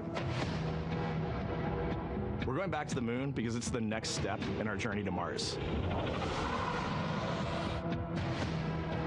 We were always going to the moon. Pushing ourselves to explore is just core to who we are. That's a part of being a human. And liftoff. We shall return. Continuing to test out every bit of Orion. Coming back to Earth, 7 miles a second. When humanity sets big goals, we can bring together genius from around the world. You have the best people on planet Earth putting this vehicle together. That's what's up. To innovate for the benefit of humanity and to inspire the world through discovery. And here we go.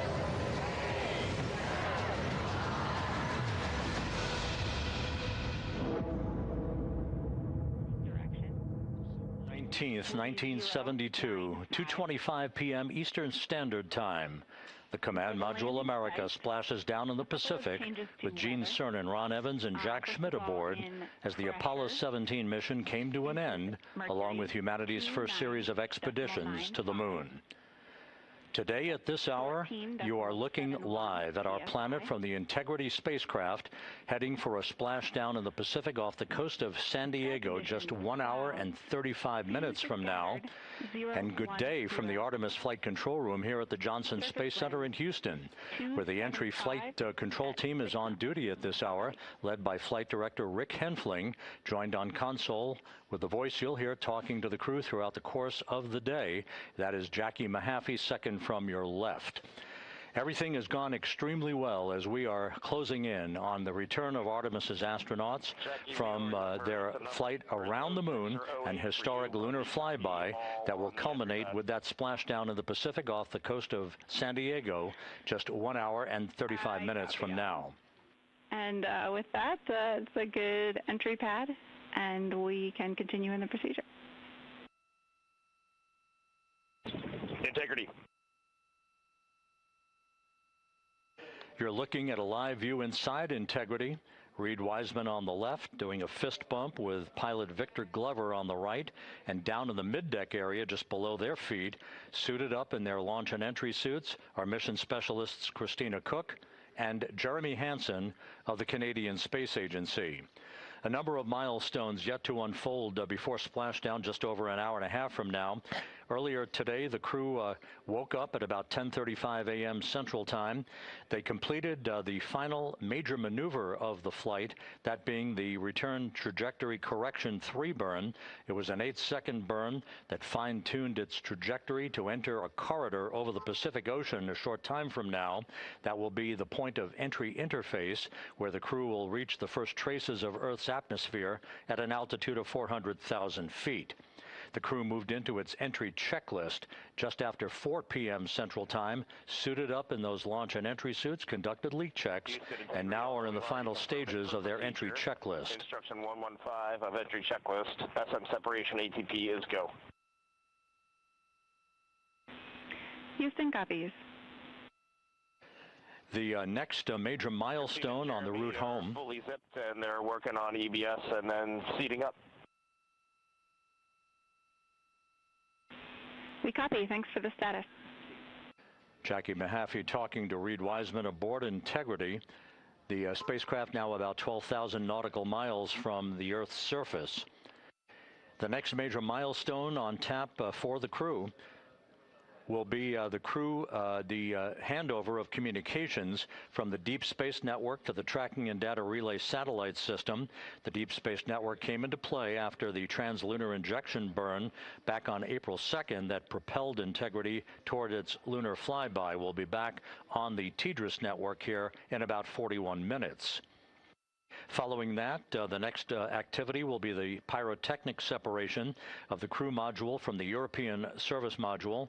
That is scheduled at 6:33 p.m. Central Time, followed 4 minutes later by one final critical maneuver. That will be a 19-second burn of Integrity's thrusters in what is called the crew module raise burn.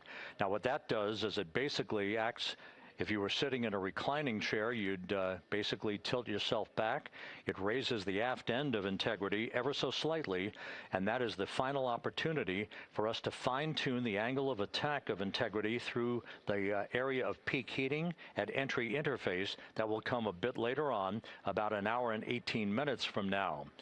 So after the raise burn, we will be in the final orientation that will minimize any peak heating on the heat shield of Integrity and prior to the time the crew enters the Earth's atmosphere at an altitude of 400,000 feet.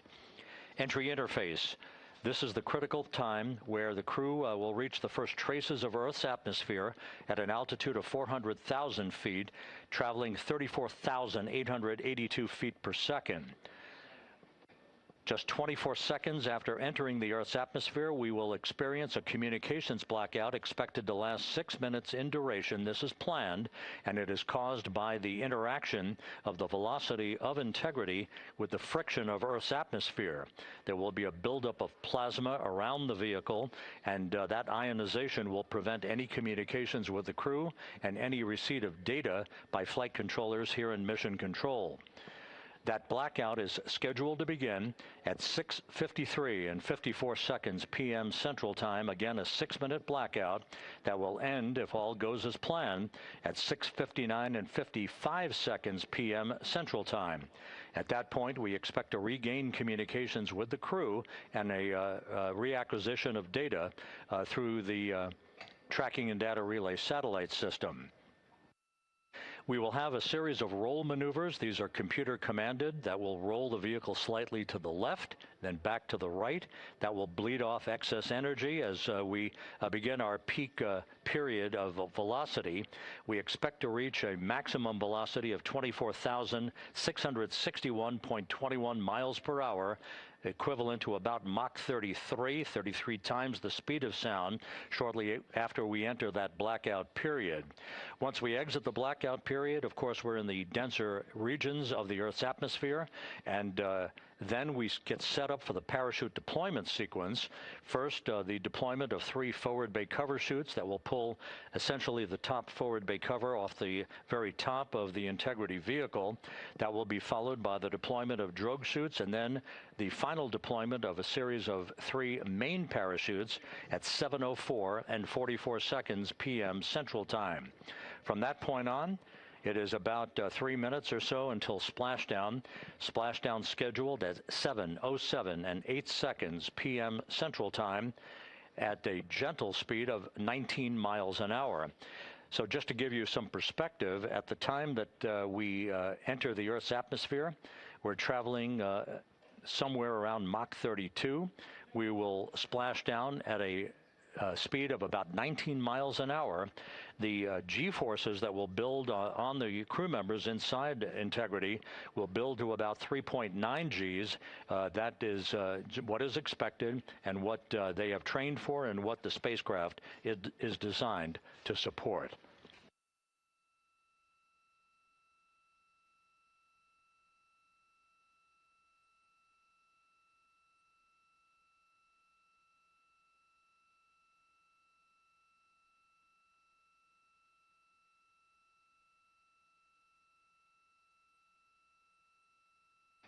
The latest weather forecast out in the recovery zone off the coast of San Diego is a go forecast from our meteorologists here at the Spaceflight Meteorology Group at the Johnson Space Center.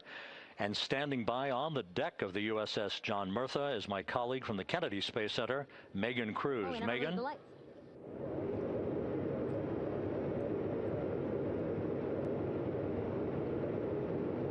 Hey there, Rob. Yeah, welcome to the bow of the USS John Murtha. This is where we will report out live updates from the ship as NASA and the U.S. military work to recover our Artemis II astronauts in just about an hour and a half. How exciting. Now, right now, as you can see, we are out in the Pacific Ocean. We are just west of San Diego. We're actually staged about 6.5 miles away from where we expect Orion to splash down. And then we will incrementally move closer. So at the time of splashdown, we'll be about 5 miles away, and then we will will move to 3.2 miles away. At that point, we'll pause, make sure that all the debris that might be coming down with Orion, because basically some parts of like the parachute system, they're jettisoned off Orion during descent. So we'll just want to make sure that those all land in the water and that we are safe to move even closer. So we will make sure that we can move a little closer, and at that point we will move to a mile away from Orion. And at that point the ship will circle the capsule while NASA and Navy recovery forces work to get our astronauts out, and we should have great views of the bow from here. But also we have a ton of cameras all around the ship. For example, we actually have some cameras right to the left of me here on the bow. These are very strong, stabilized cameras. We can really get up close to make sure that we are sharing all the images we have available to you. We also will have some views from above. We actually have 5 planes providing live views of splashdown today. In fact, some of those aerial assets just took off from San Diego minutes ago. And then actually here on the flight deck, you see 4 helicopters, the 2 in the back. Those will take off in about 30 minutes from now, also with live cameras. So again, lots and lots of imagery that we hope to share with you today. And then those 2 helos in the front, those 2 will pluck the crew out of the water and fly them back to our ship. Now, the combined team here on the ship, more than 550 people, left San Diego 4 days ago, and since then I've watched different teams train every day, rehearse, final preps to make sure that they're ready for today. So to give us more of an update about how recovery is going on right now, why don't we turn over to Paul here, Paul Serpinski. He is the Assistant Artemis Recovery Director. Great to have you here, Paul. Great to be here. Thanks. Absolutely. So you just left the landing forces operations center here on the ship. How are we looking for recovery? Right now, it's looking great. When I left, they were just about to get into weather briefing with Mission Control Center in Houston. But listening to the loops this morning and everything that's been going on, the reentry trajectory correction burn, the return trajectory correction burn went great. They were right on the money, right down the middle where they should be coming back. Our forces here are teams out in the water. All our boats are launched or will be imminently. So yeah, it's just coming along great. Yeah. It's really nice to see. We did see some of those boats float behind us. We were hoping to give you a live view, but of course they floated right out of the camera shot as you came to us. But so basically the team right now here on the ship, basically like monitoring mode, but really things will pick up about 15 minutes after splashdown. Yeah, so a couple minutes before splashdown, things start happening really, really fast. Mm-hmm. Some events during the reentry, they're maybe a second or 2 apart, and so it just takes a whole lot of effort and a lot of updates back and forth between us and Houston to try to keep track of everything that's happening, all in real time. And then after splashdown, that's when the recovery team really kicks into high gear. We have our boat teams, our boat crews going out, our divers doing hazardous assessments as they get progressively closer to the capsule, making sure it's safe for all of our people to go in, and it's also safe for the astronauts to come out, because really at the end of the day, that's what we're here for, is we're to make sure that the astronauts get home safe after their tremendous journey to the moon and back. But then also we have, like you mentioned on a minute ago, all of our imagery helicopters are taking imagery, camera shots of it as it's coming in all the way through splashdown. I mean, they'll see it as soon as it crosses the horizon, all the way to the ocean here. And then afterwards, we have to recover actually Orion to bring it into the well deck of the ship. Absolutely, yeah. And so once the astronauts are safe on board, then those same dive teams are going to transition into securing the capsule. They'll position some equipment around it to kind of facilitate that. The ship will move into position. We'll attach a really big winch line to it, and then a bunch of tending lines. We'll pull the capsule around behind the ship and then start to slowly bring it in. And then, Orion comes in, goes hard down, and everyone cheers. Yeah, great day. Great day, exactly. Lots to coordinate, a lot to manage. Basically, planning for this recovery, Artemis II recovery, started a month after Artemis I launched. That was the uncrewed test flight of the Space Launch System rocket, as well as the Orion spacecraft. That was November 2022, a month later, all the planning for this. How does it feel to be so close to welcoming our friends, our astronauts, home? For the whole team, I walked around the ship this morning, just kind of visiting with a lot of people, a lot of groups, and just kind of get the feel of them. And everyone has that same kind of mentality. Everyone's excited, everyone's thrilled to see all that work that we've been doing, like you said, for the last 3 years, since right after the last one came back till now, and some people even further back. Some of them go back a decade or more. So everyone is just excited, and they're ready. They're really ready for this, and just to be able to see our crew come back, that's going to be a thrill for everyone. How are you feeling? Are you ready? Is this something you ever thought you'd be doing? I'm ready. I'm excited. This has been the pinnacle of my career so far. It really has. I've seen a lot of firsts, a lot of lasts, but I can't think of ever topping seeing the first crew to go to the moon and back in 50 years, and to be here and be a part of that. And it's just a tremendous privilege. And on behalf of the whole team, I'm thrilled, and so are all of us. We're ready. Yeah, I definitely think that those words really embody how everybody on the ship is feeling. So thank you so much, Paul. I appreciate you being here. And so, Rob, we'll toss it back to you again. We will continue to join you with live updates from the ship as much as possible. Thank you, Megan. Back here at the Johnson Space Center, the entry team of flight controllers looking over the shoulders of Reed Wiseman and Victor Glover there on the flight deck of Integrity, and again just below their feet in the mid-deck area, if you will, Christina Cook and Jeremy Hansen of the Canadian Space Agency. They're in the final review of their entry procedures and all of the activities that will follow here very shortly in trip hammer fashion. We should note that after splashdown occurs, the flight control team here in Houston will be monitoring the orientation of the Integrity spacecraft.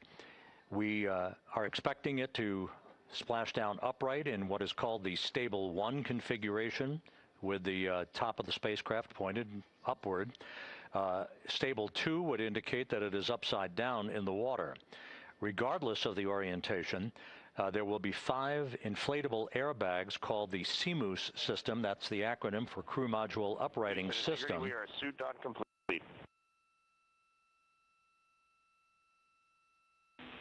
Houston copies. Reed Wiseman acknowledging that the final steps in suit donning are now complete for the crew. Leak checks have been completed earlier. The CMOOS system, those 5 inflatable airbags, will be inflated with helium. Those airbags will ensure that the vehicle remains upright. While that activity is going on, the flight control team here will be checking the systems on Integrity, also making sure that there's no leakage of toxic gas from the spacecraft. It should take about 15 minutes from splashdown to the power down of all of the systems on Integrity. And at that point, assuming everything is in a nominal fashion, then the green light will be given for the Navy recovery teams to begin to make their way closer to Integrity, to begin the erection of a large inflatable life raft called a front porch that will be buttressed up alongside the hatchway to the spacecraft. That life raft will be used to bring the crew members out of this vehicle once the hatch is open, one by one. They'll get their land legs back after 9 days of weightlessness before they're put in harnesses to be hoisted one by one in sequential fashion, in an alternating fashion, to the 2 hovering Navy helicopters overhead. Houston Integrity for status. Go ahead. Seats 3 and 4 are connecting umbilicals. We're going to be stepping into leak check soon. 1 and 2 will be seated. 3 and 4 will be free float, and we'll configure EPROC accordingly. Houston copies all. Reed Wiseman talking about the current procedures with the suiting of the crew members and subsequent leak checks, a final leak check for all 4 crew members. Everything is actually running a few minutes ahead of schedule. So once the life raft is inflated next to the Integrity spacecraft and the recovery teams have arrived alongside of the vehicle, the hatch will be open and the crew members will be brought outside into that front porch, as it is called, one by one. They then will be hoisted into the hovering helos overhead. And those helos then will turn around once the 4 crew members are on board, 2 for each helicopter, and will head back to the ship. That should be about a 10 to 15-minute transit. Once the helicopters land on the deck of the USS John Murtha, the crew members will be exiting those helicopters and brought into medical bay on the deck on the ship itself for comprehensive medical exams. They will spend a period of time yet to be determined on board the USS John Murtha before they are flown by helicopter to the shore in San Diego, to the San Diego Naval Air Station, and ultimately will board a NASA jet for the flight back to the Johnson Space Center here in Houston.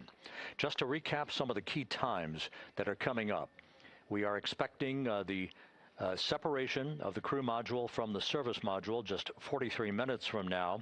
That is expected to occur at 6:33 p.m. Central Time, 7:33 p.m. Eastern Time. That will be followed just 4 minutes later by the crew module raise burn, the use of Integrity's thrusters one final time in a 19-second burn to slightly tilt the vehicle up into the correct orientation or angle of attack to ensure that it enters the Earth's atmosphere at the right angle, if you will. That will help deflect the buildup of heat against Integrity's heat shield. This was a deliberate move, a change in the procedures from the Artemis I mission that resulted in unexpected char loss on the Avcoat heat shield that had not been intended based on the entry trajectory for the Artemis I mission. What we're doing is we deliberately changed the trajectory of the entry from a skip entry that was about a 3,000-mile transit across the Pacific Ocean. We are expecting now from entry interface to the point of splashdown to have a range of just 1,701 nautical miles, and that in of itself will reduce the exposure time of heating on the heat shield of the spacecraft. Once the raise burn is complete, then the stage is set for entry interface at 6:53 and 31 seconds p.m. Central Time. That means that Integrity will be entering the Earth's atmosphere at an altitude of 400,000 feet, traveling at about 34,882 feet per second, heading for its splashdown site off the coast of San Diego, as you just heard from Megan Cruz on the deck of the USS John Murtha. Splashdown once again under those 3 main parachutes is expected at 7:07 and 8 seconds p.m. Central Time, 5:07 p.m. Pacific Time, 2.5 hours before sunset. The actual total distance traveled for Integrity from launch to splashdown is estimated at 694,481 statute miles. Now that includes the first high elliptical Earth orbit following launch that enabled Integrity to move to 43,000 miles above the Earth at its apogee, and enabling a 24-hour period of systems checkouts before the flight control team here and the mission management team gave approval for Integrity to conduct its translunar injection that propelled it on its way to the moon and its historic lunar flyby. So the total distance we expect this vehicle to have traveled at splashdown, 694,481 statute miles.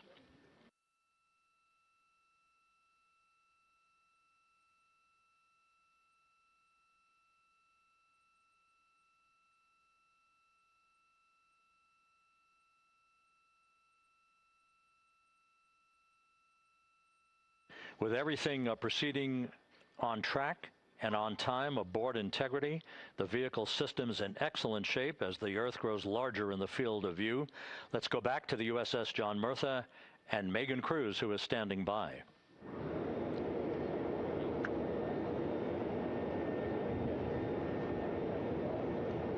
Hey, yeah, Rob, welcome back. Again, we are out in the Pacific Ocean, staged just about 6.5 miles from where we expect Orion to splash down now in just over an hour. How exciting, and the weather awesome conditions here. I know you see some wind blowing around my hair, but really nothing to speak of when it comes to having to recover our astronauts, as well as no waves here, really. So yeah, we're expecting a really great day. Also, hopefully, some really great views. You can see behind me that some of the clouds are starting to break up, so that's really exciting. And now, of course, this ship has a lot of people ready and excited to welcome our crew back home, including Dr. Rick Schuring here. He is a NASA flight surgeon. Great to have you here, Rick. You too, Megan. It is a blessing to be out here this day with our teams. We've trained 3 years for this, nonstop with the U.S. Navy, and along with EGS, and we've so looked forward to this day. And you know, just by God's grace, everything's parting, the skies and everything. The crew's doing great. Looking forward to coming back, and our teams are ready. So this is one of those days you've dreamt about, and now it's finally here, and we're ready, and just thankful to be a part of it. Yeah, and you play a really integral role. When was the last time you spoke to the crew, and how are they feeling in this last hour before splashdown? Sure. Yeah, so the crew woke up. When they splashed down, they will have woken up about 8.5 hours ago.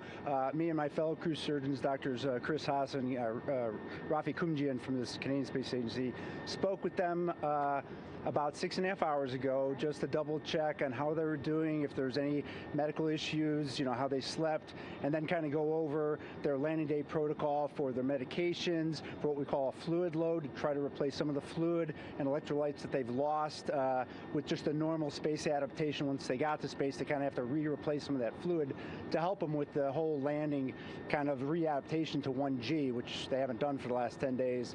And then just kind of let them know how things are going to play out, you know, out with the open water teams all the way until we finally get to the med deck. So they were very pumped up, very hurried though. They had a lot of cabin configuration, a lot of things to get ready. So they're excited, but also very focused on the job that they had to do. So like again, we've trained a long time for this, and we're ready. And you said some medications. I mean, those are kind of just to mitigate the effects of, obviously, their more than 695,000-mile journey back to Earth. It's just like anti-nausea medication, right? Yeah, exactly, Megan. You know, astronauts are very healthy, fortunately, and even when they come back in reentry, you know, the human system is very kind of dynamic. It has to readapt very quickly, and one of the most common responses they get is just some stomach awareness, to some nausea, even to some vomiting. And you know, with our crews that land out in Karagana, the Soyuz crews or our SpaceX crews, you know, they all kind of experience the same thing. This will be the first time we're landing in water since December 1972, and I worked with all the Apollo astronauts years ago, and they all told me that, you know, landing in the water, especially in the Pacific, can be very provocative. So we take steps to give them medicines to really mitigate some of that nausea, vomiting, help them feel a little bit better, and also sometimes just use a little anti-inflammatory medicine just to help with coming back to 1 Earth, or 1G. The effects of microgravity, especially as you age and you have a little arthritis, you feel great in microgravity, and everyone kind of curses coming back to the ground like, oh dang, 1G, but so that helps a little bit. But for the most part, the main thing is just replacing that fluid and then trying to help them with that transition back to 1G, and then we're ready to go. Yeah, and their health is assessed almost immediately after they splash down. Yeah, so we have Dr. Jesse Wang, and we have our independent duty corpsmen, who are the Navy version of paramedics, extremely highly trained, highly experienced Navy medics and divers, who will go out there, open the capsule about 25, 28 minutes after splashdown and do the first initial assessment. So Jesse and his team will go out there and look at each crew, kind of do their assessments, get vital signs, report back to Drs. Haas and Kumji and I back in the med bay, let them know how they're doing, and then you know, if they've got the normal kind of space adaptation kind of things, we expect that they're good to go on that. If anything, you know, didn't go the way we want, they're all prepared for that as well. And Jesse and his team, I mean, you know, this is their full-time job, taking care of, you know, sailors and folks who might be injured. We don't expect any injuries, but coming back, you know, going 25,000 miles an hour down to, you know, 20, you know, miles an hour is still a dynamic process. I've heard it described as, you know, kind of like a car crash. And then the crew will be ready to go, and Jesse and his team will make that transition to get them out to the front porch, do assessments on them again, call it to our med bay, and then once we have that and they're all good to go and the crew's feeling okay, we'll hoist them up in the helos. It's about a 3-minute flight back to the flight deck, and that's where me and the astronaut chief, Scott Tingle, will actually meet them. I'll get eyes on them, make sure they're all good, just take very slow transitions, and then one by one we'll either get them out with the SMTs, the SAR med techs under each arm, just kind of just walk them very slowly to med bay, which actually helps them acclimate back to 1G. Or if they really don't have their sea legs back yet, then we might put them in what we call a stair chair, which will be right behind them, and then just very slowly kind of get them back into med bay to start our full assessments for the team. Yeah, so a really great team here to support them as soon as they get back, and also all throughout the mission, of course. You talked a little bit about this, but obviously, we have seen astronauts return from the International Space Station for over 25 years, so we kind of know that that journey, how it affects the body. But yes, we're talking about humans returning from the moon for the first time since 1972. How is this different from your perspective? So it's different in one very significant respect. On Apollo, for exercise, they had something called the Apollo Exergenia, which was basically just a little canister with some ropes, and they would have some resistance and kind of do that. And the Apollo astronauts really liked that. They liked the ability to exercise, because you decondition from a musculoskeletal standpoint, you lose your strength and your stamina very quickly. We had something called the Orion flywheel, which was able to impart much greater loads in terms of resistance, so they're able to do squats, deadlifts, different things, not dissimilar to what the ISS astronauts do, but with a lot less room to do it. And they also did rowing activities for cardiovascular health, and the crews loved it. But for the lunar crews, the future lunar crews, maintaining that physical conditioning, which our astronaut strength conditioning rehabilitation specialists, affectionately known as the ACERs, back in Houston, really work hard to get them in the best shape they're going to have to be in to get to the moon. That device hopefully will maintain that. And Apollo only had about a 4.3-day journey to the moon. Our astronauts are going to have about a 10 to 14-day journey. Right. So maintaining that physical fitness, that strength and stamina is going to be crucial for the success of being able to do those very physically demanding lunar EVAs. Right. So we're very excited about what the astronauts have said about the device and what they have to say about the role exercise plays, going to the moon. And also the mental benefit. Sure. They just really like sweating, breaking the sweat, and actually just feeling like they're just getting a workout. Right. So thank you so much, Rick. I really appreciate it. I know they're going to be in good hands, so we'll let you get back to it. Thank you so much. Megan, thanks for the time. Back to you, Rob. Okay, Megan, back here in Mission Control in Houston, everything is moving along in order. This view of Reed Wiseman on the left, Victor Glover on the right. We have good suit leak checks. Everything aboard integrity is in excellent shape.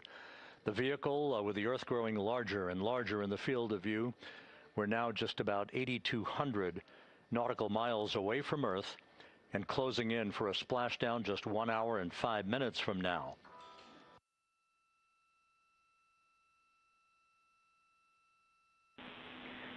Integrity, just under a minute till your GPS maneuver initiates, and both GPS units look eager to acquire.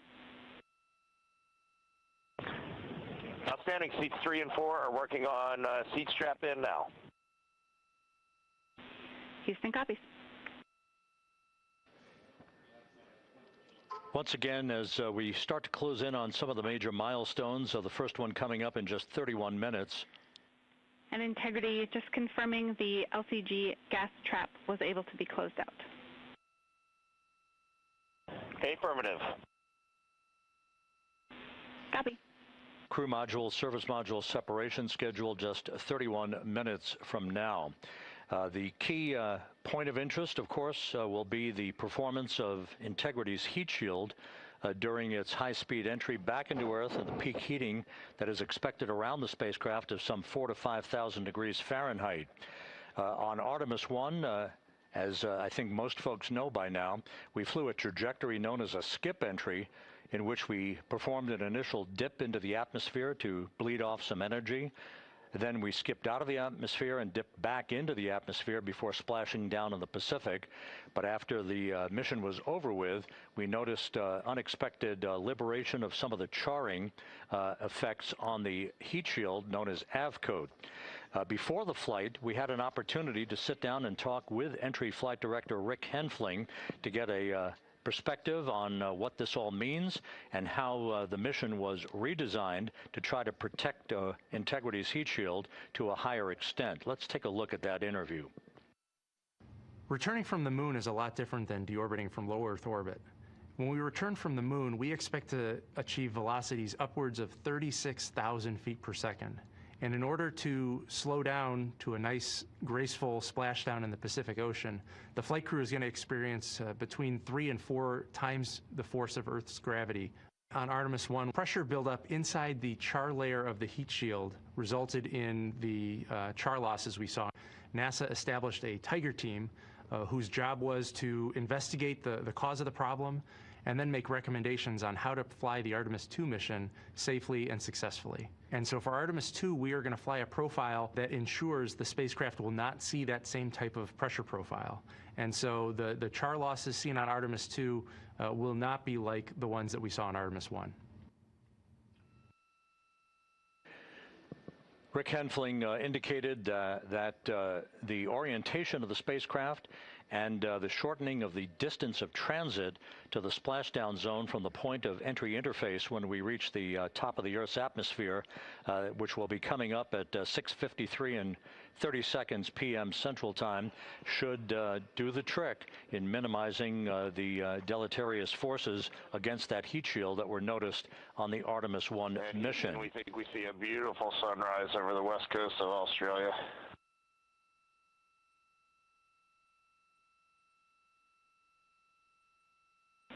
We copy.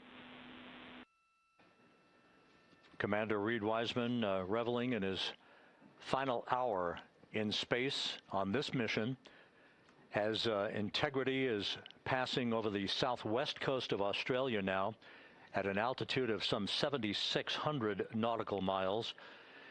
That will begin the southwest and northeasterly transit across the Pacific Ocean. Let's talk a little bit more about some of the highlights and some of the numbers associated with the points of interest here. We are 27.5 minutes away from crew module, service module separation. That will be followed about 3.5 minutes later by the raise burn that we've discussed, a 19-second burn of Integrity's thrusters to fine-tune its angle of attack as it enters the Earth's atmosphere. Entry interface is scheduled 47.5 minutes from now. That's the point at which we will reach the top of the Earth's atmosphere, traveling about 34,882 feet per second at an altitude of 400,000 feet. Just 24 seconds after entry interface, we will begin a blackout period of 6 minutes in duration at 6:53 and 54 seconds p.m. Central Time. Now, right about 10 seconds after the blackout period begins, we are expected to reach peak speed, which would be 24,661 miles an hour. That'll be about 103 miles an hour short of the velocity record set by the Apollo 10 astronauts, Tom Stafford, Gene Cernan, and John Young, when they returned from the moon on the Apollo 10 mission in 1969. That blackout period is expected to last 6 minutes in duration. At 6:54 and 52 seconds p.m. Central Time, we'll reach our peak heating period of about 4,000 to 5,000 degrees while we're in a communications blackout from Integrity and its astronauts. That blackout should end at 6:59 and 55 seconds p.m. Central Time, at which point we expect to regain communications with the crew. Capcom Jackie Mahaffey here in the flight control room will be talking to the crew, calling them, and we'll await a response from the crew as they come out of that blackout period. And at that point, their altitude will be just 157,000 feet above the Earth, traveling at 13,000 feet per second with a range to splashdown of just 147 nautical miles. From that point on, the next key series of events will be the deployment of a series of parachutes that we discussed before. First, the forward bay cover chute deploy that will pull the forward bay cover away from the top of Integrity, followed by drogue chute deploy, and then the main chute deploy that's expected at 7:04 and 44 seconds p.m. Central Time. That will begin the gentle descent of Integrity towards its splashdown at just a velocity of just 19 miles an hour. And that will begin the recovery operations that you just heard Megan Cruz discuss with her folks on the USS John Murtha. All of Integrity's systems in great shape. The crew is suited up. Leak checks complete as we stand by for the next major milestone, which will be the crew module service module separation just 24.5 minutes from now.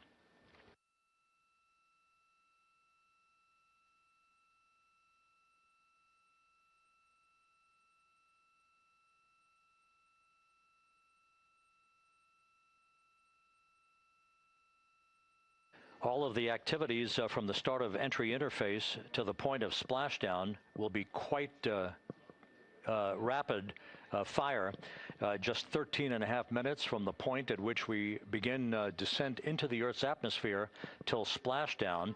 And just to show you, as Rick Shearing, the flight surgeon, alluded to in his interview with Megan Cruz, all of this happens to decelerate the vehicle from traveling around Mach 33 to just 19 miles an hour at splashdown.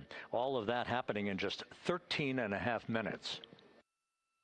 But the vehicle and the parachutes are all designed to support all of that, so we'll be standing by to report all that to you in sequential fashion as these milestones are ticked off and as we hear from the crew during its entry back into the Earth's atmosphere and ultimately when they emerge from the blackout period, and at that point we'll be just minutes away from splashdown.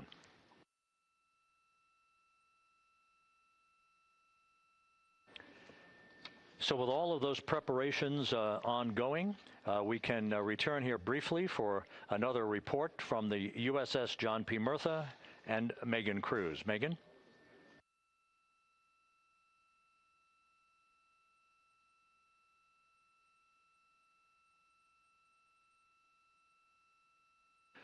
And we'll regain that communication with the USS John P. Murtha just momentarily. In the meantime, everything is on track aboard Integrity, the flight control team here in Houston, led by Entry Flight Director Rick Henfling. The voice you will hear talking to the crew is that of Jackie Mahaffey. She will be reporting everything to the crew and receiving their reports as they enter the Earth's atmosphere for their 13.5-minute plunge back into the atmosphere for splashdown off the coast of San Diego. Now we have the ship back with us and Megan Cruz aboard the USS John P. Murtha. Megan? 11 balloon, right?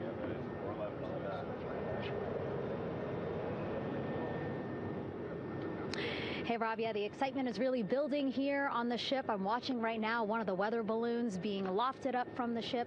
Again, weather balloons, very important for us to make sure that we are tracking the right kind of weather and also the data that's needed for what's called our Sasquatch team. Again, it's a team out of NASA that basically makes sure that the debris that comes off of Orion, again, some of those pieces of the parachute system, make sure that they don't fall on us here in the sea, and also our aerial assets, our folks in helicopters. So watching that float away right now. But with me right now is Captain Eric Kenny. He's the commanding officer of the John P. Murtha naval ship. Thank you so much for being here. There are so many moving parts that you have to keep an eye on. That's absolutely right, yeah. But first of all, on behalf of the crew of USS John P. Murtha, Megan, thanks for having me on today. Happy to tell you what we're doing and excited to get the interview started. Yeah, absolutely. Why don't we actually take a look at the flight deck here? We'll start there.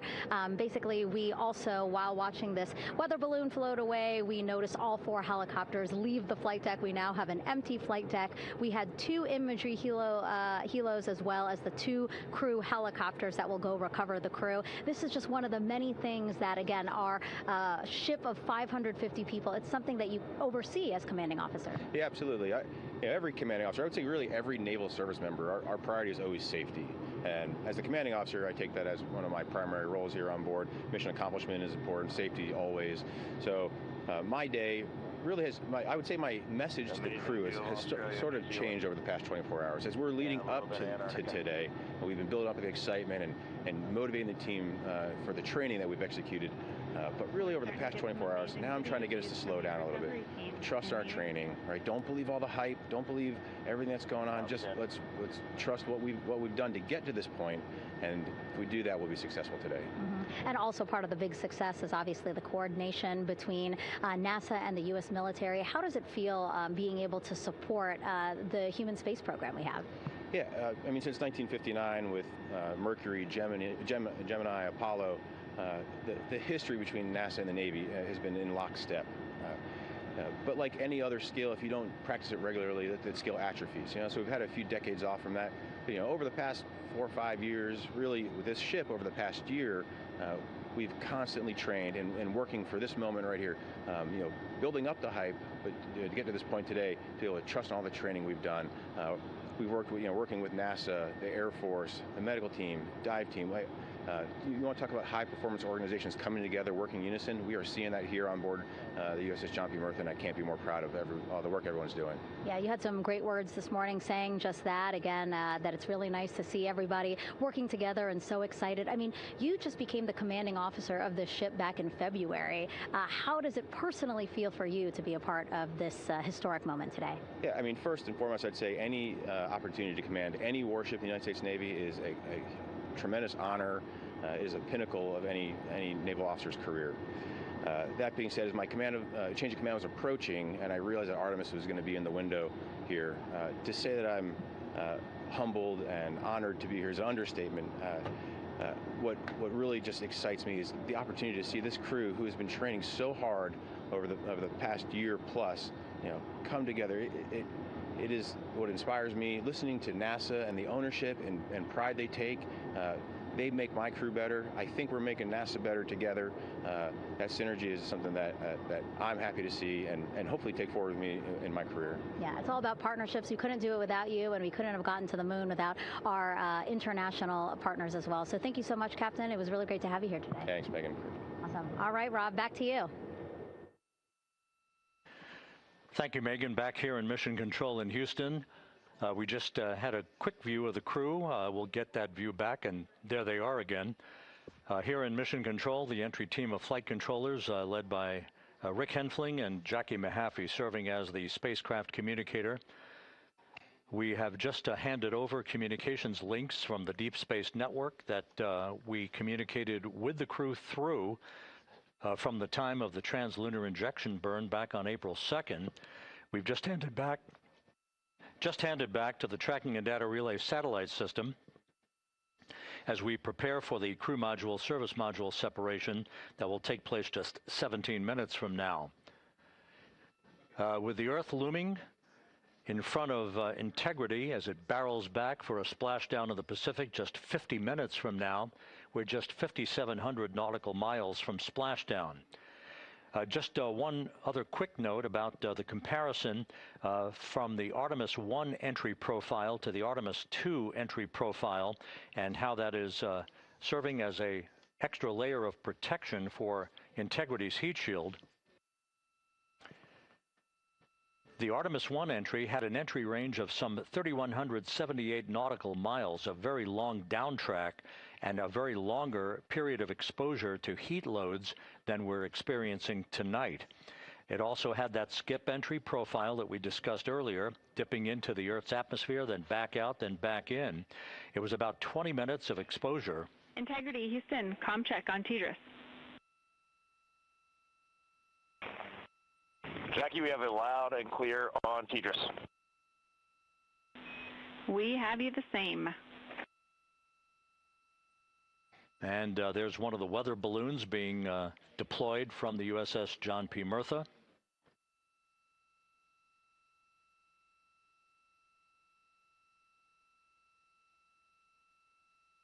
So the Artemis I entry had the vehicle. The update on GPS, we haven't seen it track in yet.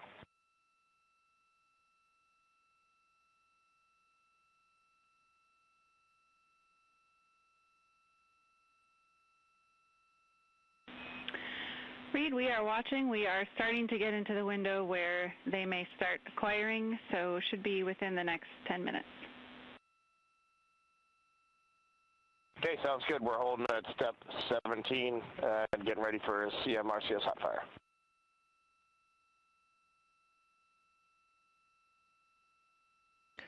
And that exchange indicating that we are expecting to acquire data from the GPS system on board. That'll be a navigational tool that will basically tell Integrity's computers that they're on track down the center line of the corridor for the entry interface that will lead them to their splashdown point. Once again, the Artemis I entry exposed the heat shield for about 20 minutes of peak heating. For Artemis II, we're going to reach a downtrack distance of 1,701 nautical miles from the point of entry interface, with just 14 minutes of duration. And it's basically a different angle of attack, a little bit steeper angle of attack that will protect the heat shield from excessive heat loads. So that is the difference between Artemis I and Artemis II, all designed into this mission to gather data, to protect the heat shield, since the Artemis III mission and beyond will have a different designed heat shield that will allow that skip entry type of profile to be resumed for all of the future missions coming back from the south pole of the moon when we initiate lunar landings. So we've handed over to the tracking and data relay satellite system. That's where we'll have communications for the rest of the flight. Just to give you some time hacks here, we're 13.5 minutes away from crew module, service module separation, and just 17 minutes away from the raise burn, that 19-second firing of the thrusters that will basically be the final fine-tuning of the angle of attack for Integrity as it enters the Earth's atmosphere.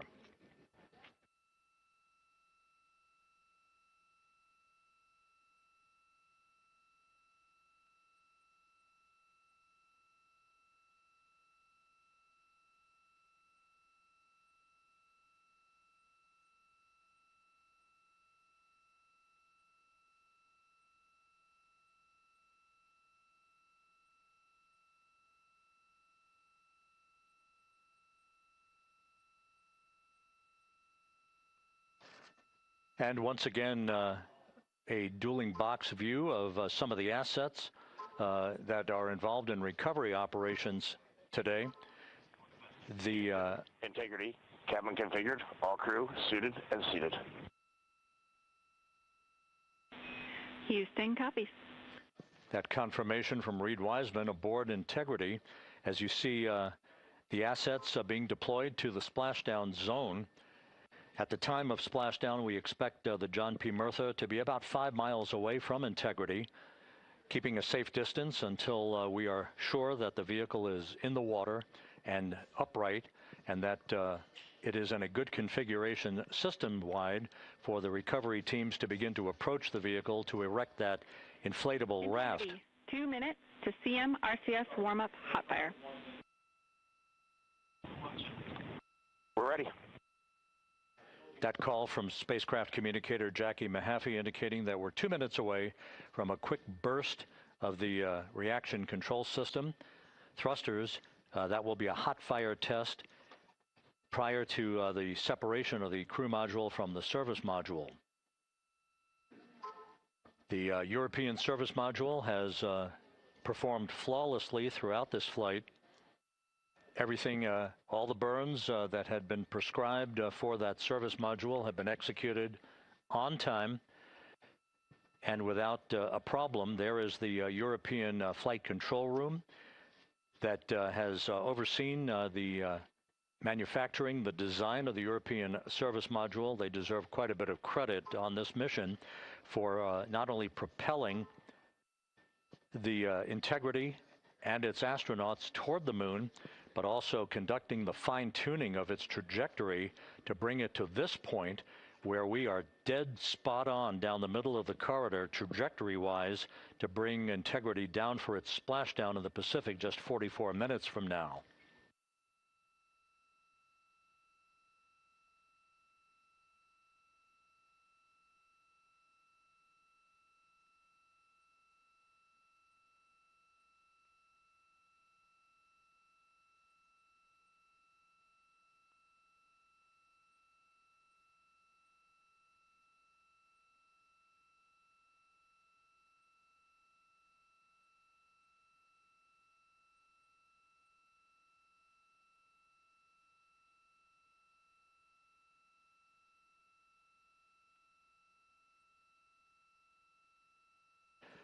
What you're looking at is a computer-generated visualization based on real-time telemetry from Integrity.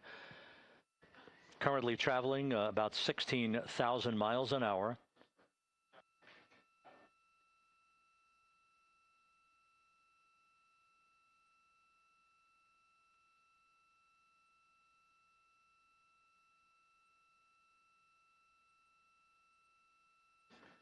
Integrity traveling about 16,000 miles an hour. For the prop cautions, we're taking a look.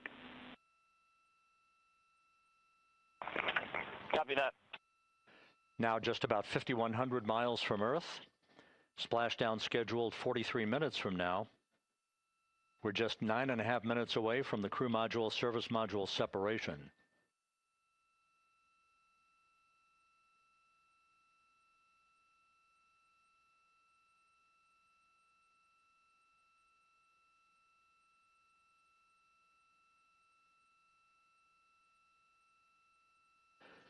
We are confirming. Integrity, we are assessing details, but so far looks like a good hot fire. Looks good on board, Jackie. Thank you.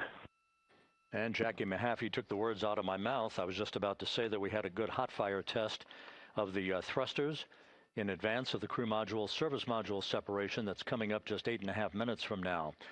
This will begin the period in which we will have rapid-fire succession of critical activities on board that will lead to entry interface just 28 minutes from now, where the vehicle will enter the Earth's atmosphere at an altitude of 400,000 feet. The time of entry interface, 6:53 and 30 seconds p.m. Central Time.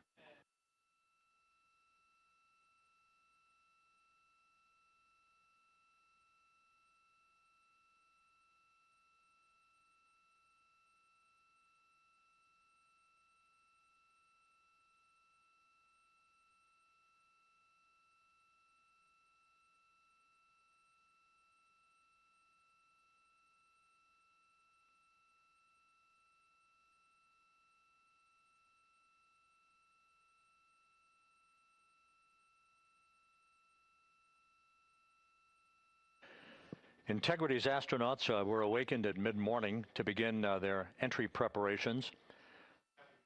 And propulsion officer now reports a good hot fire test in preparation for the crew module service module separation.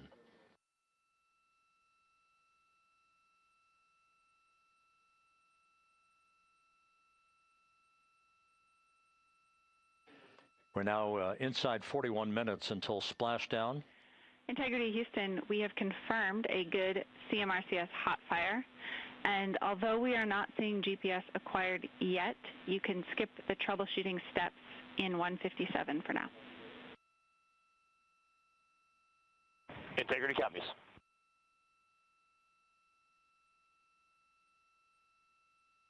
That GPS discussion indicating that we will be acquiring navigational data for Integrity through the Global Positioning System equipment on board. We just don't have it yet, but we will. All of Integrity's systems are in great shape to support its high-speed entry into the Earth's atmosphere. It, once again, will reach a peak speed of 24,661.21 miles an hour. Your call, GPS. We at least have GPS 1 looking good on board.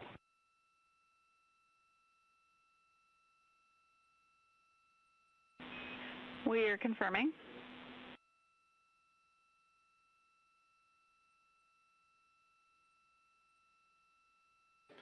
The guidance, navigation, and control officer here in Mission Control confirming that we have good lock on GPS data. We are on a communications link now through the tracking and data relay satellite system. Now, following splashdown, we're going to lose that link and go to what's called a VLDR, a very low data rate communications link, so that we can talk to the crew inside Integrity as they are on the water. Integrity, confirm we do see good GPS. We do too, especially GPS 1 is accepting in nav channels 1 and 3. That GPS data is basically telling Integrity's onboard computers its position relative to the Earth, but its trajectory And its orientation according to flight dynamics and the guidance, navigation, and control officer is spot on. We have now armed the pyros for the crew module service module separation coming up less than 5 minutes from now.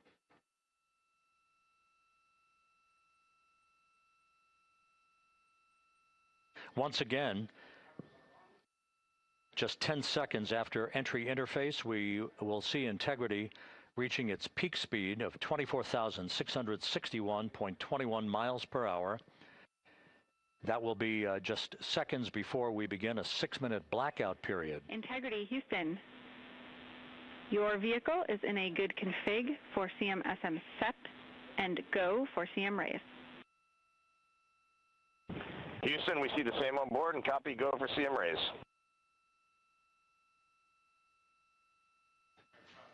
That CM raise referred to as the slight firing of 19 seconds by Integrity's thrusters with a change in velocity of 9.9 feet per second, a slight nudge of the aft end of the vehicle so that it's tilted a bit upward, providing the final angle of attack as the vehicle enters the Earth's atmosphere. This being the mitigating factor that will reduce heat loads on the heat shield as we reach a point downrange from the start of entry interface, some 1,701 nautical miles to the splashdown site.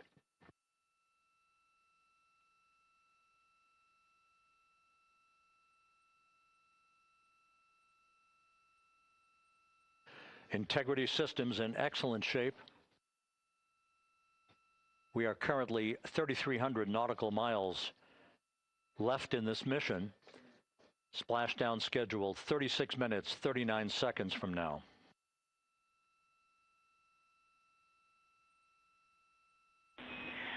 Integrity, Houston. For the 2 enabled prop cautions, what happened is while the thrusters were firing, multiple pressure sensors on each of the strings diverged a bit from each other. Those limits look to be set pretty tight. We think it could happen again when the thrusters fire in the future, so we are going to suppress those messages. We concur with suppress, not inhibit. Thank you. That exchange between Jackie Mahaffey, our Capcom for tonight, and Reed Wiseman aboard Integrity, indicating basically to ignore sensor data. All of Integrity's systems are in good shape.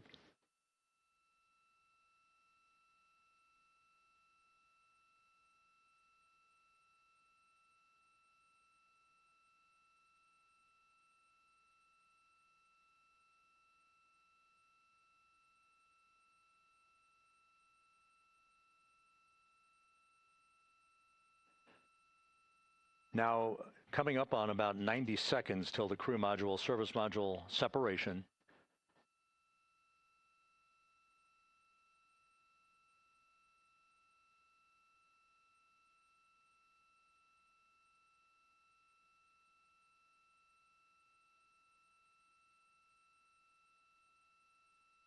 All quiet here in Mission Control as we enter the most critical phase of the completion of this flight. All of the preparatory activities leading up to the vehicle entering the Earth's atmosphere just 21 minutes from now.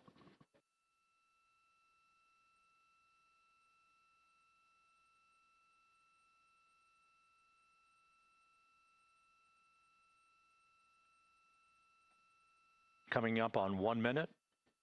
Mark 1 minute till crew module, service module separation.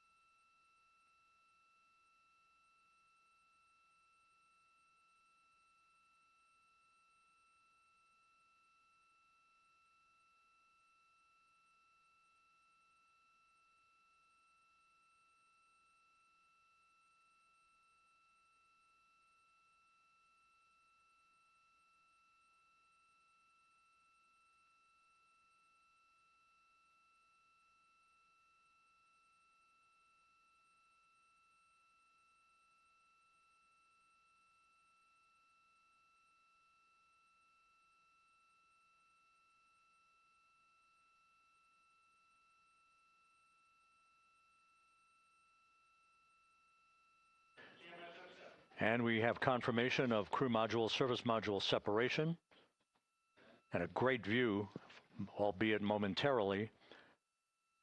Houston, good step on board. Houston copies and concurs. The European service module now separated from Integrity, a job well done.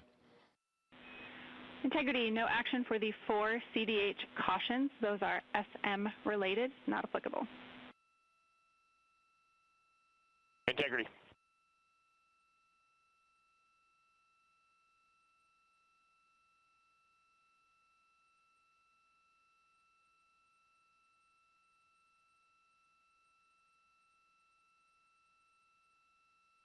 So, with Integrity now flying free on its own for the remaining 32 minutes of this mission, next up, the raise burn, a 19-second firing of Integrity's thrusters. Good GPS 2.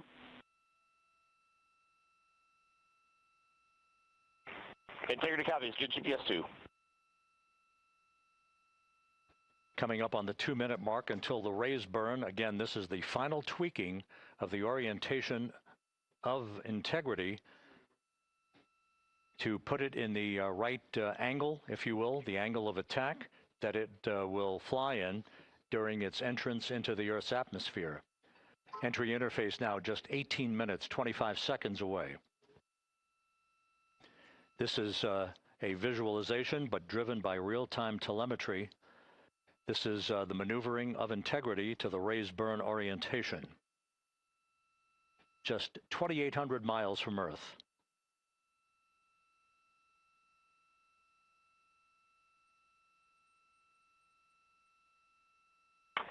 Houston, we got a great view of the European service module out the window with the sun hitting the side and the solar rays and the NASA worm right there. It's a beautiful looking machine. Roger.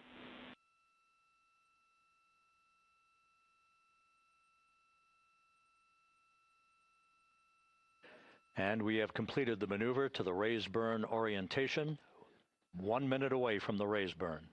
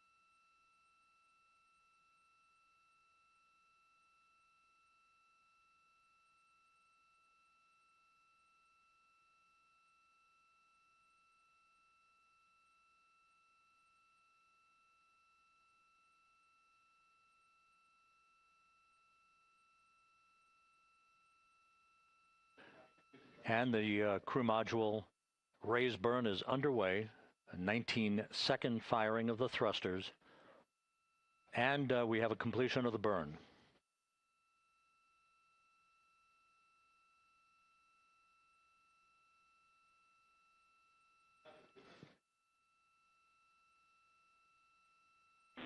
Integrity, good. CM raise burn. Your flight path angle is within limits.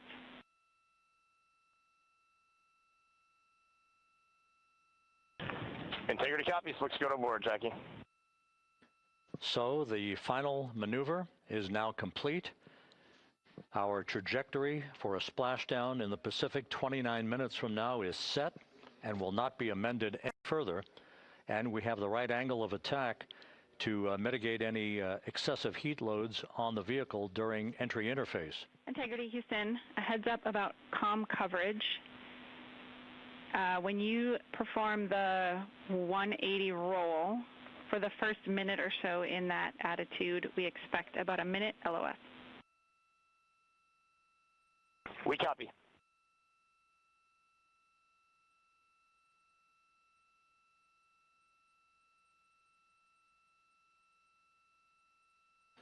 So for those who are watching, The series of events coming up, we will enter the first traces of Earth's atmosphere 14 minutes, 45 seconds from now. 6:53 and 30 seconds is what is pegged for entry interface at an altitude of 400,000 feet, traveling at approximately 34,800 feet per second, range to touchdown or splashdown 1,701 nautical miles. 24 seconds after entry interface, we will enter a 6-minute blackout period in which we will lose communications with the crew. This is expected due to the buildup of plasma around the vehicle. That's an ionization effect due to the collision, if you will, of the velocity of the spacecraft with the friction of the Earth's atmosphere. That 6-minute blackout is expected to begin at 6:53 and 54 seconds p.m. Central Time. During that period of time, we will reach our peak speed of 24,661 miles per hour. That comes just short, based on unofficial data from the flight dynamics officer right now, will come just short of the velocity record set by Apollo 10 of 24,791 miles per hour in 1969. We expect peak heating on the vehicle at 6:54 and 52 seconds p.m. Central Time, a minute and 22 seconds into entry interface. At that point, we will be just 204,000 feet above the Earth, traveling at 33,000 feet per second. The blackout period is expected to last 6 minutes. We expect that blackout period to end at 6:59 and 55 seconds p.m. Central Time. From the end of the blackout period until splashdown, it is just 7 minutes, at which point we'll start deploying the series of parachutes to slow integrity down to an ultimate splashdown velocity of just 19 miles an hour. We see the same, waiting for the 180 rolls.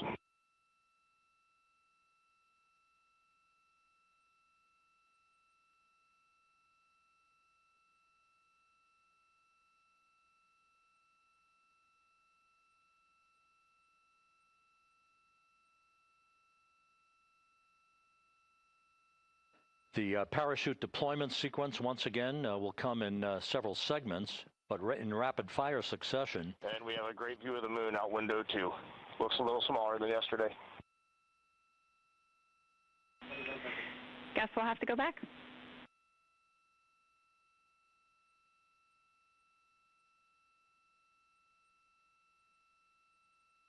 Reed Wiseman and Jackie Mahaffey exchanging discussion on a view of the moon that Integrity's astronauts are seeing in the final minutes of this mission that will be completed with splashdown just 25 minutes from now. 3 forward bay cover parachutes will be used to pull the forward bay cover off the top of the vehicle. Then 2 drogue parachutes will be deployed to slow and stabilize the crew module during its descent, followed by 3 pilot parachutes that will lift and deploy the main parachutes from the forward bay. The final sequence will have 3 main parachutes deployed. These will be 116 feet in diameter, each main parachute approximately 265 feet long when reefed. The parachutes will ultimately slow Integrity down from its peak speed of almost 33 times the speed of sound to a gentle 19 miles an hour at splashdown.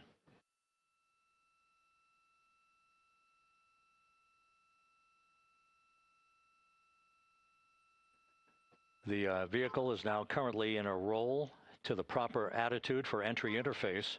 Our trajectory is right on according to flight dynamics.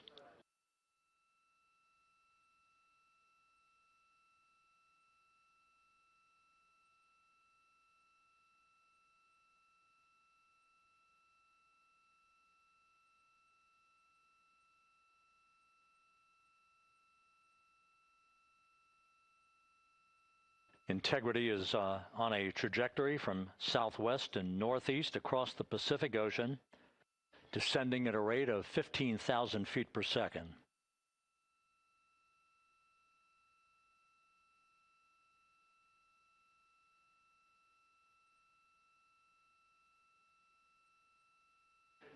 Range to touchdown 4,300 nautical miles, all the systems in excellent shape.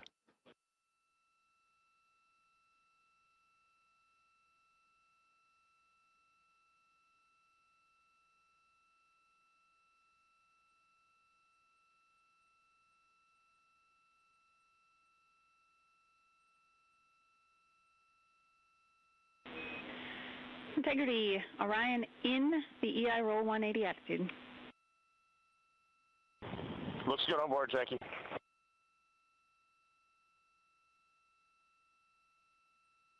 This view out of one of Integrity's windows.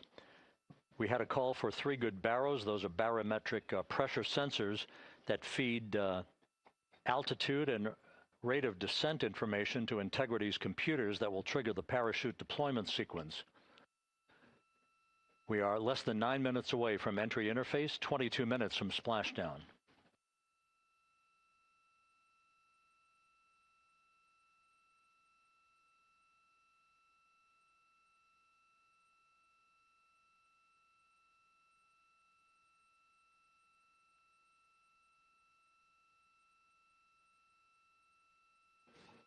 You can see the reflection of one of the crew members in the window.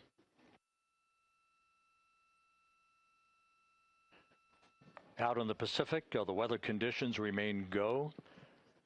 Just a few clouds, some scattered clouds, winds at 10 knots, wave heights just about 4 feet. A gentle day in the Pacific for the homecoming of Integrity's astronauts.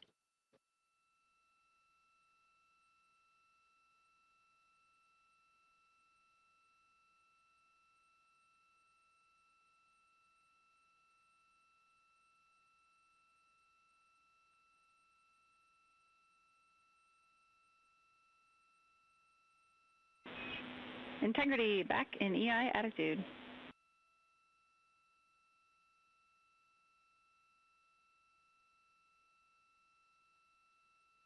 We see the same on board, Jackie.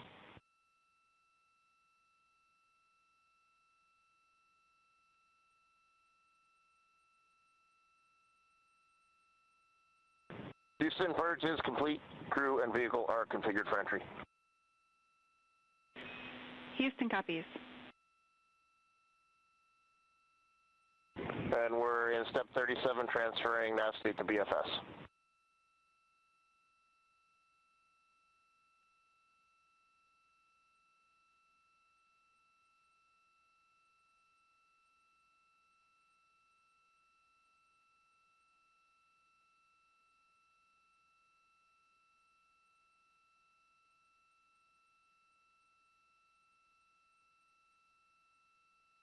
And Houston, in instruction 509, we are not below 0.2.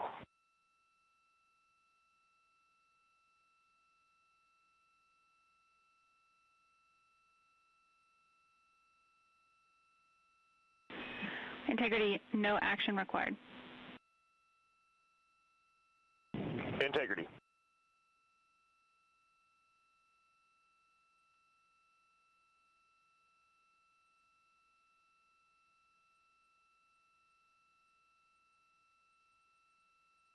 Now 6 minutes away from entry interface.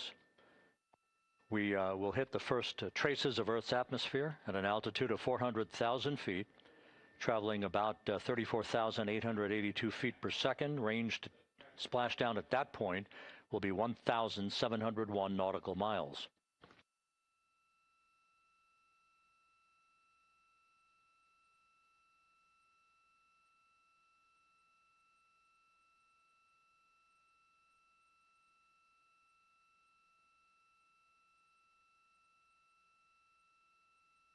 And once again, just a reminder, some 24 seconds after entry interface, we do expect to lose communications with the vehicle and the crew during a 6-minute blackout period when a plasma shield will build up around the spacecraft due to the ionization, due to heating effects. And Flight Dynamics has just confirmed we will have a blackout period of exactly 6 minutes in duration. And once again, that's due to the fact that a plasma buildup around the vehicle will prevent communications and data, so we will not be able to talk to the crew members at that time, nor will we receive data here in the flight control room. Houston, everything's looking good on board. Just confirm no pre-EI downloads. Houston concurs. That blackout period to begin at 6:53 and 54 seconds p.m. Central Time, and again will last about 6 minutes in duration.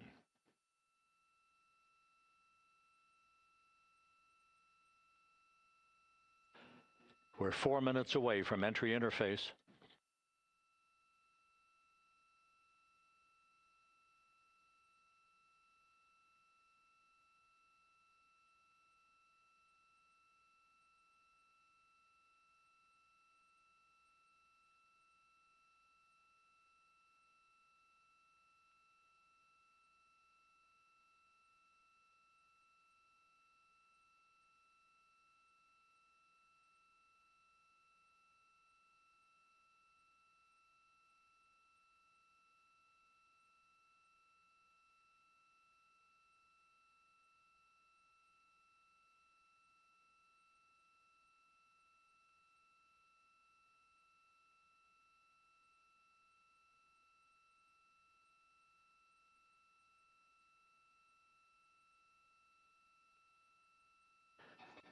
This view from Integrity as it crosses from southwest to northeast across the Pacific Ocean, 3 minutes from entry interface.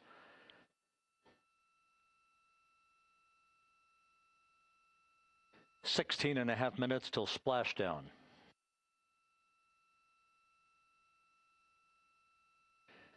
The USS John P. Murtha and the recovery team is on station and in position, as are the airborne imagery assets that we hope to receive imagery from as Artemis enters the Earth's atmosphere and through parachute deployment.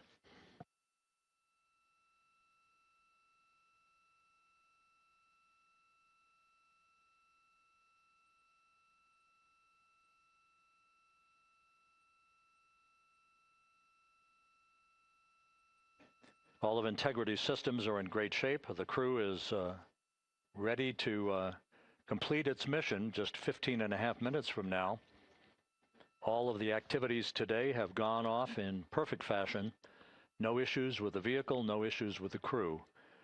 And the weather at the splashdown site is go.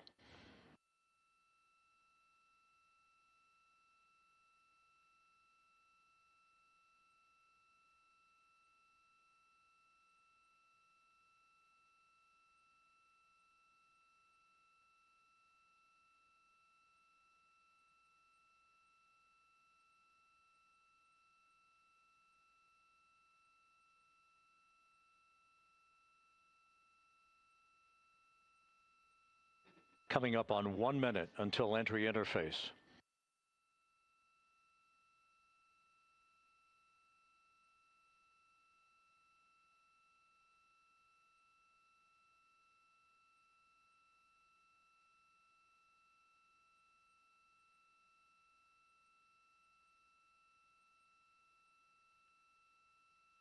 Mark 1 minute until entry interface. 1 minute, 20 seconds until the expected start of our 6-minute blackout. Integrity, 1 minute to a 6-minute blackout. Integrity.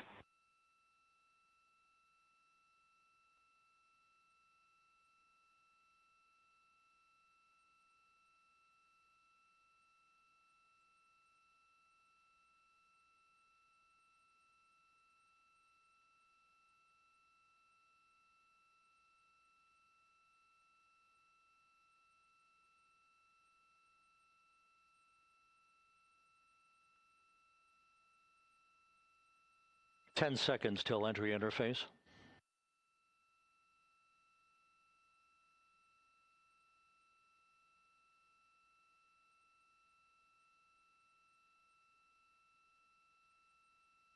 And we have crossed the threshold, now entering the Earth's atmosphere.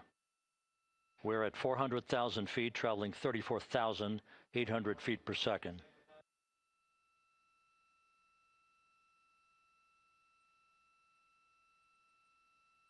Time to splash down, 13 minutes, 10 seconds.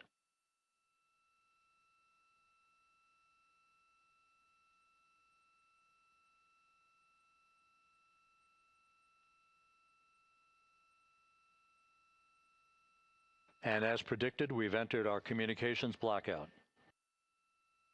This will be a 6-minute blackout period. No voice, no data from the crew.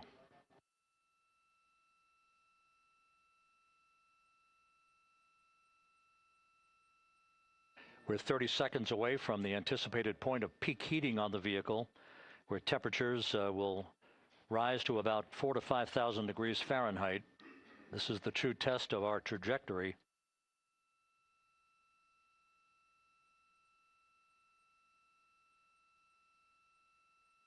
And from the G5 aircraft in the vicinity of the splashdown zone, this view of integrity.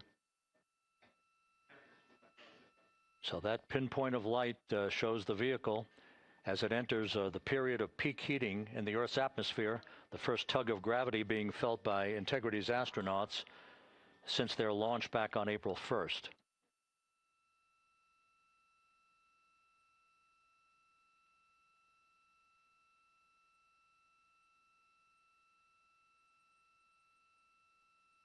Four and a half minutes until the end of the blackout period.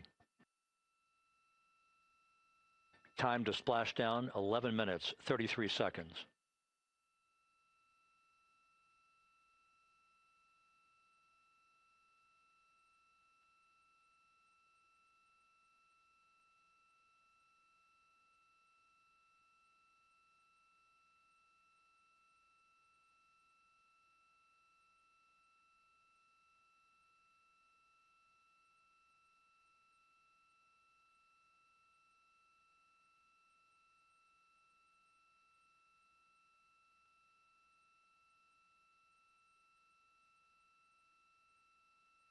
The landing and support officer reports that the P3 has acquisition on Integrity.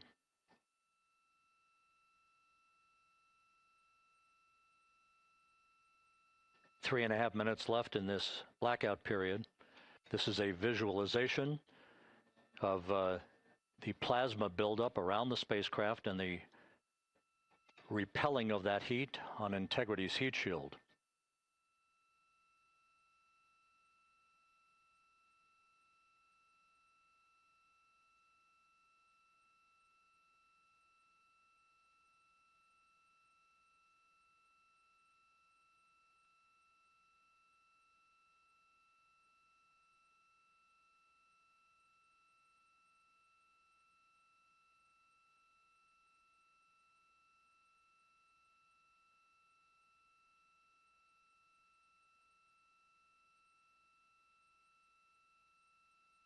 Flight Dynamics reports that airborne assets in the vicinity of the splashdown zone do have a visual on Integrity. Still 2 minutes and 40 seconds left in our blackout period. Time to splashdown, 9 minutes, 35 seconds.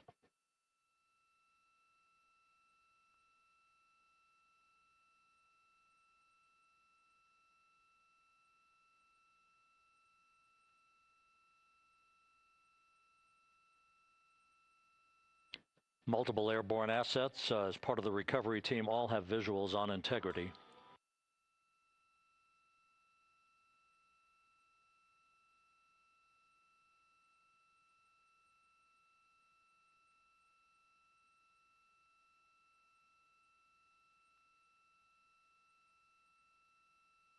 And the WB-57 flying in the splashdown zone also has a visual.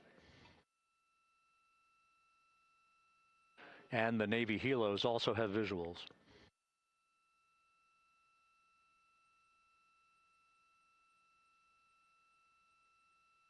We're still in the blackout period. Still do not have communications from the crew.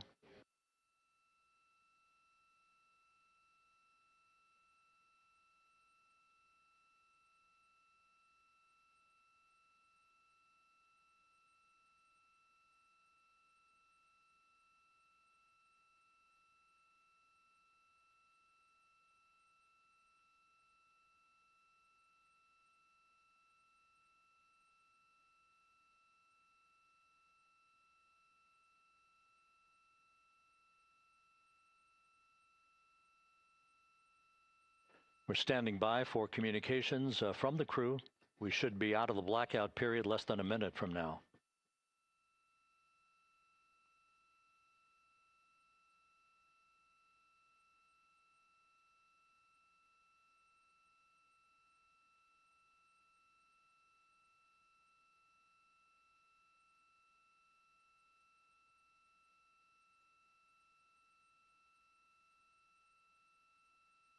We are now processing data from Integrity.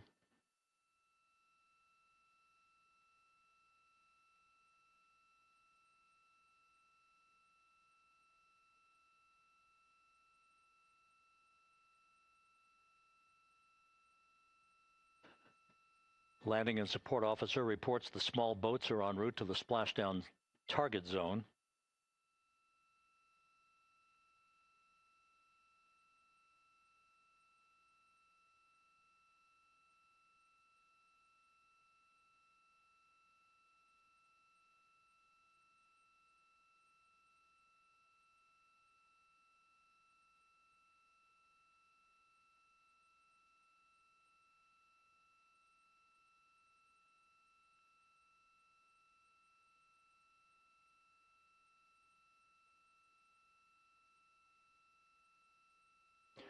Passing through 150,000 feet, our trajectory is perfect. We're getting intermittent views of Integrity. Still waiting to establish voice communication.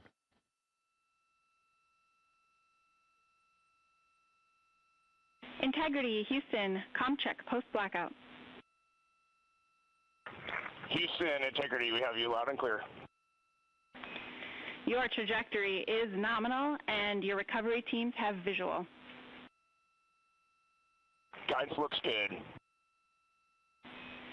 No action for the enabled internal camera controller fail. Big cheers from the viewing room here in Mission Control as voice communication reestablished with Commander Reed Wiseman. For America and a waiting world, Integrity is 5.5 minutes away from coming home.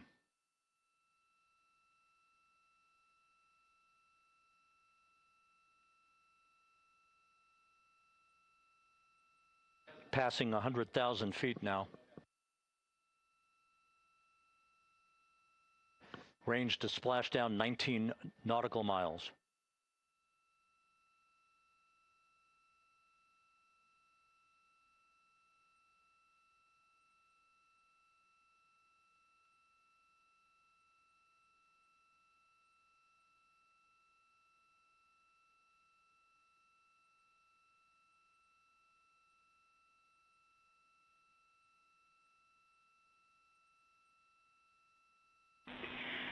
Integrity, impact to the camera controller fail is no Cab 1 views of the chutes.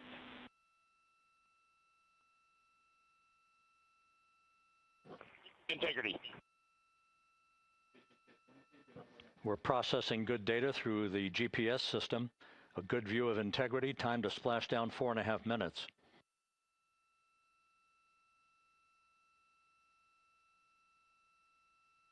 And a view of Integrity from the WB-57. We're at 50,000 feet.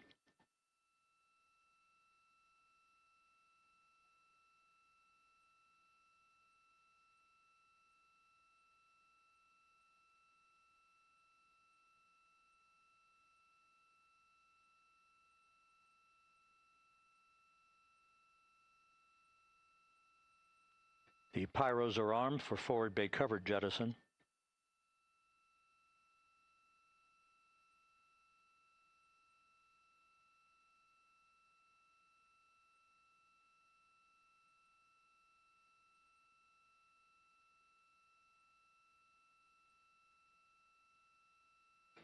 And there go the first series of parachutes. And we're on drogues. And Houston, we're visual 2 drogues out the window. 2 good drogue chutes. Next up. We copy, we see them. Next up, the deployment of pilot parachutes that will pull the main chutes out. Time to splash down 3 minutes and 10 seconds.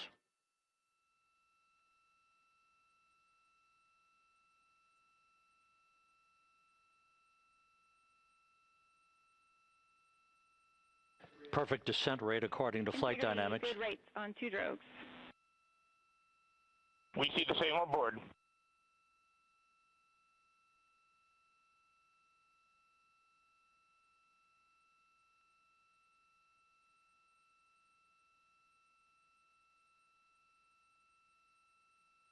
Passing through 10,000 feet, still on drogues.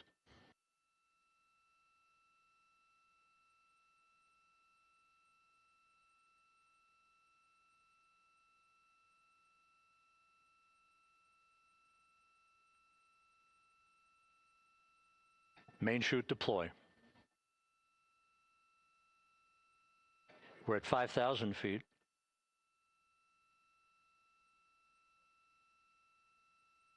Search and recovery beacon has been activated on integrity. And we have 3 good main chutes. Good 3 main chutes, good reefing, good descent rate. Good rates, and we see 3 good-looking parachutes.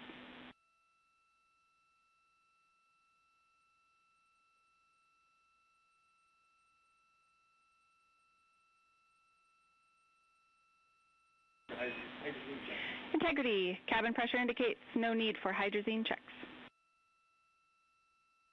Integrity copies. This is a perfect descent for integrity. Its crew sounding hale and hearty on board. Time to splash down 1 minute, 15 seconds.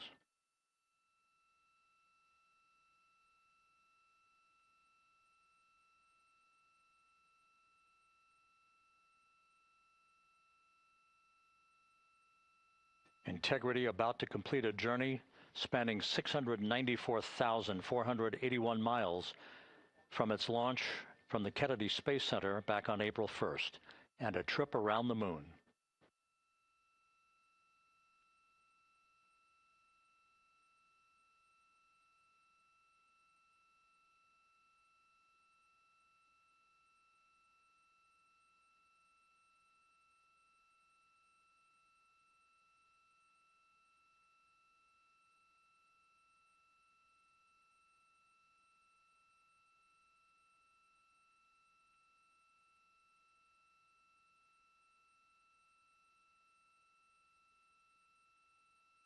Passing through 1,000 feet.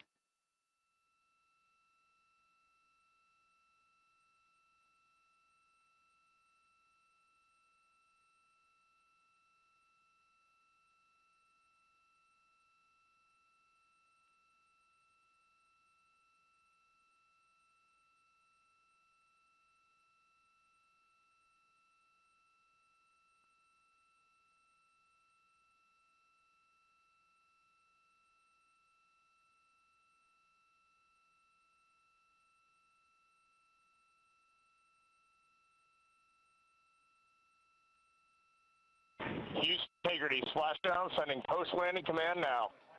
Splashdown confirmed. Copy splashdown, waiting on VLDR.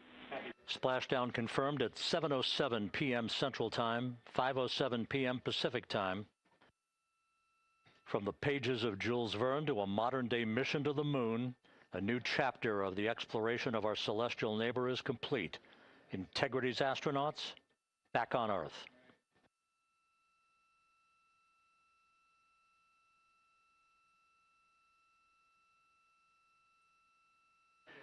And the landing and support officer reports the vehicle is stable 1. We still will be deploying the crew module uprighting system to maintain that orientation.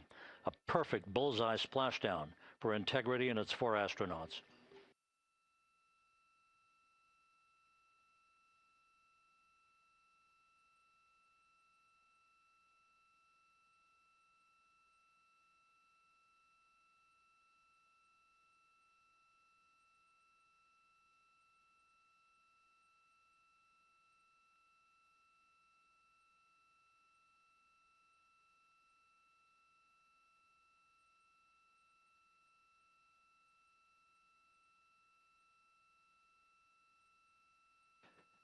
The unofficial splashdown time, 7:07 and 47 seconds p.m. Central Time. We'll get that refined for you. That would put the end of the mission at a mission elapsed time of 9 days, 1 hour, 31 minutes, 35 seconds.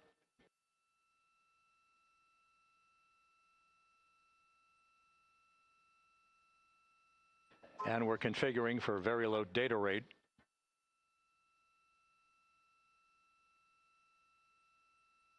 Once again, splashdown occurring in the Pacific, southwest of San Diego at 7:07 and 47 seconds p.m.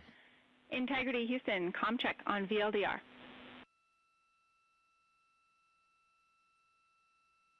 Houston, we have you loud and clear on VLDR. How us? We have you the same. We'll meet you over in post-landing. Perfect communications established. A journey. We are stable 1, 4 green crew members. Houston copies all. Reed Wiseman reporting 4 green crew members. That is not their complexion. That is the fact that they're in great condition. That's what that means. So stable 1, upright. The crew module uprighting system is being deployed. The 5 airbags being inflated through helium to maintain the upright configuration for the vehicle. This was a textbook entry and a textbook touchdown for Integrity. Reed Wiseman, Victor Glover, Christina Cook, and Jeremy Hansen back on Earth after a journey around the moon.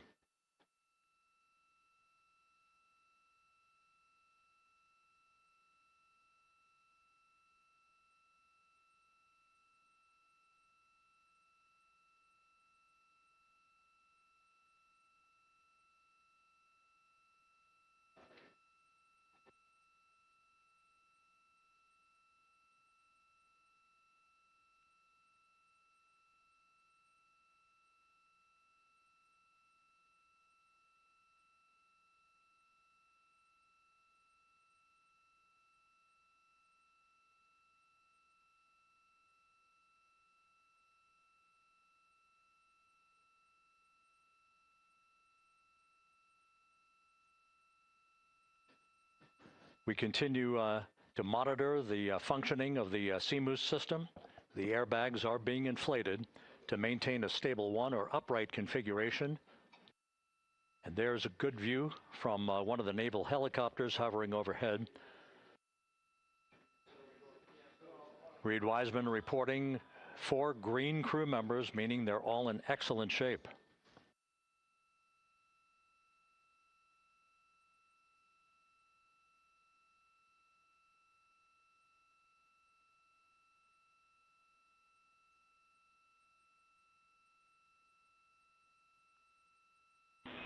Integrity Houston for SAR beacon and radio. SAR beacon is in for 06, and we're powering the radio now. Go ahead. We see the beacon on. However, the recovery team is not seeing the signal. Your SAR radio uses the same antenna, so you may run into trouble with the radio. Okay, copy. And we are also powering up the sat phone now.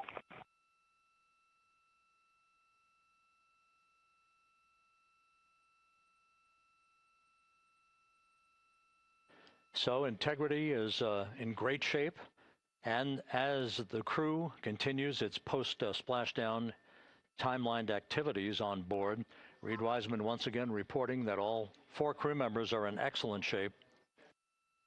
And we have 5 inflated airbags to maintain an upright configuration so that the recovery team can now begin a slow approach to the vehicle. Meanwhile, here in the flight control room, Entry Flight Director Rick Henfling is polling his team of flight controllers for the start of powering down the vehicle after a thorough systems check. We have no toxic gases to be concerned about, so the recovery personnel can approach the vehicle, but not until we have powered down the spacecraft. That's expected to take a few more minutes.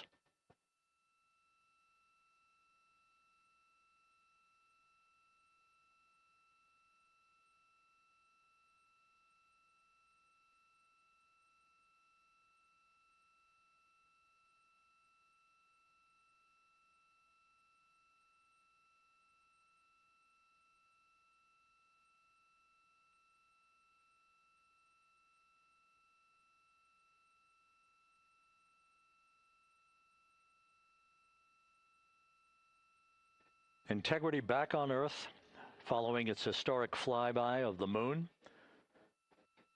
It was, for all intents and purposes, a textbook mission. On 2828, but I'll remain on this frequency. We copy.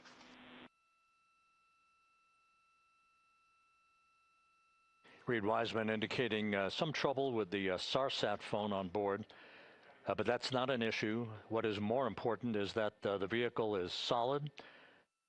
No issues as we begin the power down of the vehicle to begin the recovery process.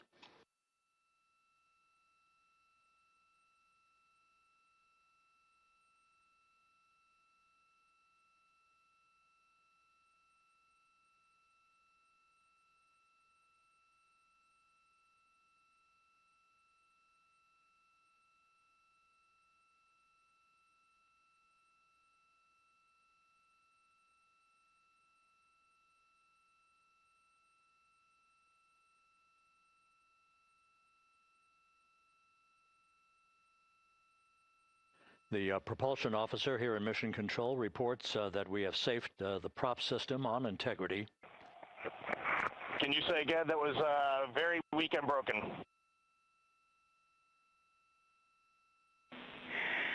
Integrity, Houston did not call.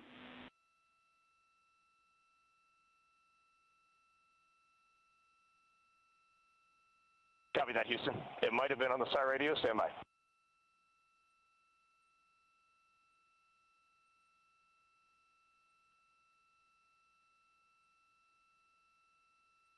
All of the milestones were executed in perfect fashion.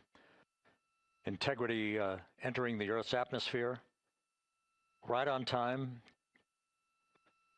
reaching its peak speed shortly after a blackout period began. We emerged from the blackout period, but the recovery imagery airborne assets were able to pick up Integrity's descent almost immediately through entry interface, tracking the vehicle all the way down.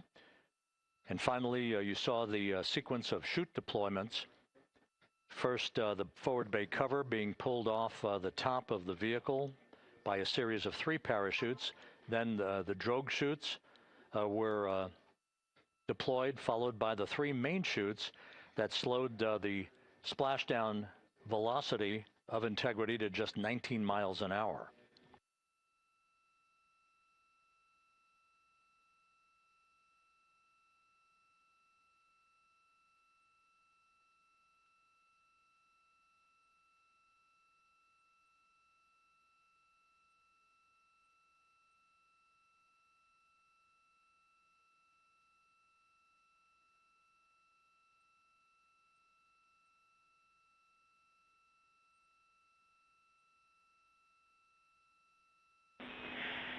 Integrity, Houston, with no joy on SAR and SAT phone, we'd like you to command an additional 15 minutes for a total of 30-minute power down delay.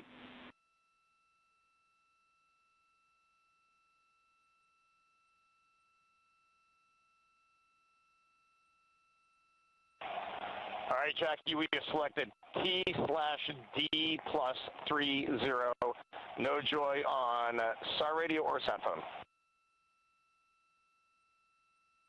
And stand by, we have the master diver on SAR radio. Please hold comms. Hey, Lily. Excuse me. Hey, Jackie, we just got the master diver on SAR.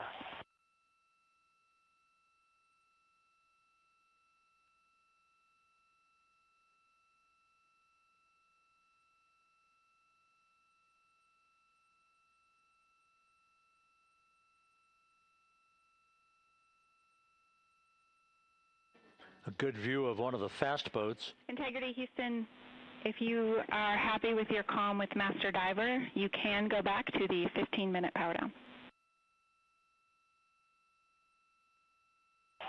Okay, stand by. Yeah, we'll confirm here in a second.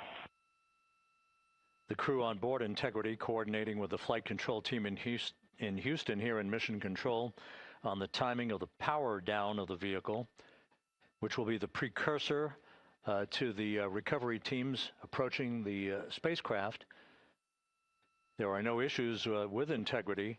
We've had a bit of broken capability in establishing a SARSAT or satellite phone communications capability between the crew on board Integrity and the recovery team. That will get sorted out here shortly.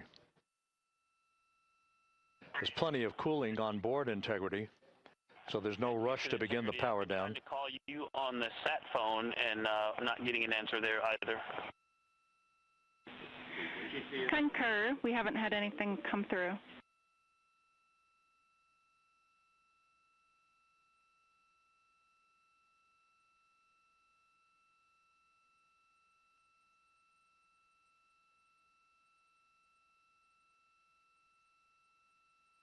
And Houston, if you could relay to recovery that we hear them, but it does not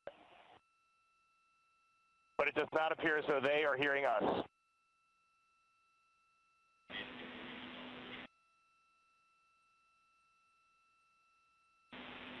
Houston copies, and Reed, just to confirm, you are pushing the PTT on the radio.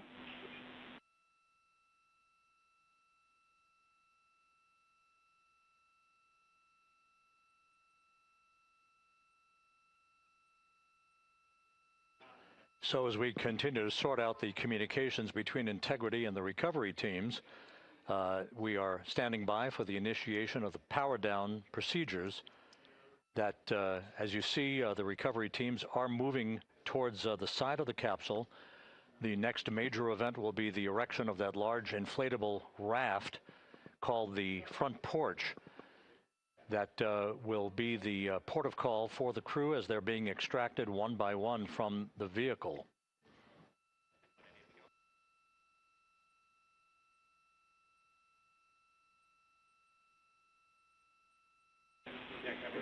Integrity, Houston, for sat phone, we are going to attempt to call you.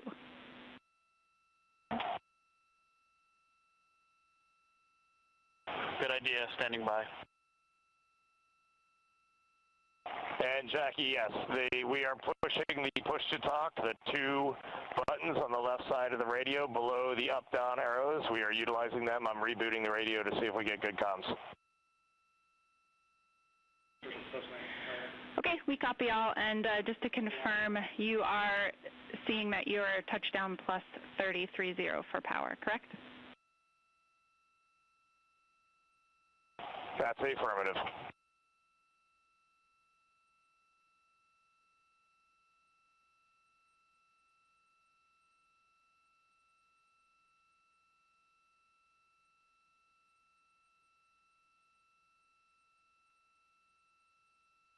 We are trying a backdoor approach to have mission control here call the crew on their satellite phone. This is all part of the coordination for the power down of the vehicle that will initiate the actual recovery operation. The first boats with the Navy divers on board are standing by, waiting to close in on Integrity to begin the process of erecting the large inflatable raft that's called the front porch that will be where the astronauts are extracted from so that they can have a few minutes to get their land legs back before they're hoisted aboard the Navy helicopters for the flight back to the deck of the USS John P. Murtha. Cannot reply.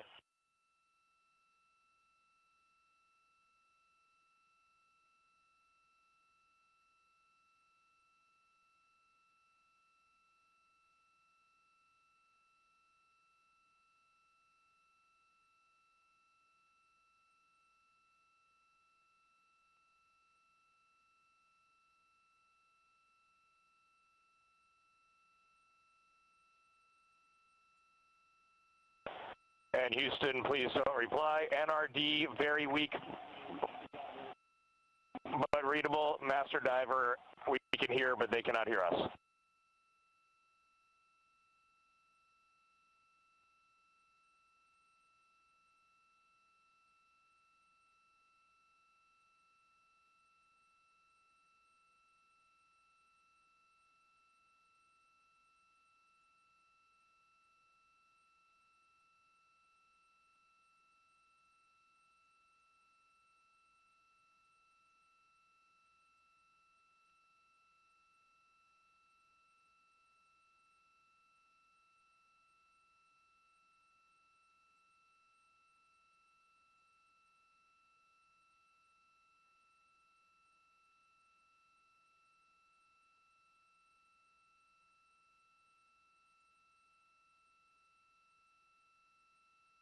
And Houston on OE1, is there any chance to tie us into NRD?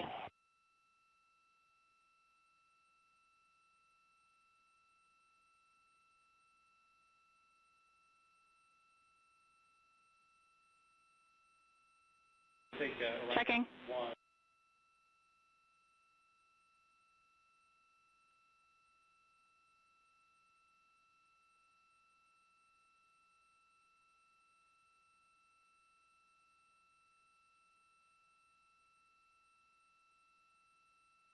This is Mission Control, Houston. While we stand by for the establishment of communications between Integrity and the recovery team that is basically standing by very close to the spacecraft, we're going to go to the deck of the USS John P. Murtha, where Megan Cruz is standing by with Administrator Jared Isaacman.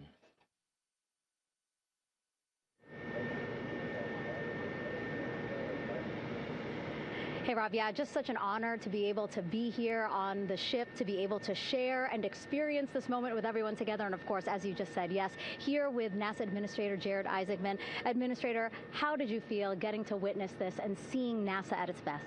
Oh, I mean, I'm honestly, I'm still at a loss for words. I mean, you know, like the childhood Jared right now can't believe what I just saw. I mean, almost been waiting my whole lifetime to see this, and then it's NASA Administrator. I just couldn't be more proud of the entire workforce, the years, the effort, the late nights, all the hard work from across the country that contributed to this incredible moment right now.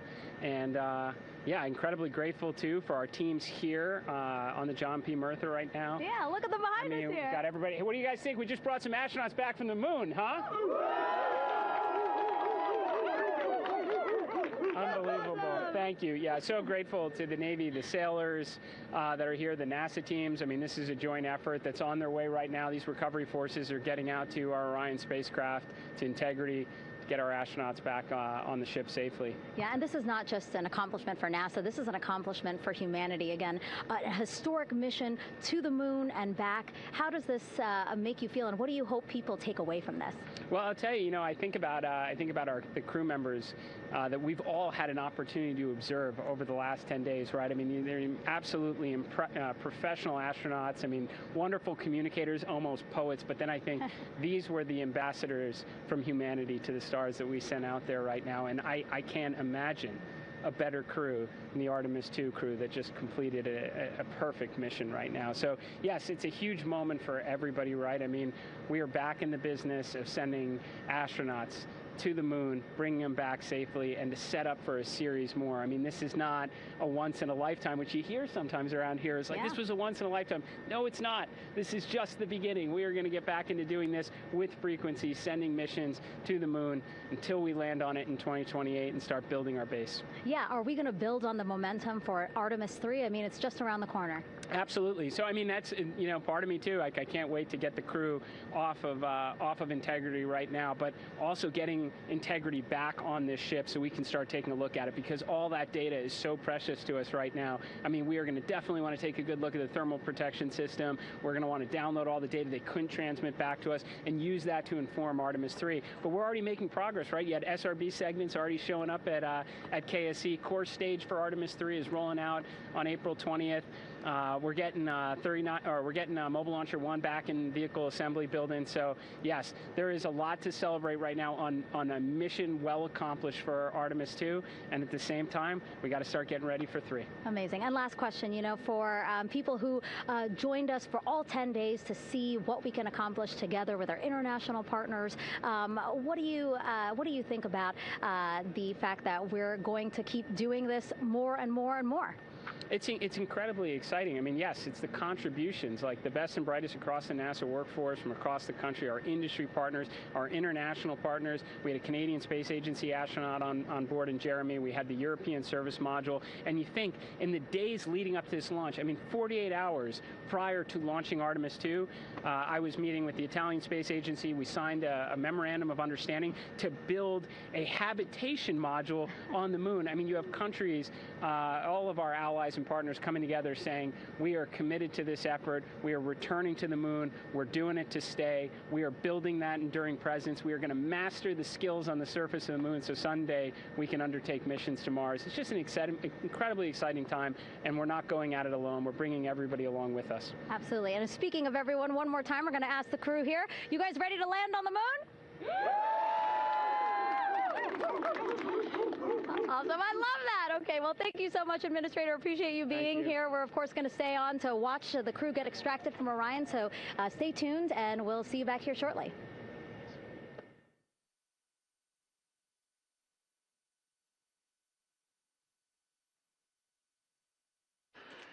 Thank you, Megan, and thank you, Administrator Isaacman.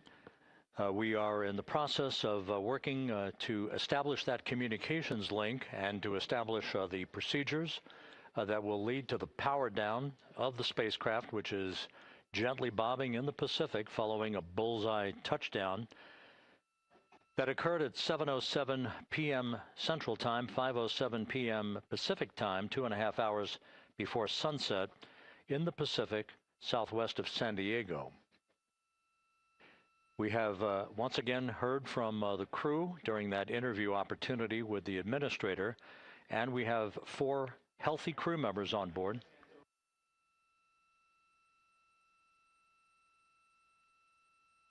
We now have confirmation that the vehicle has been powered down as per the procedures. So we have vehicle powered down, and the flight control team here in Houston, Flight Director Rick Henfling, has handed over mission authority to the Exploration Ground Systems team out in the Pacific. Now, we will physically not get off console with this team until the crew has been extracted into the front porch, that inflatable raft that will be erected along the side hatch of Integrity. So we're standing by for that in the next step in the recovery procedures. But everything is in great shape, and we have 4 healthy crew members on board the vehicle.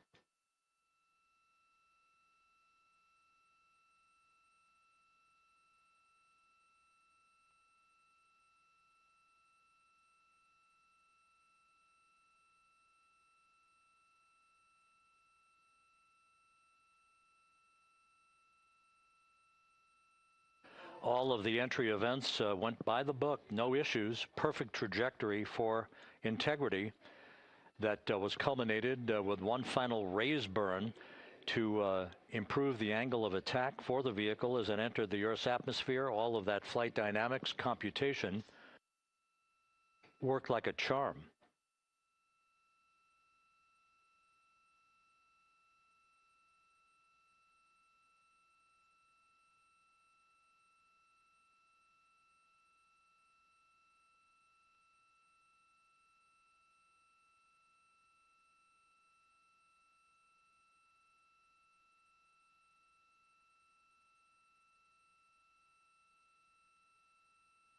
So we are standing by for the recovery team to approach Integrity and begin the process of erecting that inflatable raft called the front porch, which will see the crew members be extracted from the hatch of Orion into that inflatable raft before they're hoisted aboard 2 Navy helicopters in a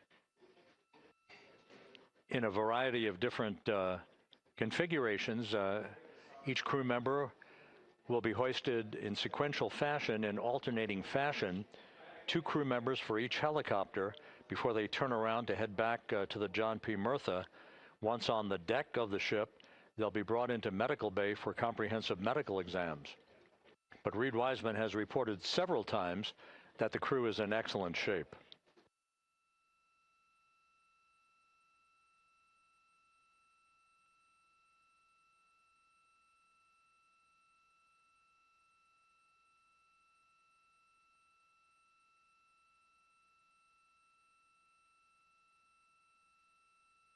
So just to recap, it has been some 26.5 minutes since the splashdown of Integrity in the Pacific. The vehicle is in excellent shape. It performed like a champ all the way down through the Earth's atmosphere. All of the vehicle functions were checked off in excellent trip hammer fashion. The parachutes all deployed as planned. Splashdown occurring at 7:07 p.m. Central Time, 5:07 p.m. Pacific Time.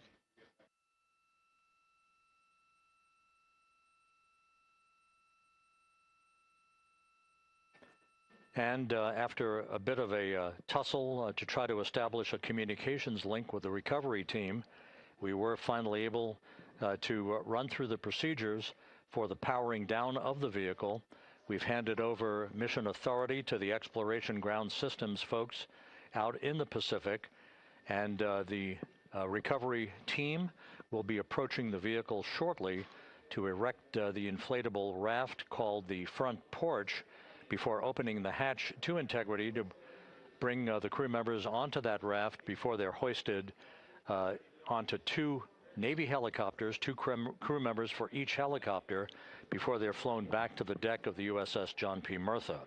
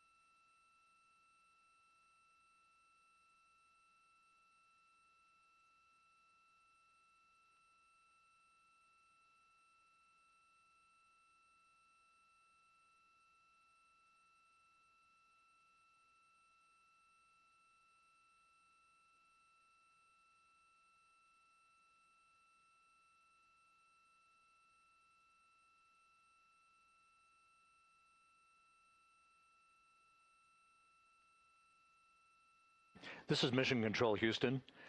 After talking to the flight dynamics folks, we have a bit of a refinement on the splashdown time for you. Their computation shows a splashdown time of 7:07 and 27 seconds p.m. Central Time, 7:07 and 27 seconds p.m. Central Time.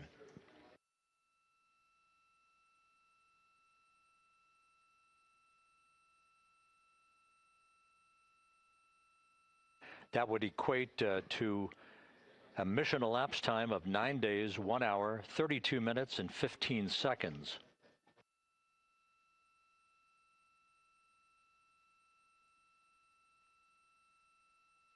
Once again, from Flight Dynamics, a splashdown time of 7:07 and 27 seconds p.m. Central Time. That would equate to a mission elapsed time of 9 days, 1 hour, 32 minutes, and 15 seconds.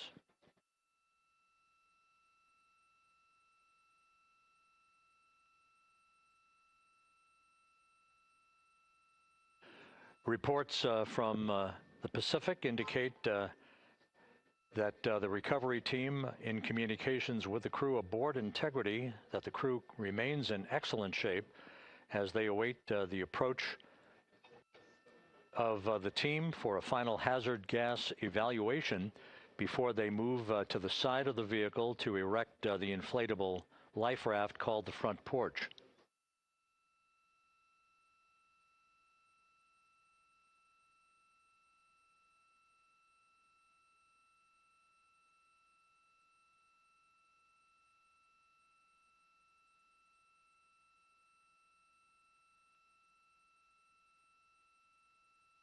Again, no issues with Integrity. The vehicle is powered down. All of its systems are now safed. We have handed over mission authority to the Exploration Ground Systems folks in the Pacific, but we will not stand down and have the entry flight control team depart its positions until that inflatable raft, the front porch, is erected, the hatch open, and the crew having exited the vehicle. So that's the next step in the recovery process that will lead to the hoisting of the crew members. For 2 crew members for each helicopter, they'll be hoisted to a pair of Navy helicopters that will then fly a short distance back to the USS John P. Murtha. What you're looking at is one of the fast boats circling the vehicle to make a hazard assessment.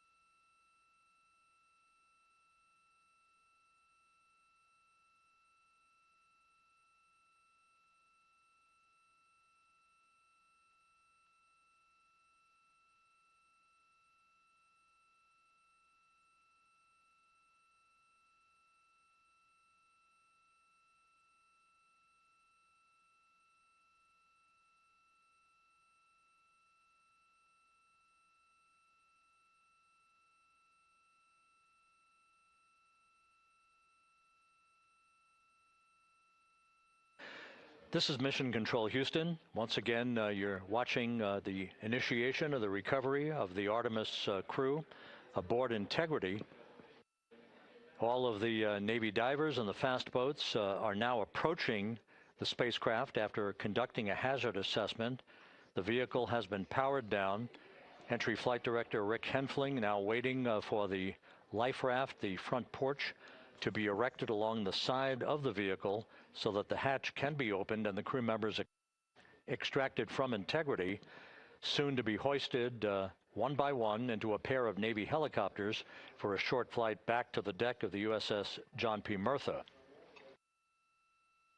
If you missed it earlier, we talked to Flight Dynamics and received a more official touchdown time or splashdown time, as it were, of 7:07 and 27 seconds p.m. Central Time, 5:07 and 27 seconds p.m. Pacific Time. That would equate to a mission elapsed time of 9 days, 1 hour, 32 minutes, and 15 seconds.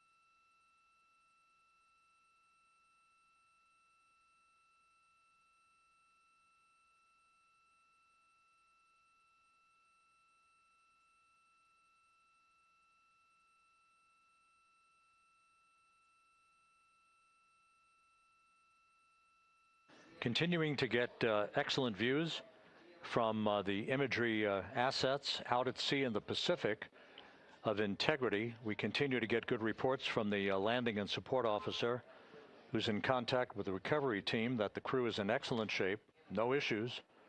They're just currently biding their time, waiting for the front porch to be erected. We have no hazardous hazard gases and no hazardous situation with the vehicle. It performed perfectly all the way down from entry interface to its splashdown in the Pacific at 7:07 and 27 seconds p.m. Central Time. And as you can see, the first phalanx of recovery personnel now pulling up alongside of integrity.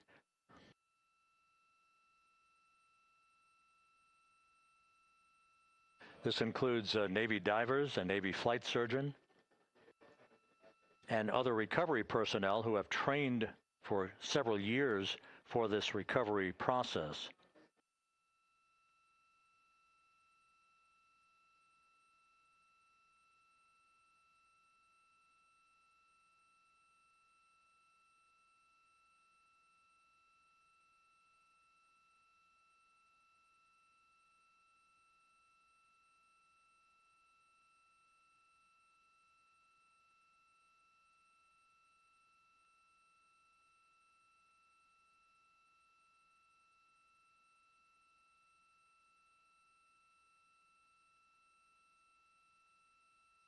At this hour, some 41 minutes following splashdown, The vehicle has been powered down. There's no hazardous gas emanating from the vehicle. That's why the first team of recovery personnel has been able to pull alongside Integrity. And the reports continue to come in that the 4 astronauts are in excellent shape.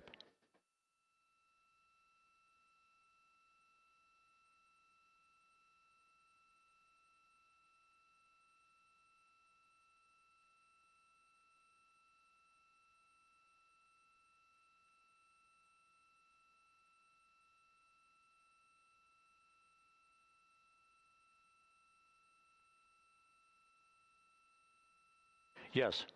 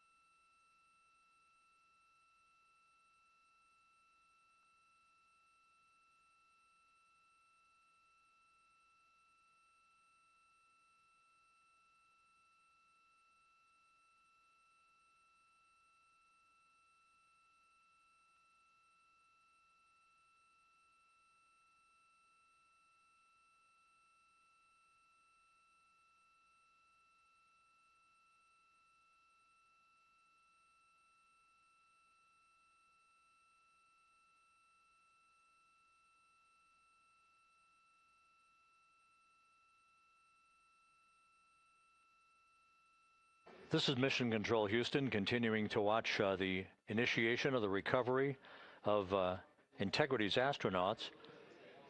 One by one, they'll be brought out of the spacecraft onto a large inflatable raft just a short time from now. In the meantime, we can go back to the USS John P. Murtha, where my colleague Megan Cruz is standing by to provide her situation report. Megan, can you hear us?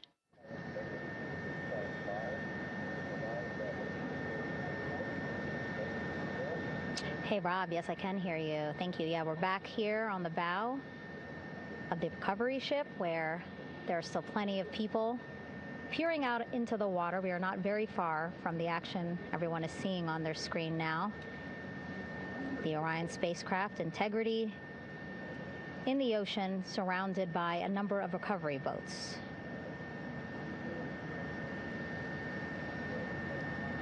As Rob has been saying, in those recovery boats, NASA and Navy personnel specifically trained to get the astronauts out of Orion.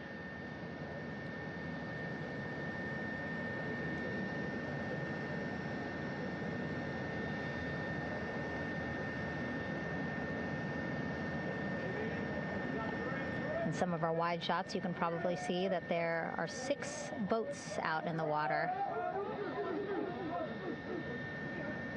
More than 40 people out in the water right now on those boats.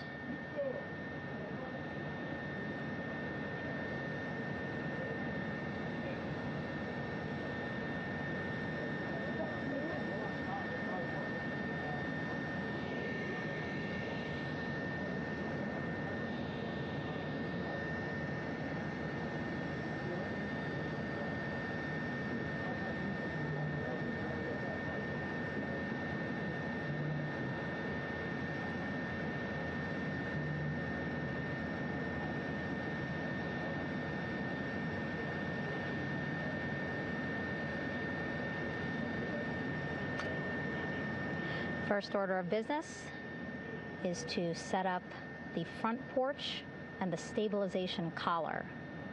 You might also hear it referred to as a stab collar.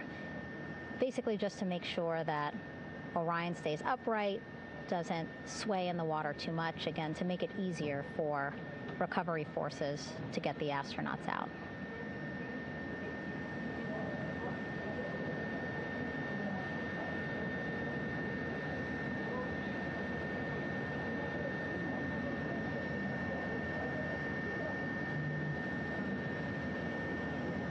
Again, we splashed down in the Pacific Ocean just after 5 p.m. Pacific time here. It's a requirement by NASA to be able to get the crew out of Orion within 2 hours of splashdown. So doing great on time so far. Plenty of time.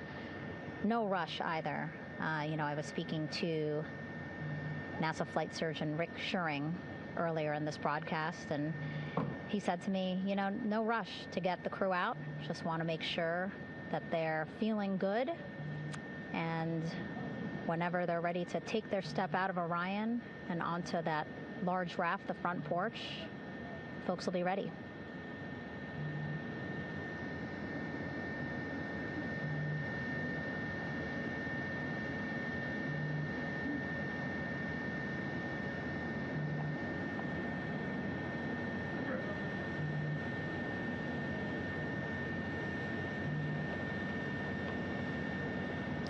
And as there are mission audio loops in Mission Control in Houston, there is a mission audio loop here on the ship, and it was just reported out that the side hatch is open. Side hatch of Integrity is open. You're getting these beautiful shots from our aerial assets. The ship itself, where I'm on, just 3,000 yards away. Again, plenty of people on the boat here, glued to the side closest to where they can see all this action. And again, with just 3,000 yards separating us, great views from the bow here. You can see now that side hatch is open. One of the Navy personnel is about to get inside there.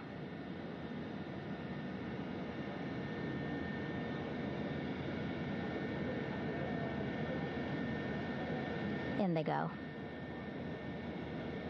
In total, 4 will go into Orion. So it'll be a little bit of a tight squeeze, but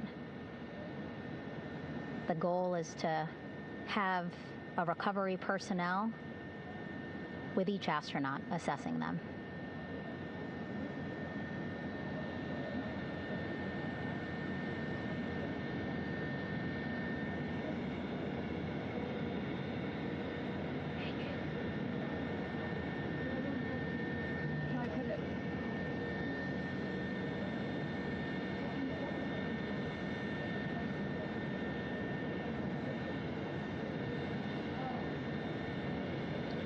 Boats getting closer now.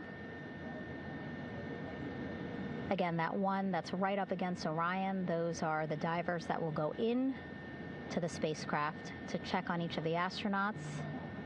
These other boats will begin doing a number of things, putting on that stabilization collar onto Orion, building that front porch. Eventually, they will retrieve the parachutes, as well as tow Orion back to the well deck of the recovery ship here.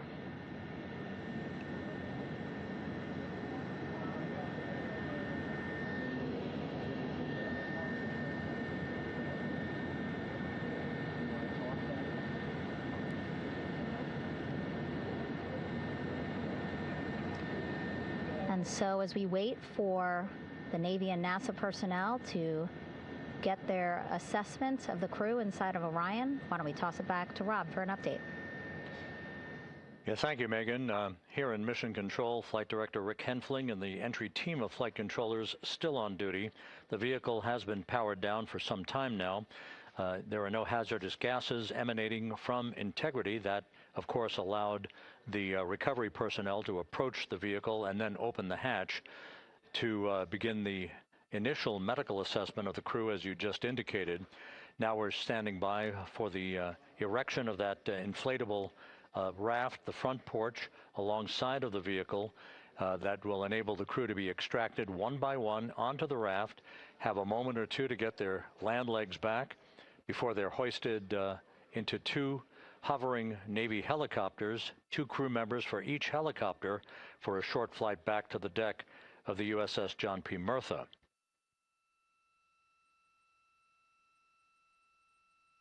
All of Integrity's systems operated flawlessly throughout the course of the approach to the Earth, the entry into the Earth's atmosphere, and all of the key milestones that followed in this high-speed return to Earth for integrity. A mission that spanned more than 694,000 miles from the vehicle's launch from the Kennedy Space Center atop the Space Launch System back on April 1st.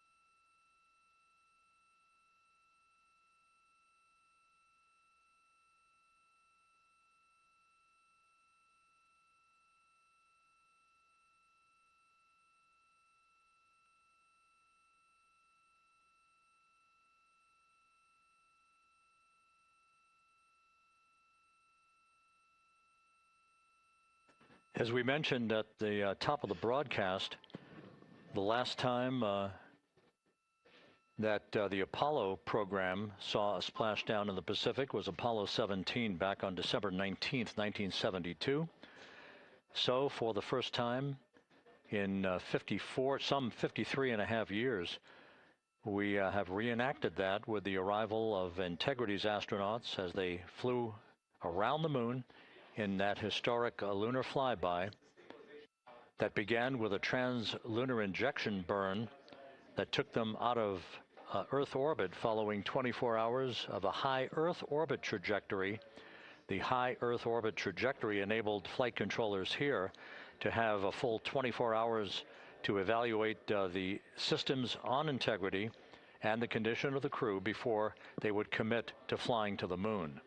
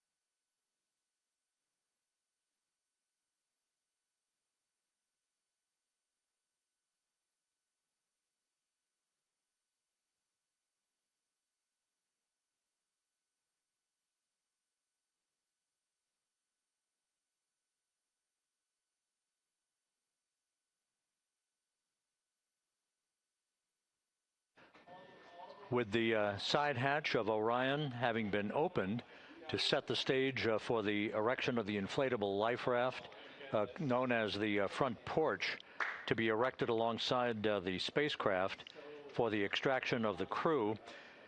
Let's play for you an interview that my colleague Megan Cruz conducted on the USS John P. Murtha with Navy diver First Class David McMahon that explains how this process is unfolding.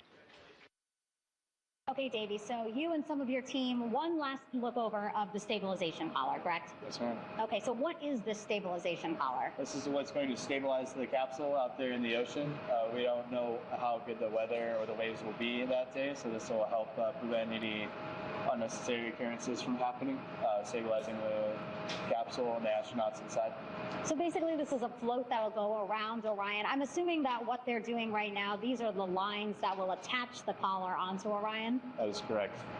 And so what are they doing here? So we've got the lower line that will secure the inflation device before we inflate it.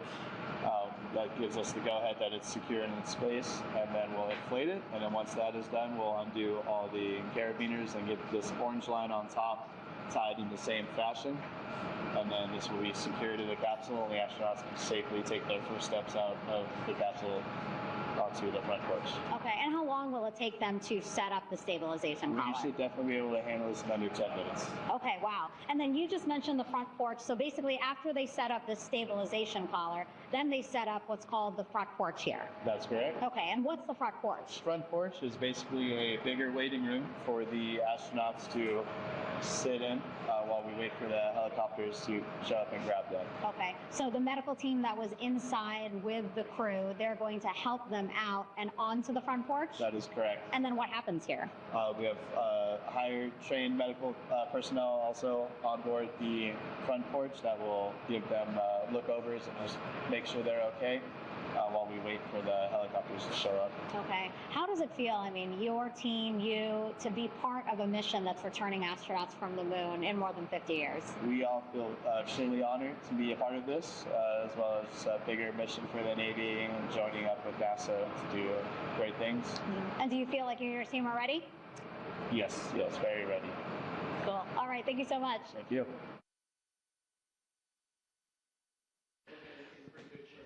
Once again, the recovery operations are continuing out in the Pacific.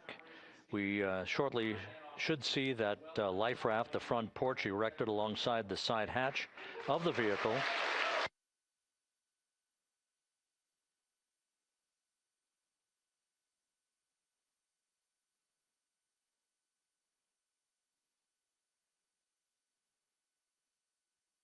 A number of flight controllers have come into the flight control room to receive congratulations from Entry Flight Director Rick Henfling. But we're going to stick with our operations out in the Pacific as we await the extraction of the 4 crew members who are reported to be in excellent condition.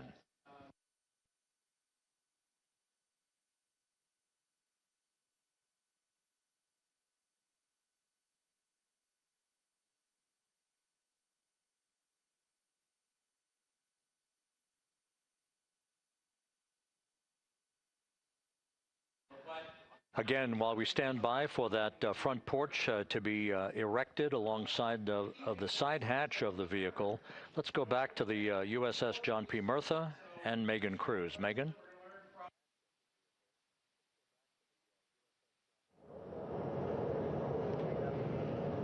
Hey, Rob.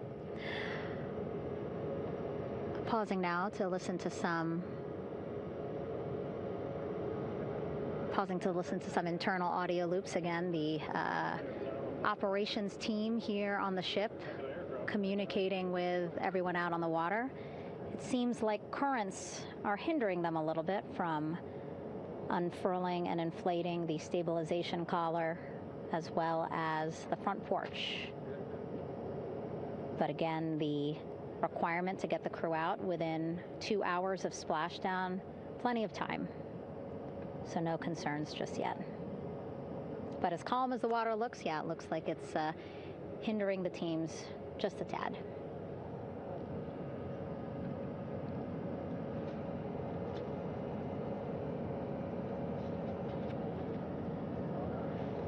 You can see in some of our shots that side hatch still open.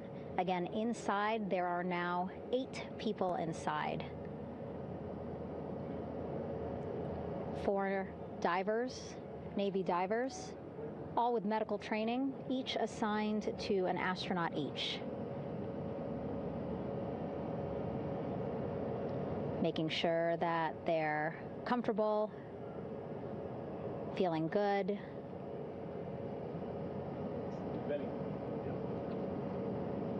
As you've heard us say in the broadcast, you know, they expect a little bit of discomfort. Again, these astronauts just traveled back to Earth at 25,000 miles an hour, a nearly 695,000-mile journey around the moon. If you think you get car sick.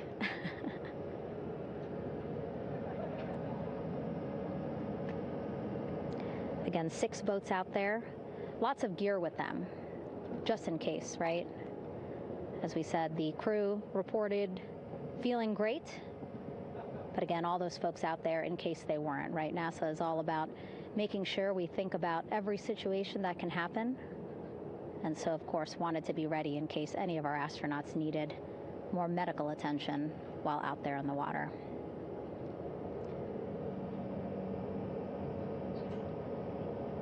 You see now teams, again,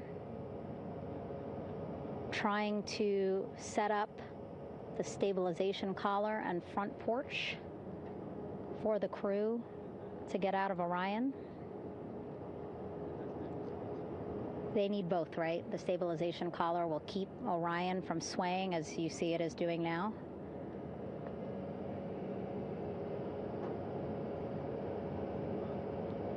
And then they will connect the front porch to the stabilization collar so that the crew can take 2 steps and they will be in the front porch.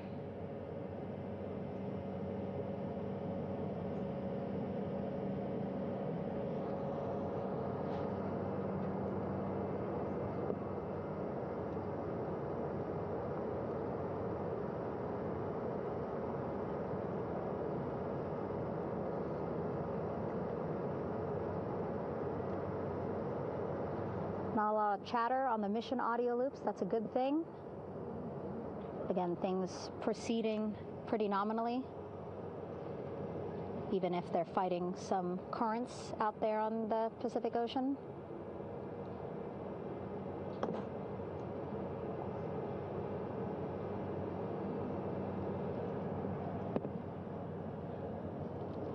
Again, the goal, setting up the stabilization collar and the front porch so that the crew can rest comfortably in the front porch, get placed into harnesses so that 2 helicopters can lift them off the front porch and onto the USS John Murtha here.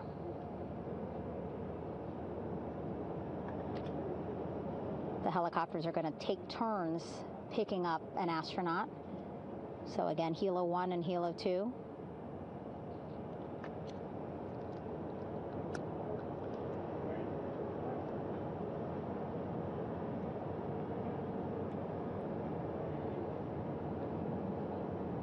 Okay, and the recovery team here on the ship just got a report from the undersea medical officer who is inside the capsule with the crew.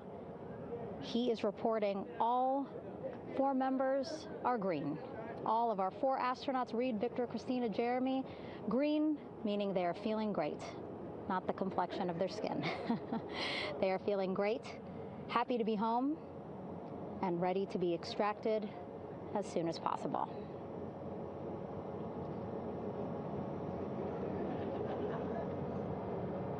And so, as I was saying, we have 2 helicopters circling the activity you're seeing on the water right now. Each will take turns picking up an astronaut. So Helo 1 will come on in, hover above the front porch, about 40 feet above the front porch. A Navy recovery specialist will be hoisted down into the front porch. The restricted maneuvering doctrine is in effect. Will connect to the first astronaut, which we're expecting to be Christina. And then Helo 2 comes around, picks up Jeremy, while Helo 1 stays above head, and then Helo 1 will come back in for another astronaut, and then Helo 2 for the last astronaut, and then back to the flight deck here on the recovery ship.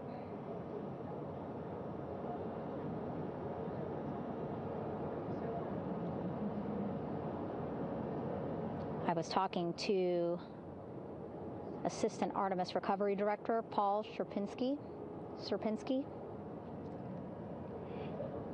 He said helos are a much quicker, safer way to get on board. They did actually consider boats, but then if you think about it, longer time, the crew would have to move through more of the ship. This way the helos will give a more direct, quicker route to the medical bay for our 4 astronauts.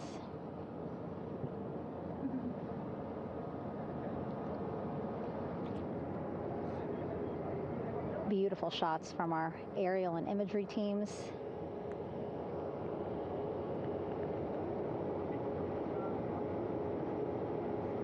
Clouds have dissipated for a clear view from the bow of the recovery ship here.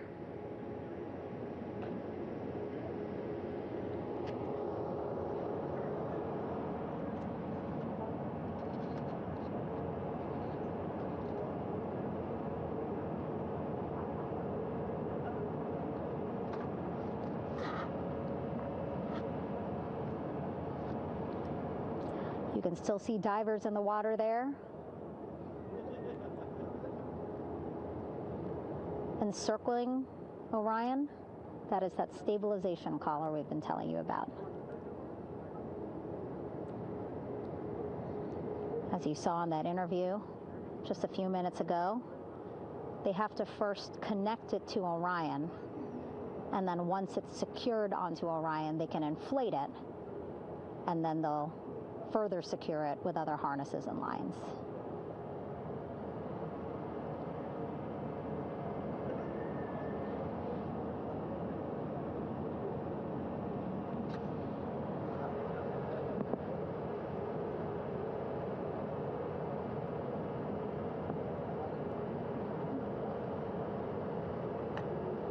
About an hour and 10 minutes since splashdown in the Pacific Ocean here.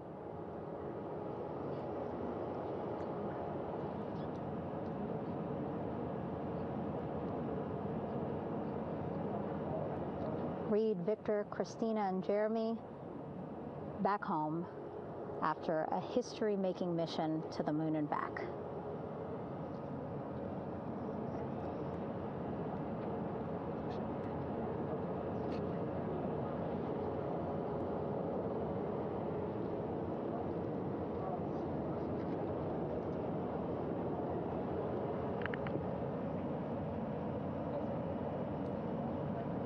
If you missed what we said just a couple of minutes ago, the undersea medical officer inside with the crew in Orion reporting all 4 crew members feeling great.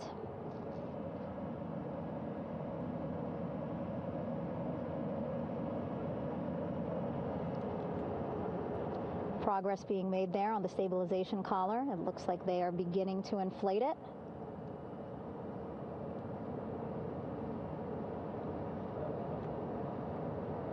And it looks like they're starting to unfold the front porch in order to get that into the water here shortly and inflate that as well.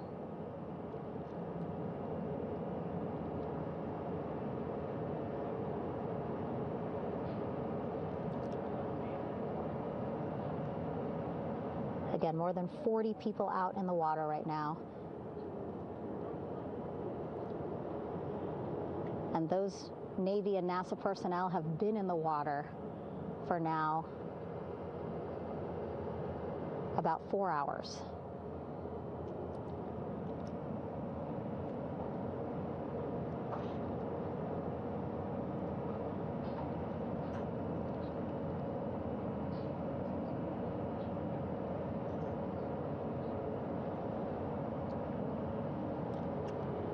The reason why they had to get out so early is just to stage everything. And actually here on the ship, when there are flight operations happening, you can't have anything else, right? Just because the flight deck can be a dangerous place, so they just want to focus on planes coming and going from the ship, so that's why they wanted to get the boats in the water to make sure that they have all the time they needed for the flight ops.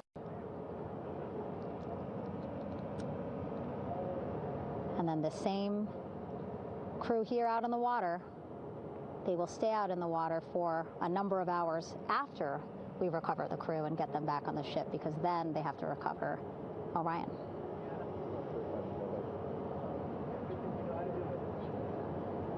All right, that stabilization collar looking good around Orion.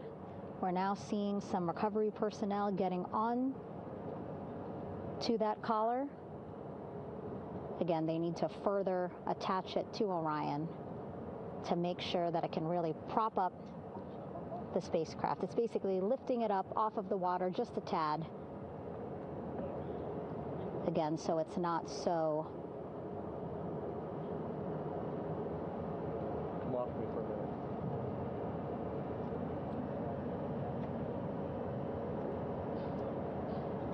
so it doesn't sway so much in the water there.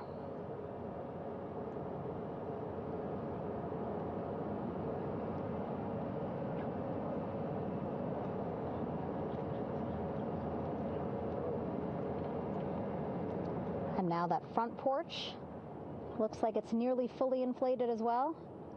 You can see a much larger surface area.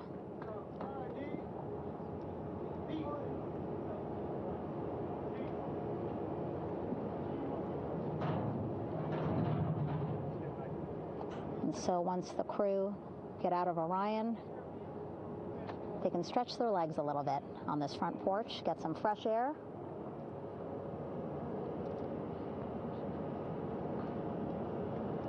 And enjoy this beautiful day here on their home planet.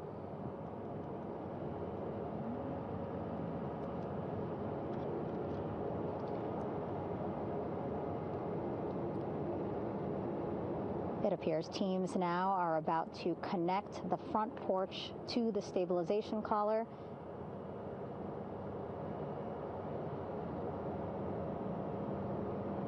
And at that point, when both are secure, we should soon see astronauts come out of Orion.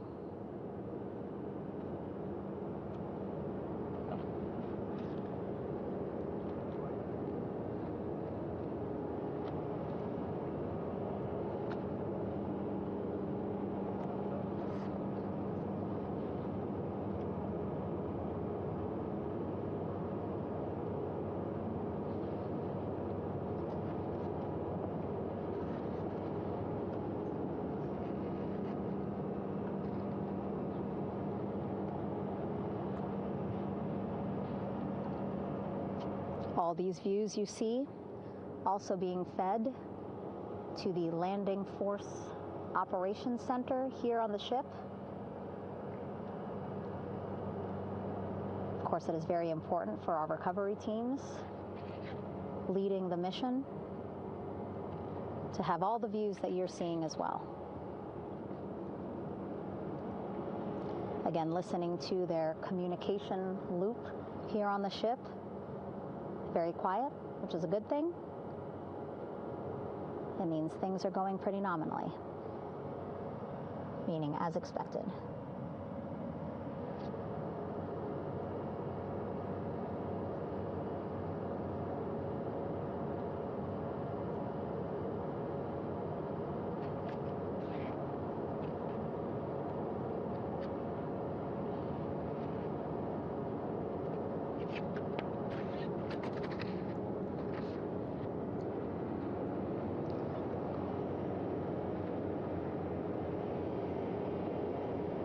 Again, all this activity happening just 3,000 yards away from the ship. So that means this will be a very quick flight back on the helicopters for the crew.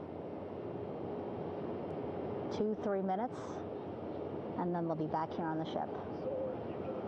I know.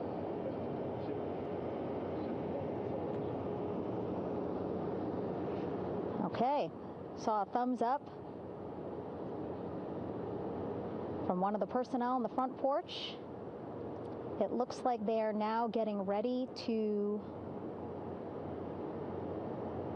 deploy what they call the Air Rescue Vest, ARV.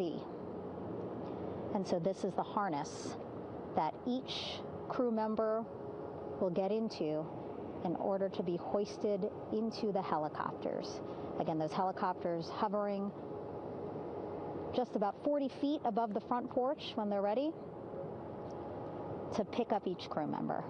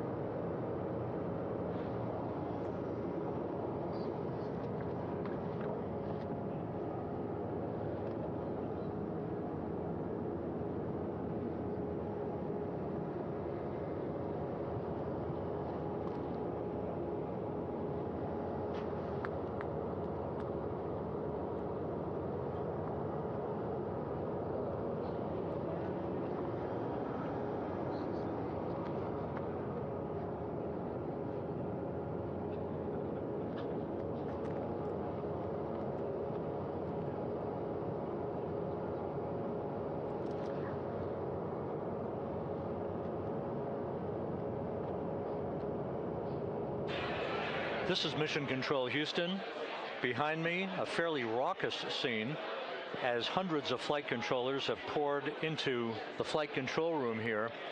This is reminiscent of the scene after the final shuttle mission of STS-135, although that was the end of a program. This is only the beginning of a program with the textbook splashdown of Integrity and its 4 astronauts. We're standing by for the crew to be extracted from the spacecraft.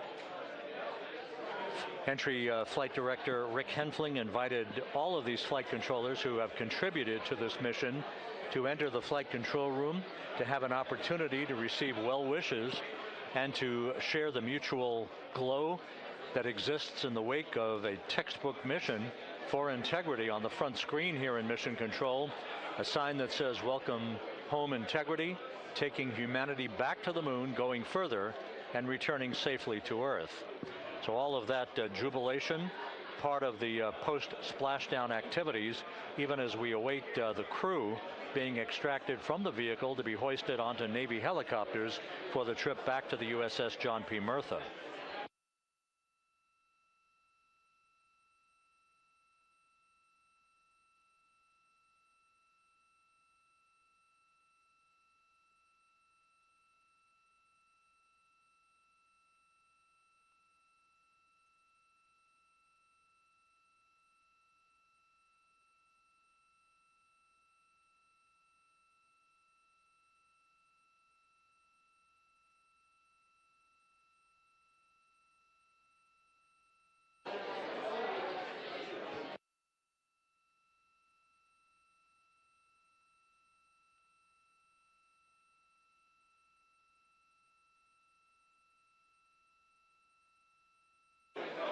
Once again here in Mission Control, this view of the Artemis Flight Control Room, known as the White Flight Control Room. This is the old shuttle flight control room, and now is the home of Artemis missions to the moon and beyond. Once again, quite a few flight controllers were invited in by Entry Flight Director Rick Henfling to share in the jubilation following the successful splashdown of Integrity. That splashdown occurring an hour and 22 minutes ago, as we stand by for the completion of the extraction of the crew, and ultimately their hoisting onto Navy helicopters for a short flight back to the USS John P. Murtha. Splashdown occurred at 7:07 and 27 seconds p.m. Central Time. I had an opportunity to talk to the head of flight dynamics, Jeff Birch, a moment or two ago. He said the trajectory of Integrity coming through the Earth's atmosphere was so precise, they've never seen anything line up on a ground track like today's entry by Integrity for its splashdown southwest of San Diego.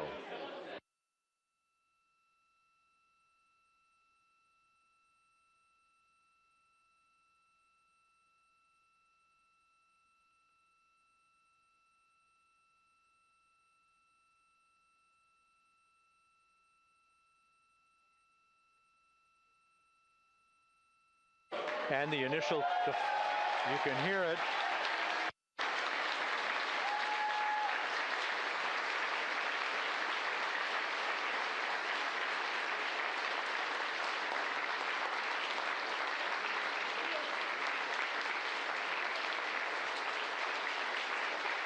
Jubilation here in the flight control room. The first crew member is out of Integrity.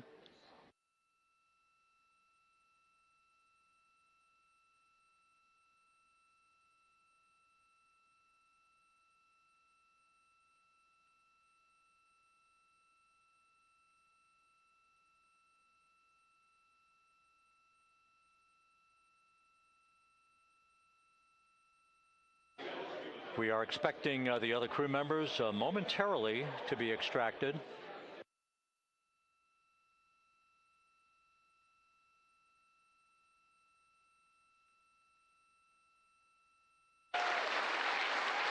We now have 2 crew members out.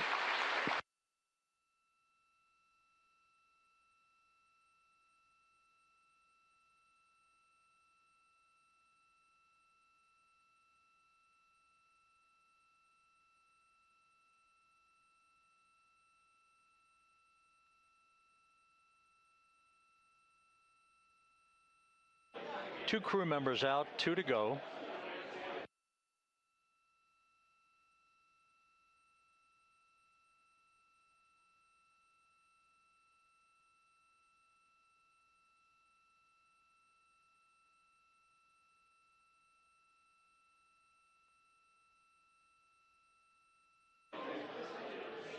We're about 1 hour from sunset out in the Pacific. Everything continues to go well.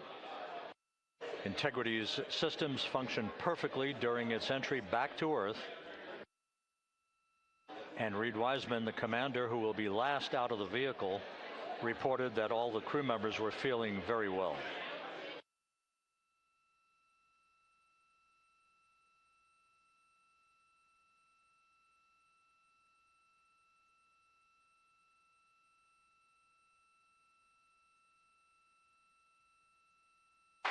Crew member number 3 now out.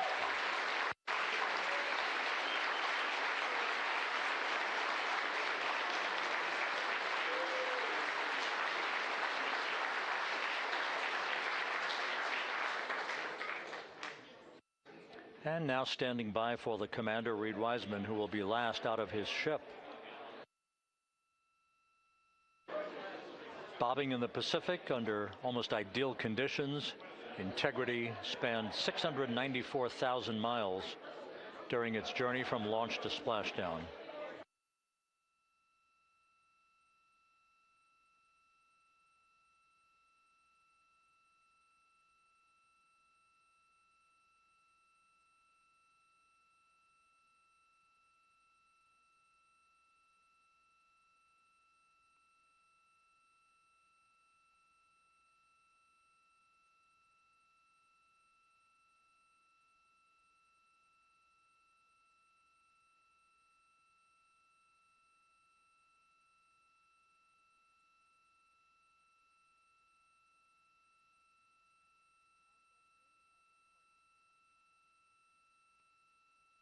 And we now have Reed Wiseman out of the vehicle, all 4 crew members now out of Integrity.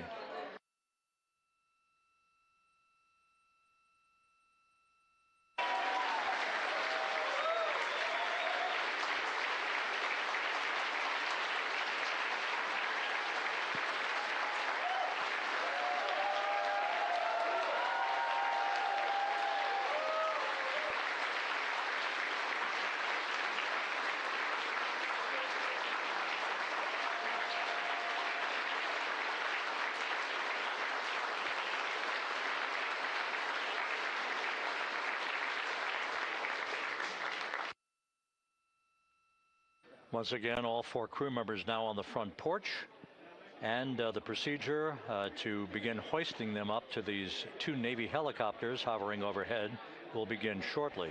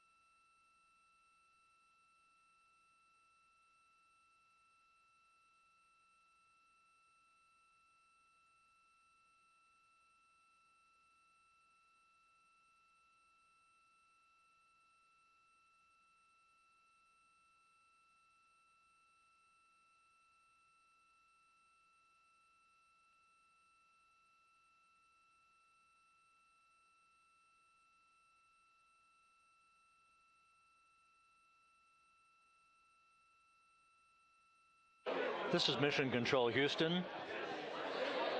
The mission is over, but the melody lingers on as jubilation continues here in the flight control room. We should be expecting NASA's Associate Administrator, Amit Kshatriya, to be joining us shortly for a short interview while the recovery operations continue out in the Pacific. So we'll stand by for that. And then we'll turn it back over to Megan Cruz aboard the USS John P. Murtha.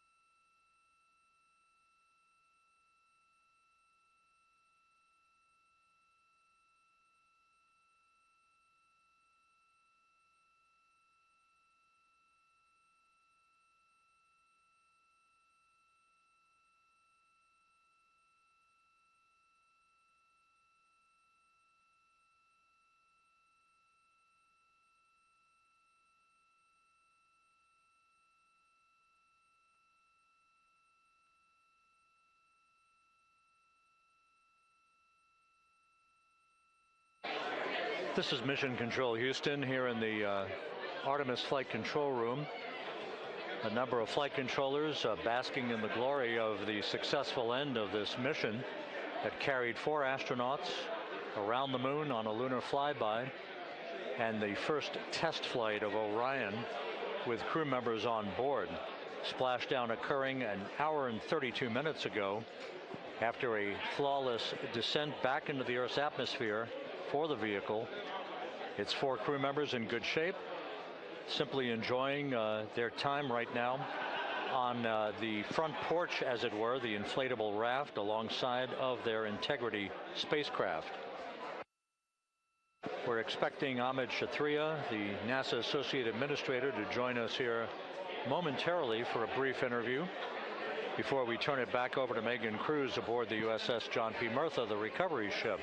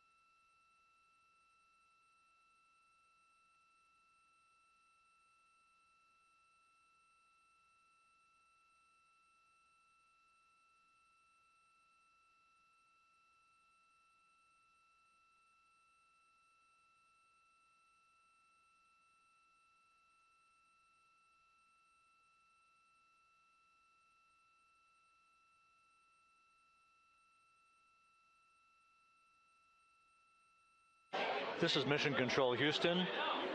We're about an hour and 34 minutes since the textbook splashdown of integrity in the Pacific to bring home our astronauts. And with us now is Amit Kshatriya, the NASA Associate Administrator. Amit, a little bit of history made tonight, a little bit of history made over the past few weeks. Your thoughts as this team here basks in the glow of what they just accomplished? Yeah, Rob, we're here in the control center, and it's kind of overrun with jubilant folks in the Mission Control Houston, as well as engineering, and folks that just want to be here, part of it, as we watch our crew get extracted from the vehicle. And, you know, my thought is always about these teams, the team that's in the water right now, pulling the crew out, the team here in Houston that worked so hard over the last 10 days, no sleep to get this done.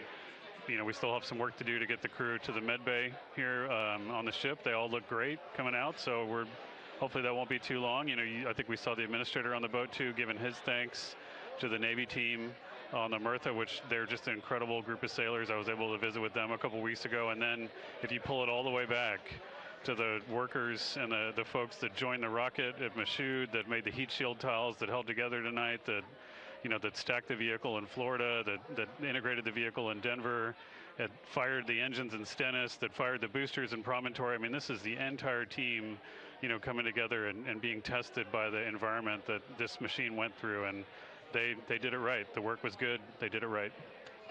You've said in a number of briefings, of course, and in other forums that this is just the first step. The cadence has to step up, as the administrator has indicated. Now, it's a little early for the full report card on how integrity did, but did this mission ultimately, from your eyes view, exceed expectations? It absolutely did. I mean, I was waiting to talk about this until we're in the water, and I think we still have, again, work to do to bring it in and really kind of go through it bolt by bolt and see what we learned. But I mean, so far, given what we learned during the mission and given how we performed on ascent, on entry, I always think about energy in terms of the states that you worry about the most, and every time we put these machines through these incredibly energetic states, they came through. So I'm fairly confident that we made a big step tonight to get us on the path towards the surface. I think the path to the surface is open now. We do have to do all the work, and we'll make sure we talk about that as cleanly as we can. We learned a few things during the mission, but I have to tell you, this was an incredible test of an incredible machine. From an American psyche standpoint, the Empire State Building was lit up red, white, and blue tonight. Our coverage was seen on baseball stadiums around the major leagues. How captivating was this experience for the American people, for the world, in fact, as we returned to the moon? I have not been able to watch a lot of the coverage as we've progressed through the mission. I will tell you, just from my witness in Florida before launch, and then seeing the people's faces here, and then reading where I can about how things are going. I think this has been a gift to the world from NASA. NASA has given the world a gift, proving to folks all over the place, especially young people, and that to me is what this is really about. Young people, when they see what we can do when we work together, when we have teams that collaborate, that it doesn't matter how hard the problems are, we can solve them. I'm hopeful that Artemis II, as folks witness what we were able to do with this incredible crew, this incredible team that we've birthed into the world, scientists and engineers and artists that have been inspired by this. And even if they don't come work in the program, which separately they should come work in the program, because Lord knows we need the help, but even if they don't want to come work in the program, hopefully they grow up to recognize they can do amazing things when they work together and contribute to society and be good citizens and really change the way, the challenges that are coming in the world are overcomable if we work together like this. And one final question. Flying to the moon, we did it. We've done it again this past week and a half or so. But the engineering that went behind the design of this mission and the precision, the pinpoint precision